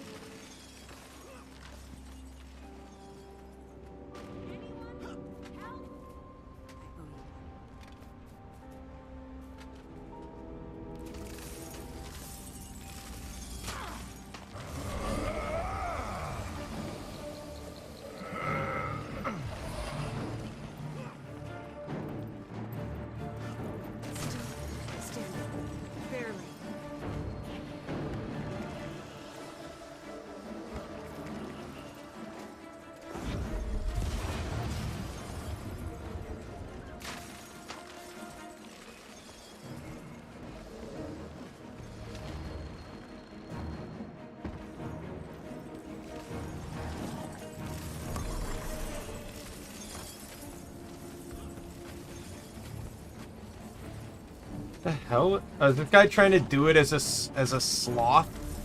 Sloth larvae?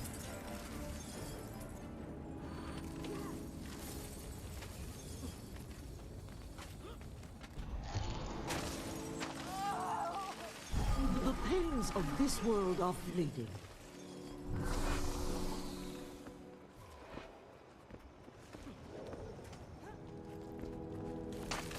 Let's get through.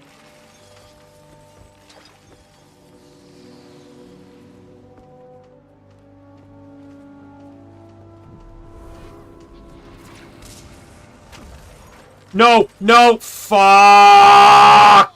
Fuck off! I got chilled at the last possible second. In mid-jump, and it reduced my, mid-fucking-jump.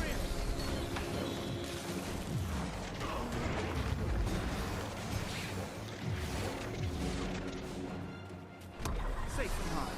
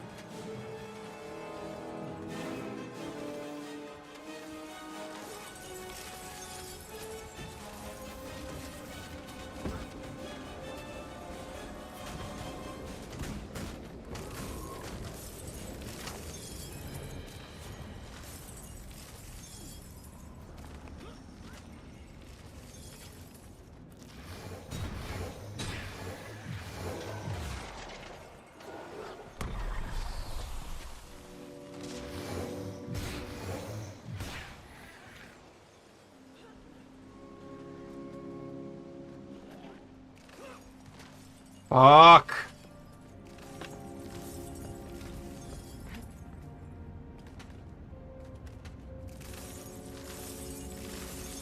I basically hit the bottom anyways.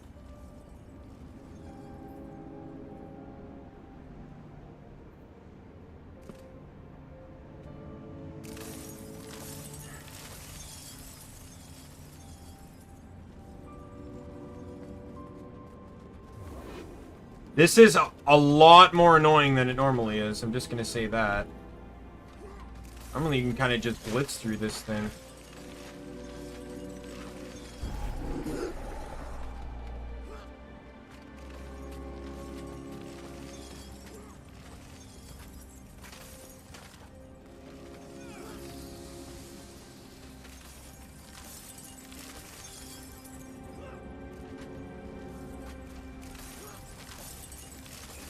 As long as you don't get hit by the chill, you're fine.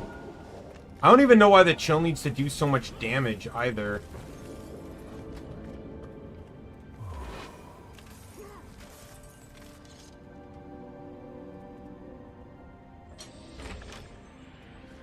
Like, the whole point is the chill itself is just as deadly.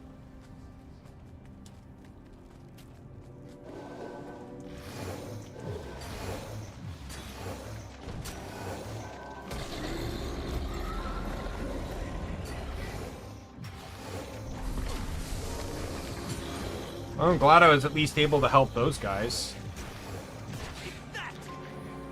I had a few crucial revives in there, so...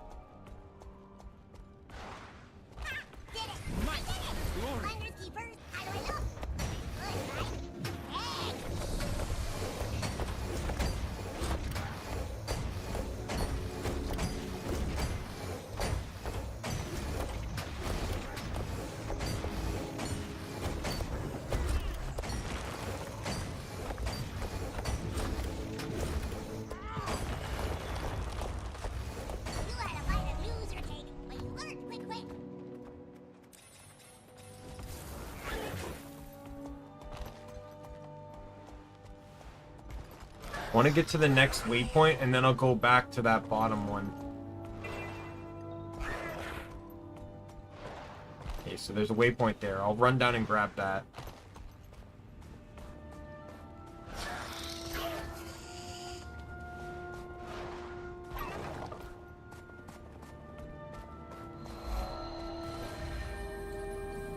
Warp back down here to finish up this heart.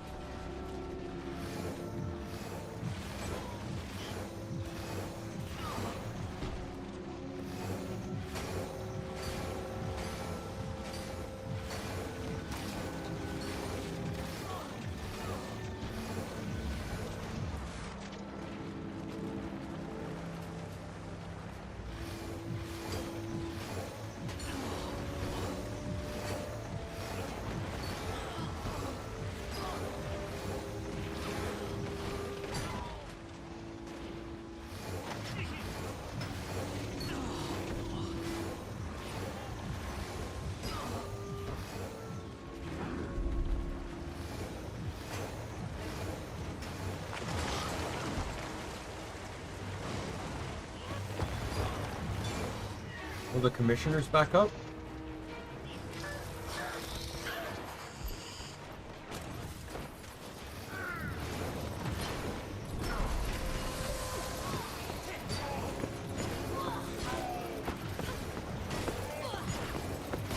That's satisfying. Rare loot.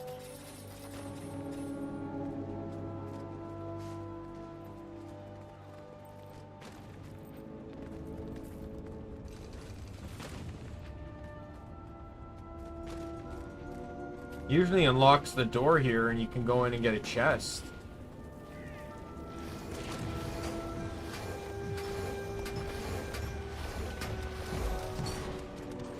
Oh no, I think it unlocks over here.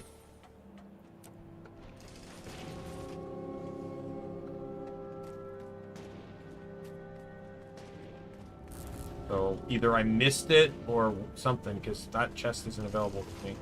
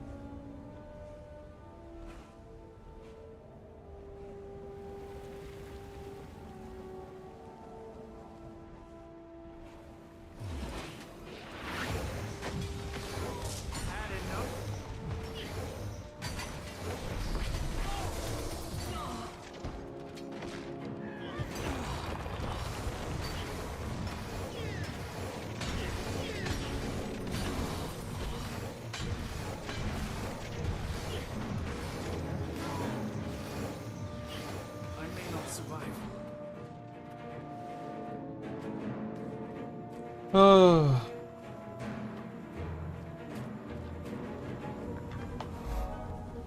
Let's get that waypoint, or that POI.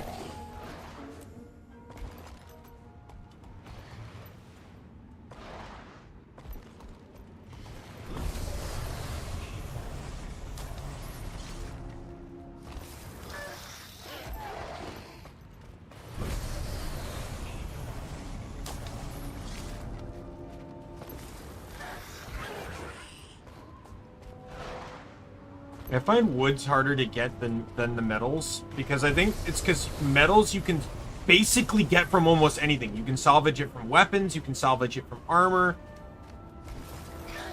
you can mine it, and it's found in many different places, right? Like, but personally, like, leather and cloth can only come from armor, and wood can only come from weapons, so I think that's why metals are generally found so frequently.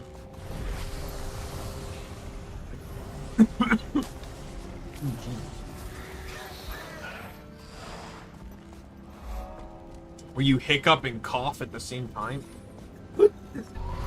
Just did it again. Oh god.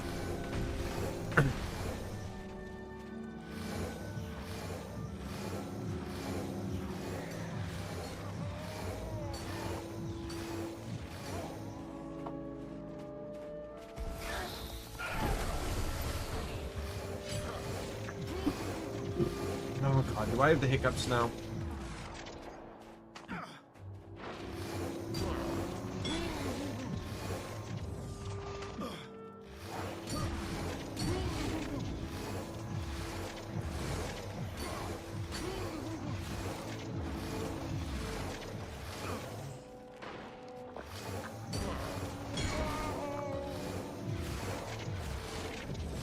I think I got rid of them.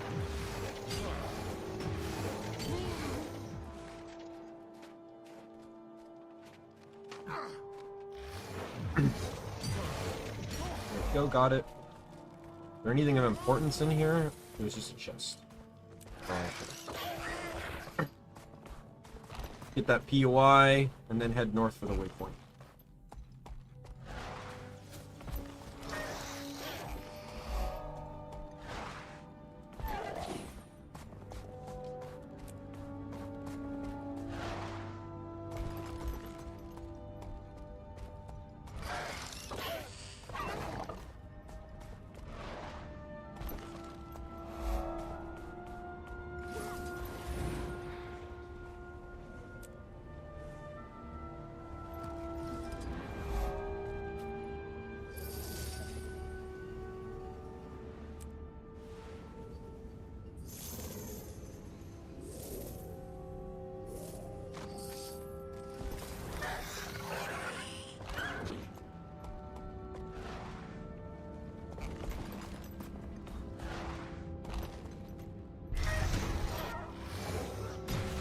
Doesn't look like... So there's a mini dungeon here that's in the top right.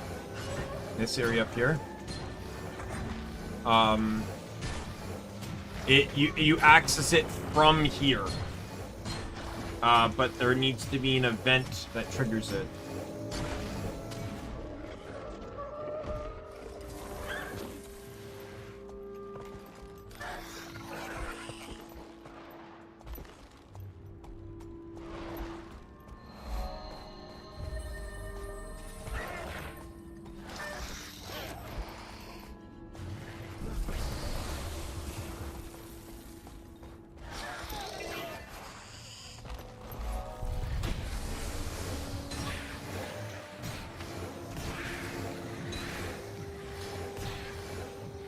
An event taking place during a heart. 9 times out of 10, that's helping the that helps with the heart.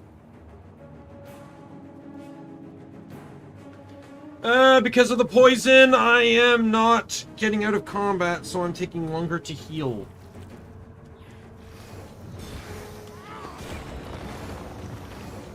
Safe from harm.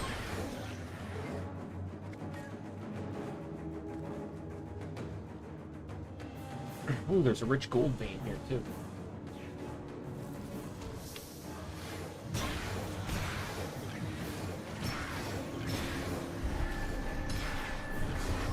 Behold, dragon and hero together. Yep, here we go. Hurry! Align the crystals. Attenuate the nature. Okay, ready. I'm starting the ritual.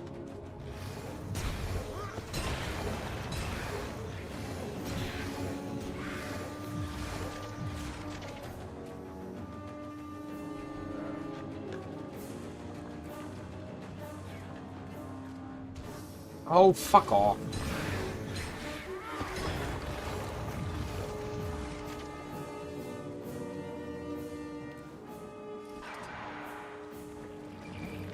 Safe from harm.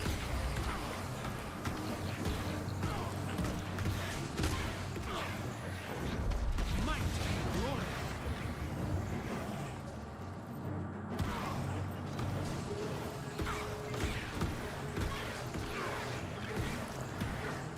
Look out! Something big is coming through the portal. Kill it!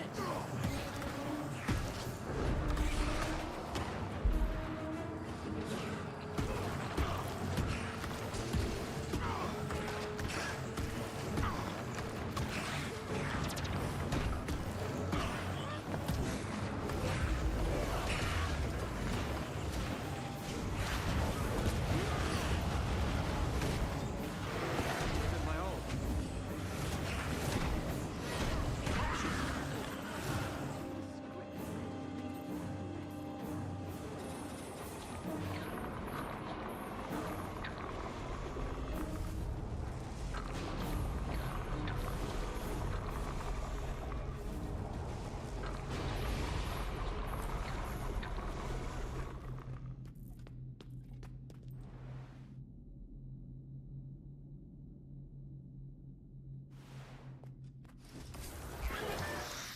Alright. If you're not too busy, I could use a hand over here. There's a heart over here, obviously. I'm just gonna go up to this place here and see if the event is ready.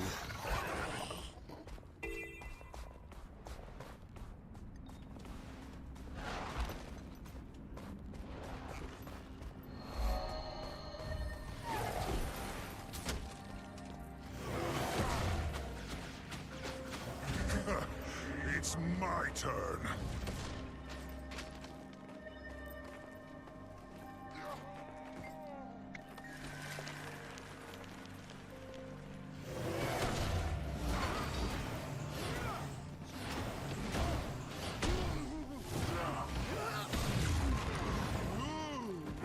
I feel furious.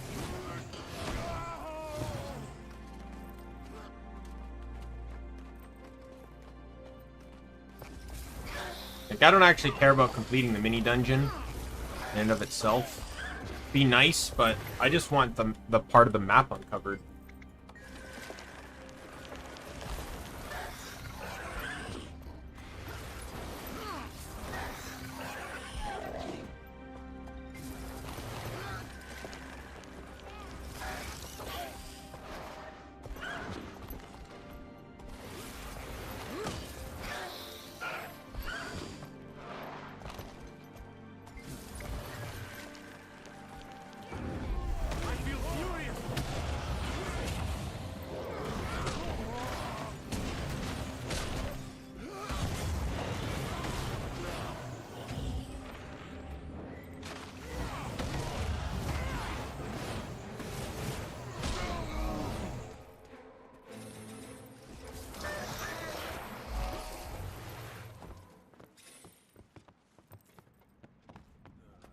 Knowledge is the greatest treasure.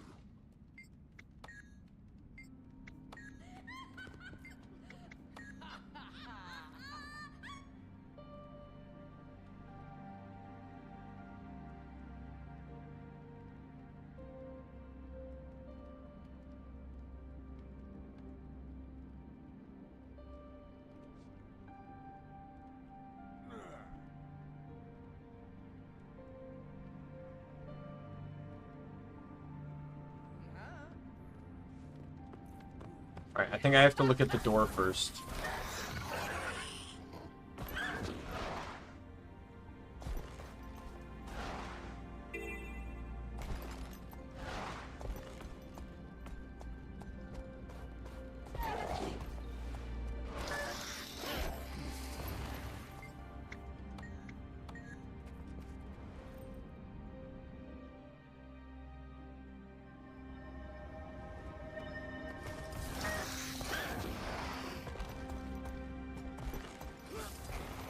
What do you need to know?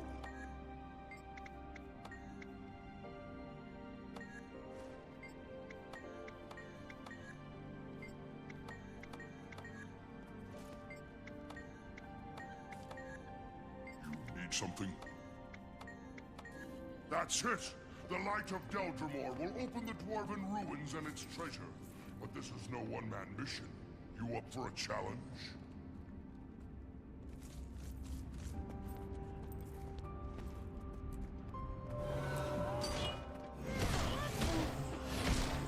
Had enough?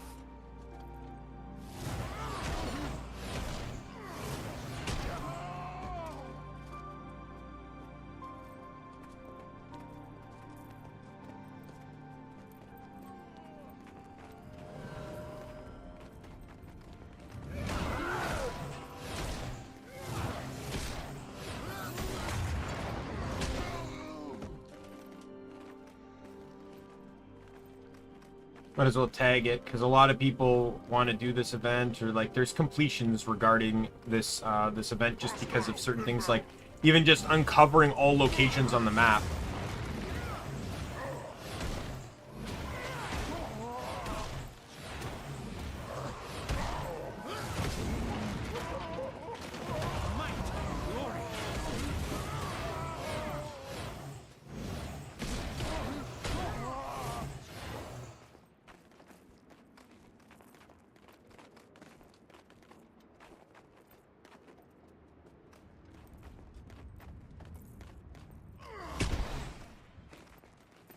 I need backup!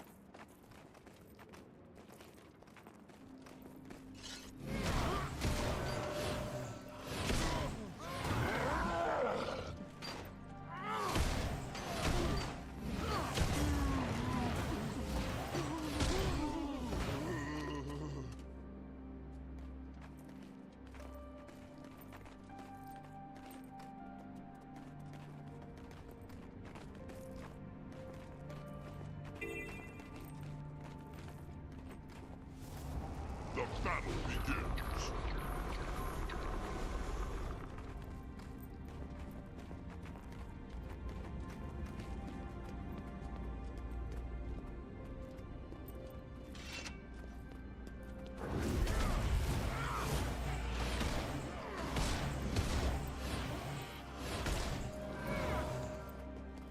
You've rarely seen me. It's my turn. Oh god.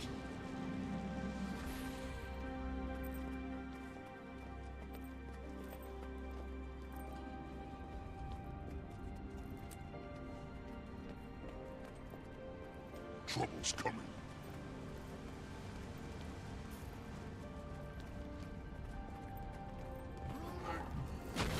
Hey, already got someone joining in. I'll probably do the event since we're unlocking the map anyways.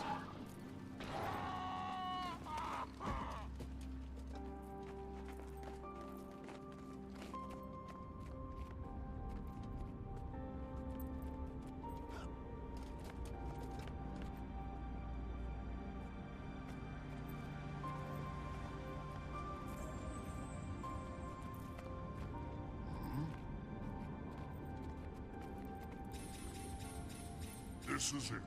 If we're right, this spell should open the door. Here goes.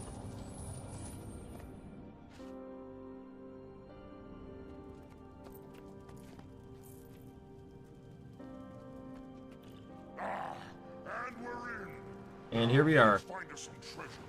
Hey, Array! You missed it when Sai joined me.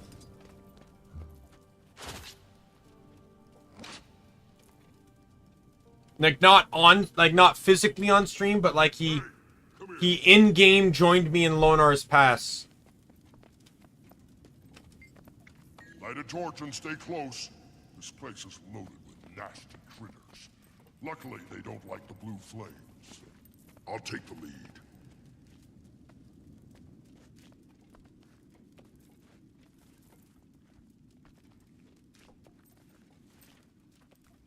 Yeah, if he could have joined me, we would have ended up doing,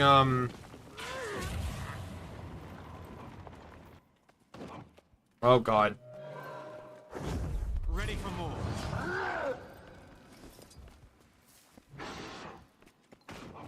If he could have joined me, we would have ended up doing Fireheart Rise. Stop targeting them!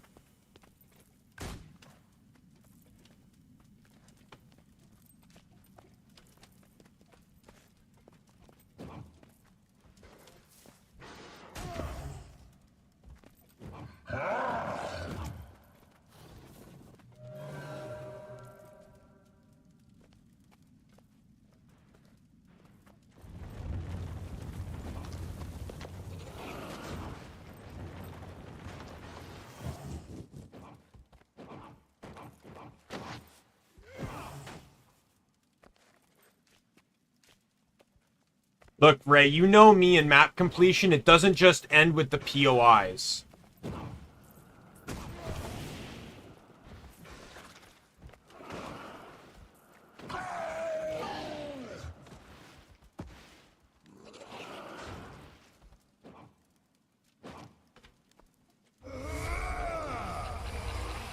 It ends with everything being uncovered.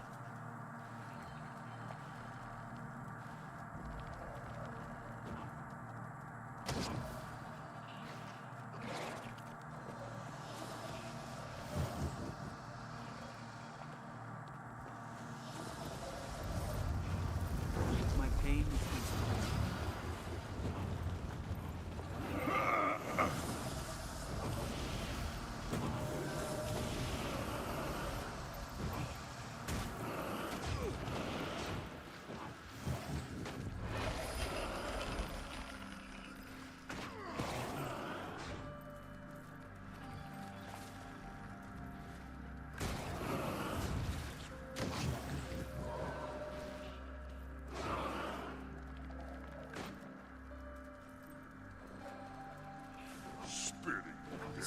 The treasure should be right here.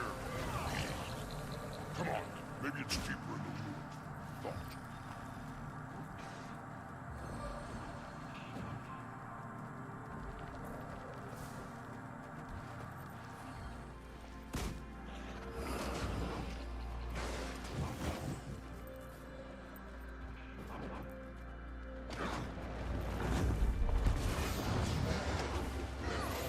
Oh no.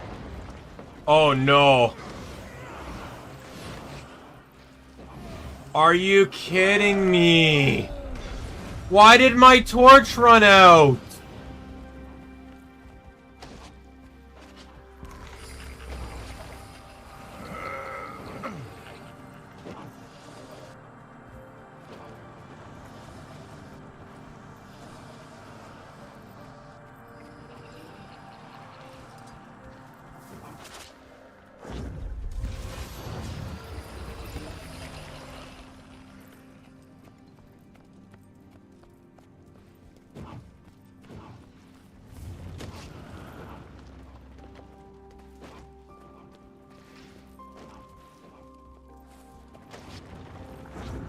safe from harm.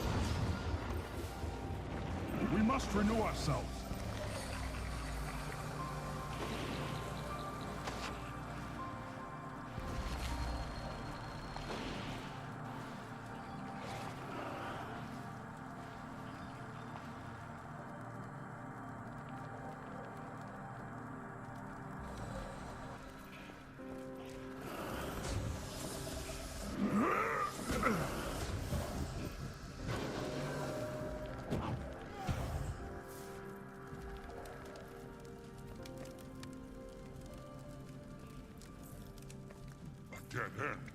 That can't be right.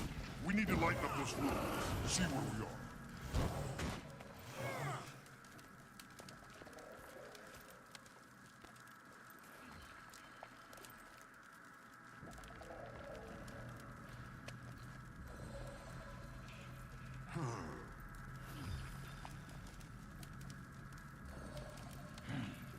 This door is falling apart.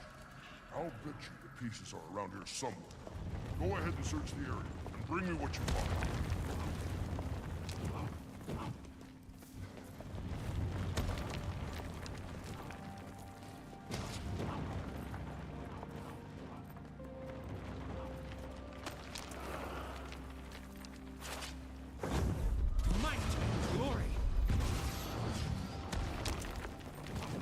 Do I have 4?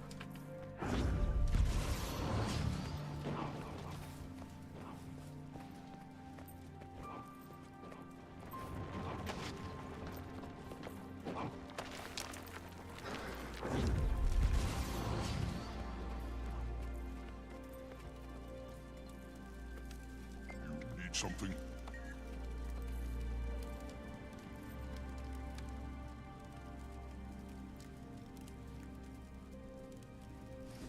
I've got everything I need. Time to get to work.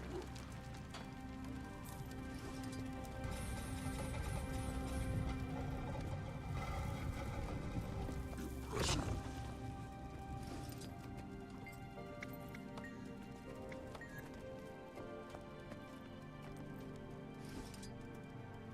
I'll take the room.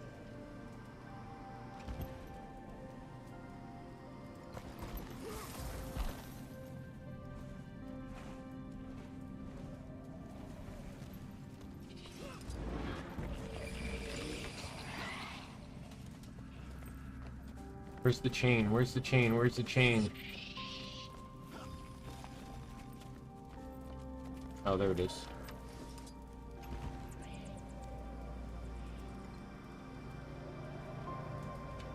I forgot we got to get to the end of this section before we can do any of that. At least we can mount in here, though.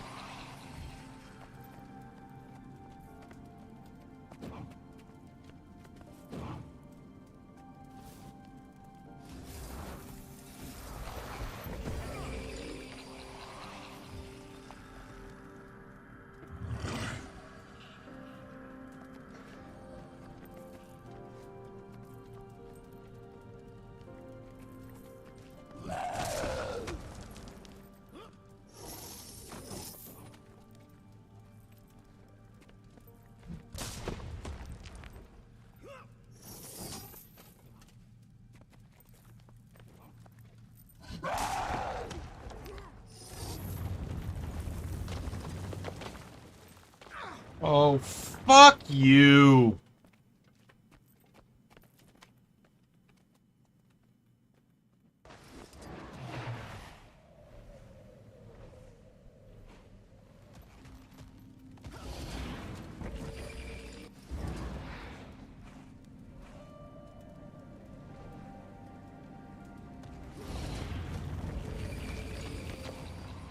Mounting at least makes this bearable.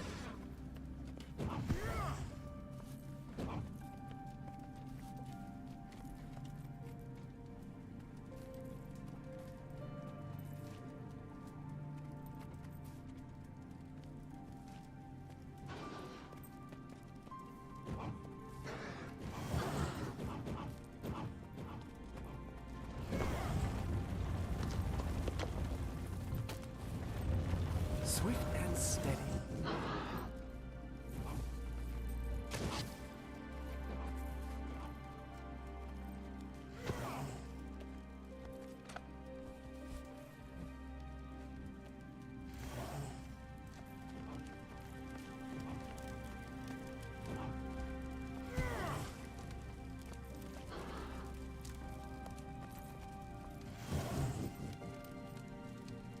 Looks just like the last door.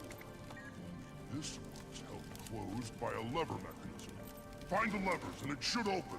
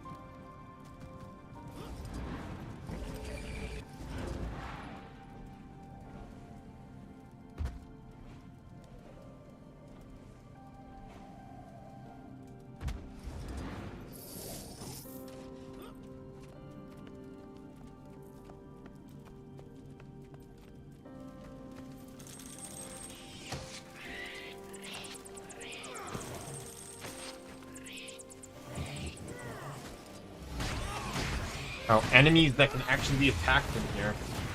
Never would have guessed.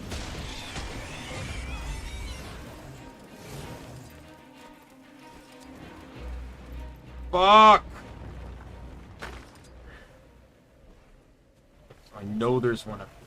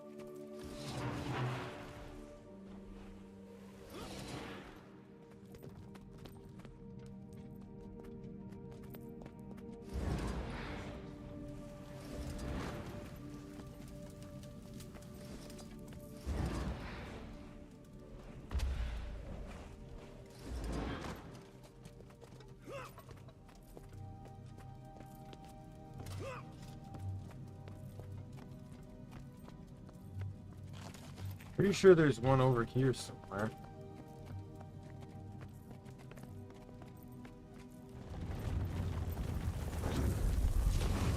Oh, I was out of the fucking AoE. Don't even joke with me, game.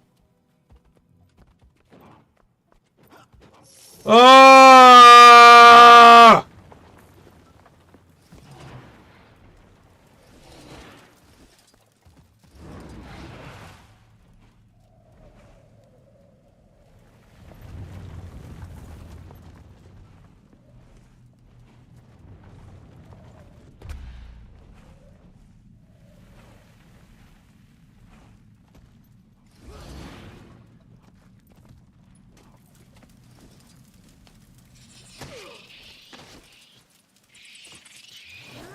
Take torch, take torch, take torch, take torch. How about we pull the chain?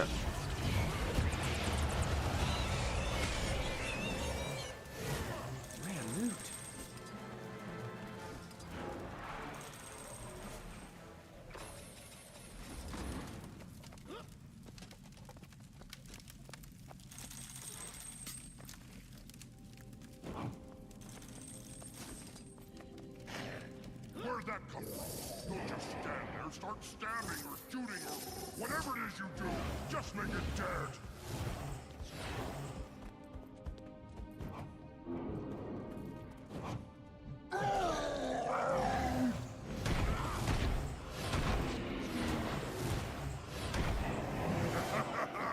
Charge through! Might, glory.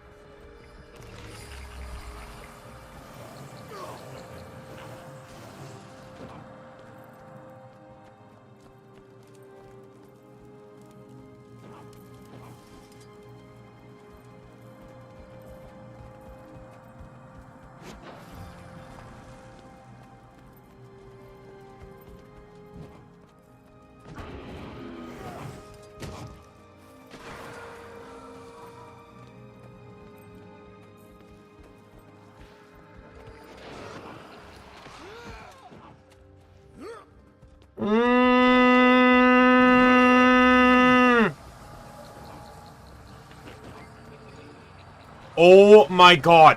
Fuck off!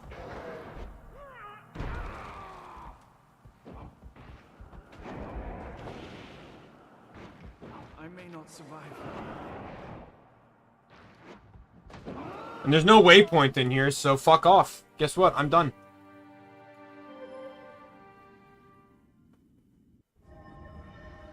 Not going back there. I don't give a shit.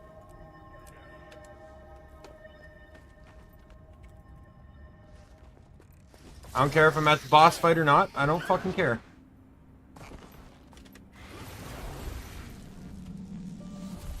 One guy made it to the door with me and then didn't come in. And then that was it.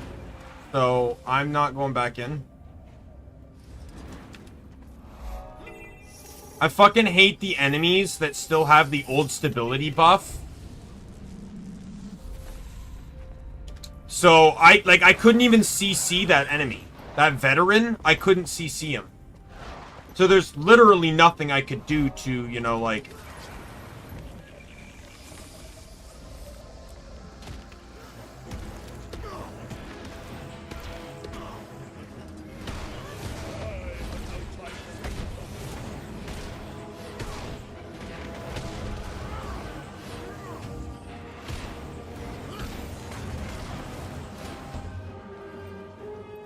At least not on that build. Maybe if I was trying it something different, I might have had better luck, but...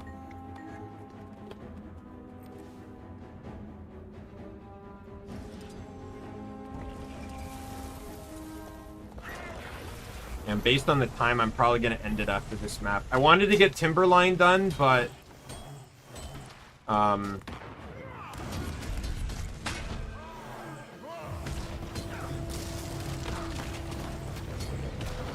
But, you know, I'm pretty much 5 hours in.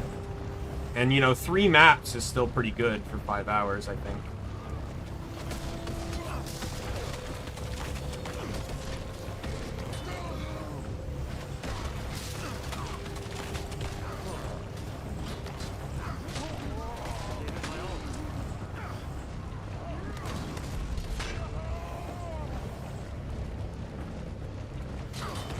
Yes, I started at 1:30. I would have started at 1, but my bowels disagreed. And then when I was waiting to start at 1:30, I think I actually started at like 1:20 or 1:25. Because at 1:20, I got the notification that Claw of Jormag was starting at 1:30. And I'm like, you know what? Let me just start a few minutes early so I can... start the stream with the Claw of Jormag boss fight.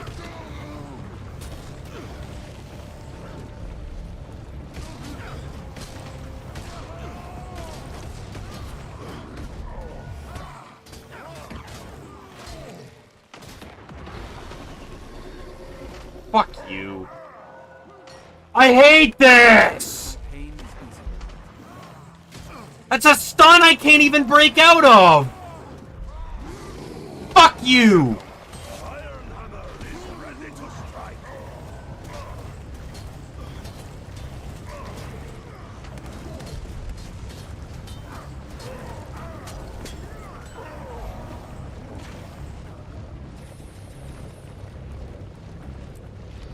Yeah, like last stream I started with the marionette fight. Cause while I was when the stream started, right away in map chat, someone posted that they were looking for people for it, so I joined in. Though, based on what Sai was saying, yeah, there's still, like, because they basically gave no information. They said pick a lane, and if I didn't play Silver Waste, I really wouldn't have caught on to how to establish that. I picked lane, we did win, I picked lane 5, and they didn't tell me anything about lane 5 until I was in the boss fight. Until it was my lane's turn. So, I enter into the fight on my Firebrand, because I was on my Firebrand for this. And it's not until I'm in that segment that they tell me that you should have knockdowns and blinds. That would have been fucking great to know when I could have still changed my traits.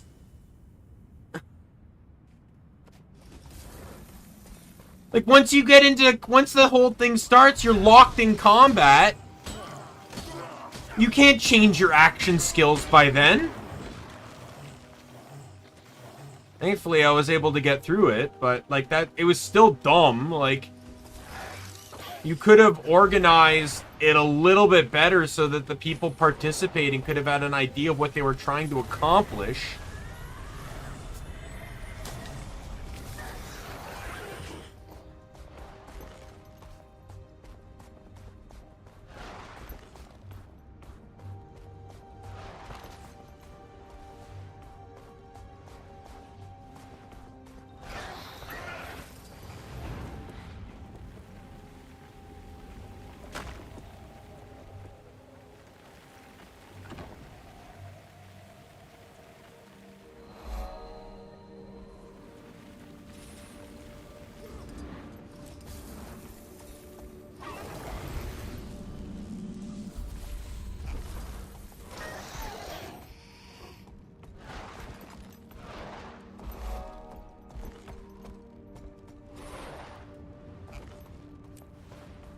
Alright, down the middle.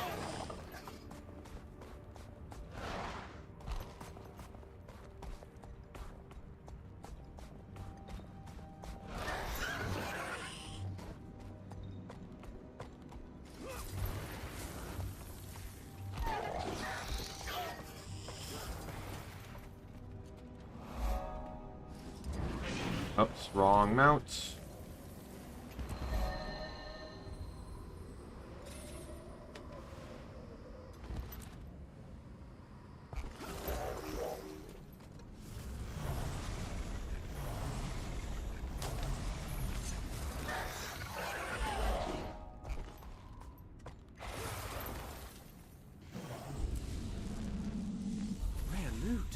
Advanced ingredients part.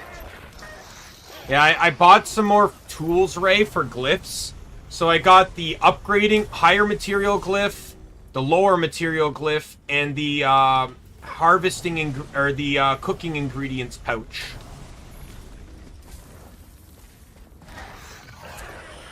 True. Well, sort of. I never had to ask because I'd already did it like multiple times. And the thing was, generally the harder something was to do, the more it got locked into my brain.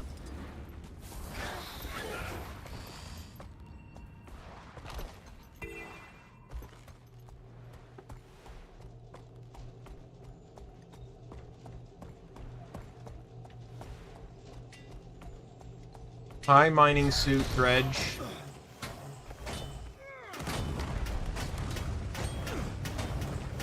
Goodbye, mining suit, Dredge.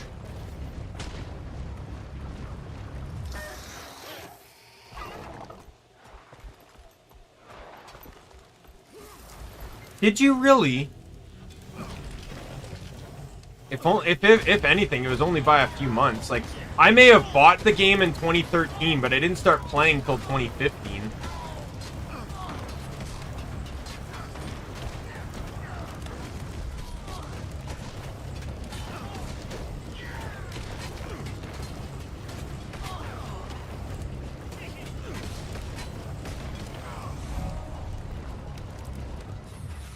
Like, I know I only joined a couple weeks before, Psy.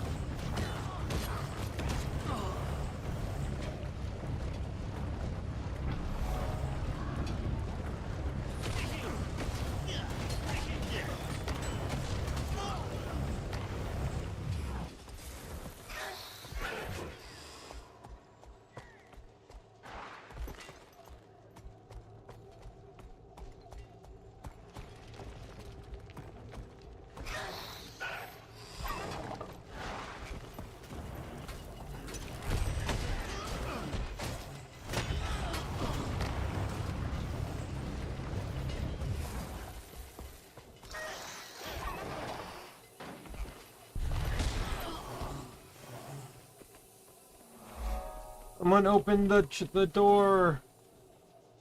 Yeah, that's what the dwarven key is supposed to be used for, but I don't care.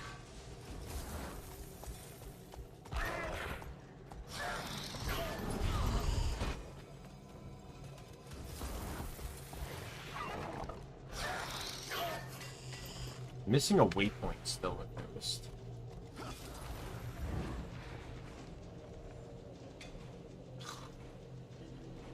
Grab onto the pole.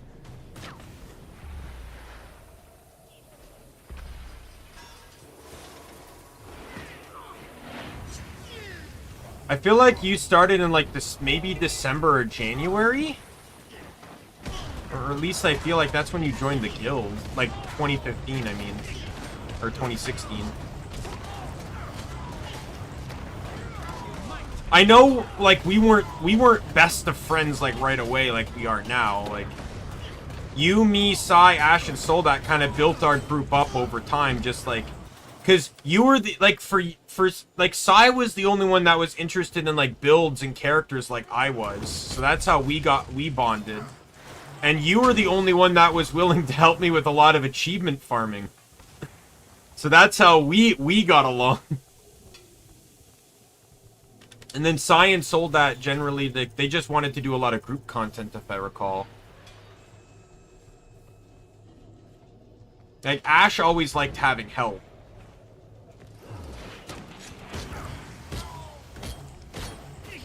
You know, when she needed it. Ash was pretty... I feel like Ash was pretty good at playing the game for the most part. It's just, you know, there were those few times where, she'd need help. Or she would just like help.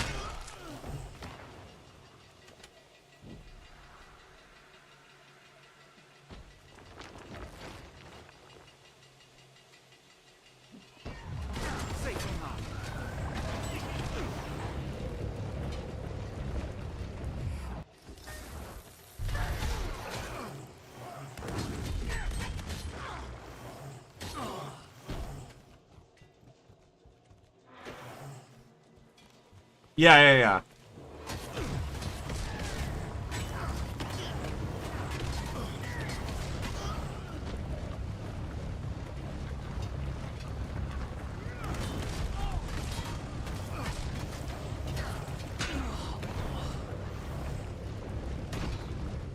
Yeah. Well, the thing was, Ash didn't dedicate nearly as much time to the game like the rest of us did. So... she didn't adapt to it at a steady pace like we all did. So, it definitely ramped up because, you know, she had a lot more to learn in a lesser period of time. So it probably just overwhelmed her. Okay.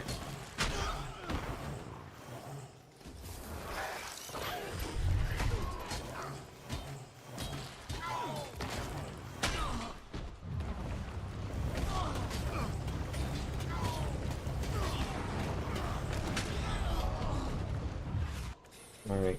I have one waypoint left. Oh, it's down at the bottom. How did I miss that?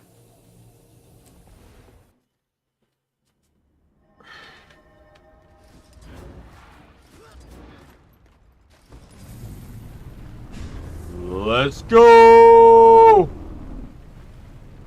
Oh, that was a bad idea. This was a very bad idea. Why did I do this idea?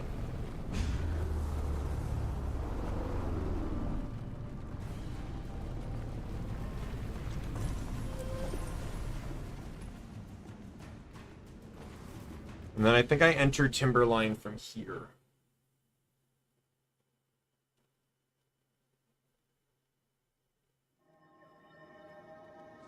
So I'll enter into Timberline, and that's where I'll end it. Also, you know, sift through my inventory a bit, too.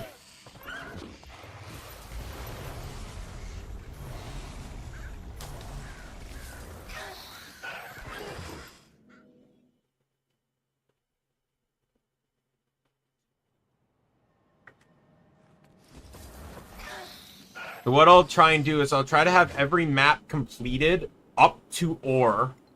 And then I will do all the story leading up to the Fort Trinity story event. and then I will map complete ore, and then we'll do the push through ore into a raw. That'll probably be how I break this down. Okay, let's just go through all my inventory here first.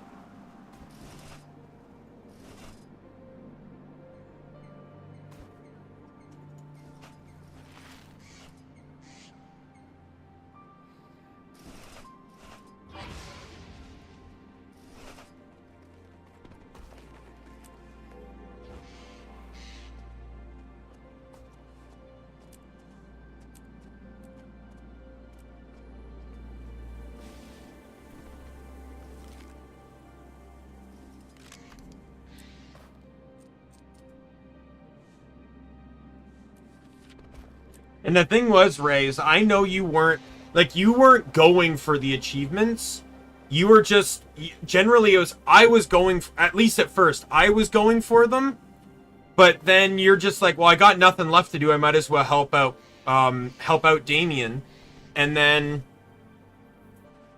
I basically got you into doing them.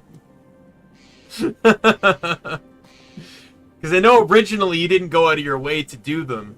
But then I think just you got into the habit of doing them because of me. And then now you just start doing them.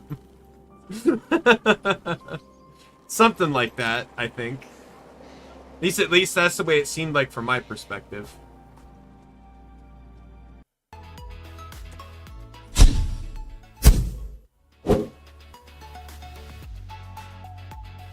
Yeah. Some of them are fun, some of them are way more annoying and complicated than they should ever need to be. God, I still remember the Centaur one from fucking Season 2. I hated that one. That was the bane of my existence. We had to do it without, like, getting hit by any of, like, the tornadoes and sand dunes or whatever, sand attack. Like, oh my god. That's what put my faith in the Orient truffle stew. I still have some in my bank. Bowl of Orient truffle and meat stew, where it gives you plus 40% endurance regeneration. The only way we were able to get it was we did a group of 5. I think it was you, me, Sai, Liana, and Dan. I think it took the 5 of us to do it together.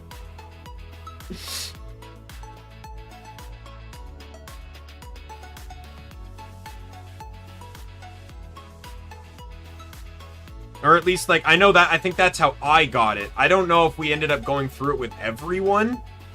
Because I know, like, some people might have just simply given up. Like, they didn't care if they got it or not.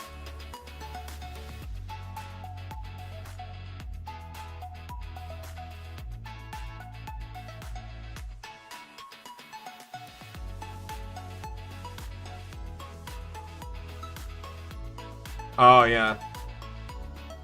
But yeah, because that was, for those that don't know, that the Season 2 achievements were the first set of achievements, like, I shouldn't say first set, but they were, completing them got you Tyrian masteries. Like, Tyria masteries. What was it called? Dodgy crowd. Yeah, avoid all wind walls and sand pools while remaining in the battlefield against Togund Windmane, the Centaur. And then I don't have all the achievements in Point of No Return. I still need 5 more. Rock Dodger, Lobber Dodger, a Shrub Explosives, Smotherer, Smiter, and Weed Killer.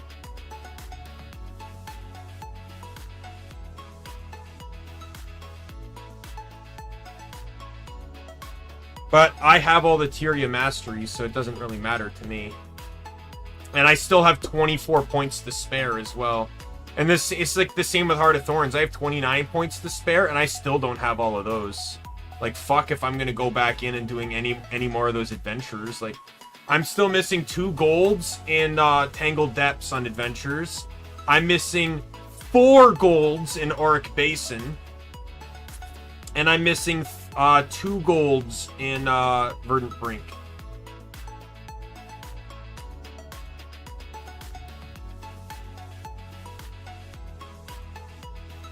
Because, like, fuck going for golds. Oh my god, some of those, like, killed me. It basically got to the point that for those masteries, I was saying this earlier, Ray, that you had to decide which golds you were willing to kill yourself over. Because that's how tight some of the some of the masteries felt at the time. Like, I know I say that and you're like, oh, Daimien, you said you had 29 extra points. Yeah, but a lot of those points came from, like, Living Story Season 4. This was unlocking masteries as you were, like, as the masteries were, unlocking Heart of Thorns masteries as you were progressing through Heart of Thorns and stuff. Right? Like, when the new maps came out, so did new masteries as well. And, like, you could get, like, 5... Some maps had, like, 3 mastery points, but only 1 new mastery, right? So they kind of balanced themselves out. But, yeah, like, I remember in Auric Basin, what was the fucking... Yeah, a Fungus Among Us. Oh, no, I don't have gold in that one. But that one killed me just to get silver. I remember that one. Oh my god, that one fucking infuriated me for silver.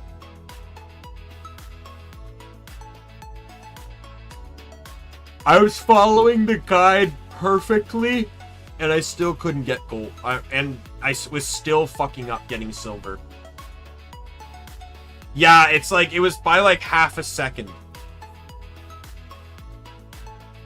For those that don't know, when it comes to this game, Ray is a lot better at several things than me. Like, remember the Beetle Race adventures? I remember I finally got a good time on the Kessex one. And I'm like, Ray, you should do it. She's like, no, I don't want to do it. It's just the trial one. What's the point? I said, Ray, just do it. And then she did it. She beat me by like 8 seconds. And it took me forever just to get the time I got. And in one try, she beats it in 8 seconds. And the Silver Waste one can, or not Silver Waste, Snowden can go to hell. That one fucking killed me. Oh my god, I spent days trying on the Snowden one. Not necessarily brought out. It wasn't like I kept trying until I beat you. I was just shocked at how much time you saved over me. When I thought I had like a solid good time. You're like pulling a Ted Rogers where you managed to get into second gear before you started.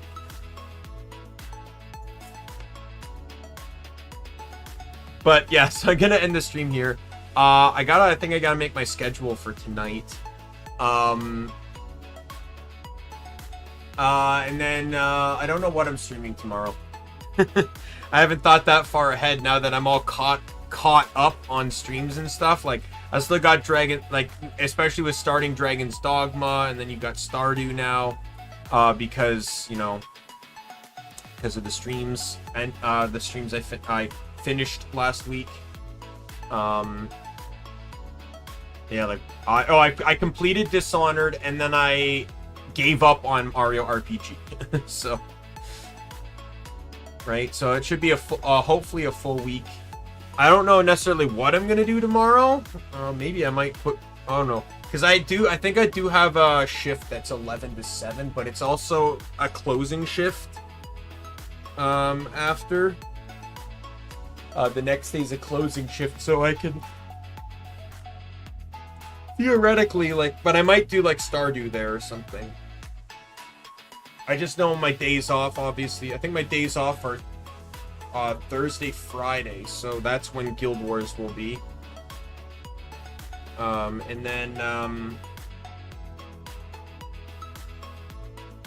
yeah, and then I gotta pick 2 solid days for Dragon's Dogma. So, that 11 to 7 shift, and tomorrow will probably either be Wonderlands and or Stardew. Because those are games I feel like I can provide less time to. Dragon's Dogma obviously is like basically Oblivion, Skyrim kind of thing. It's a large open world game, so I want to give at least a decent amount of time for progression in that game. And then Guild Wars 2 is a fucking MMO, and it took me 5 hours to complete 3 maps. So, and I still got plenty more to do. So we'll see how all that goes. But yeah, with that said, I'm gonna call it here. My name's Daimien Kamiya. I'm the Omni King. Be a friend, foe, or a member of the Omni Council. I'm gonna see you later. Goodbye, everyone. Thanks everyone that stopped by, and once again, thanks Sai for joining me in a text-only mode for completing Lonar's Pass. See y'all later.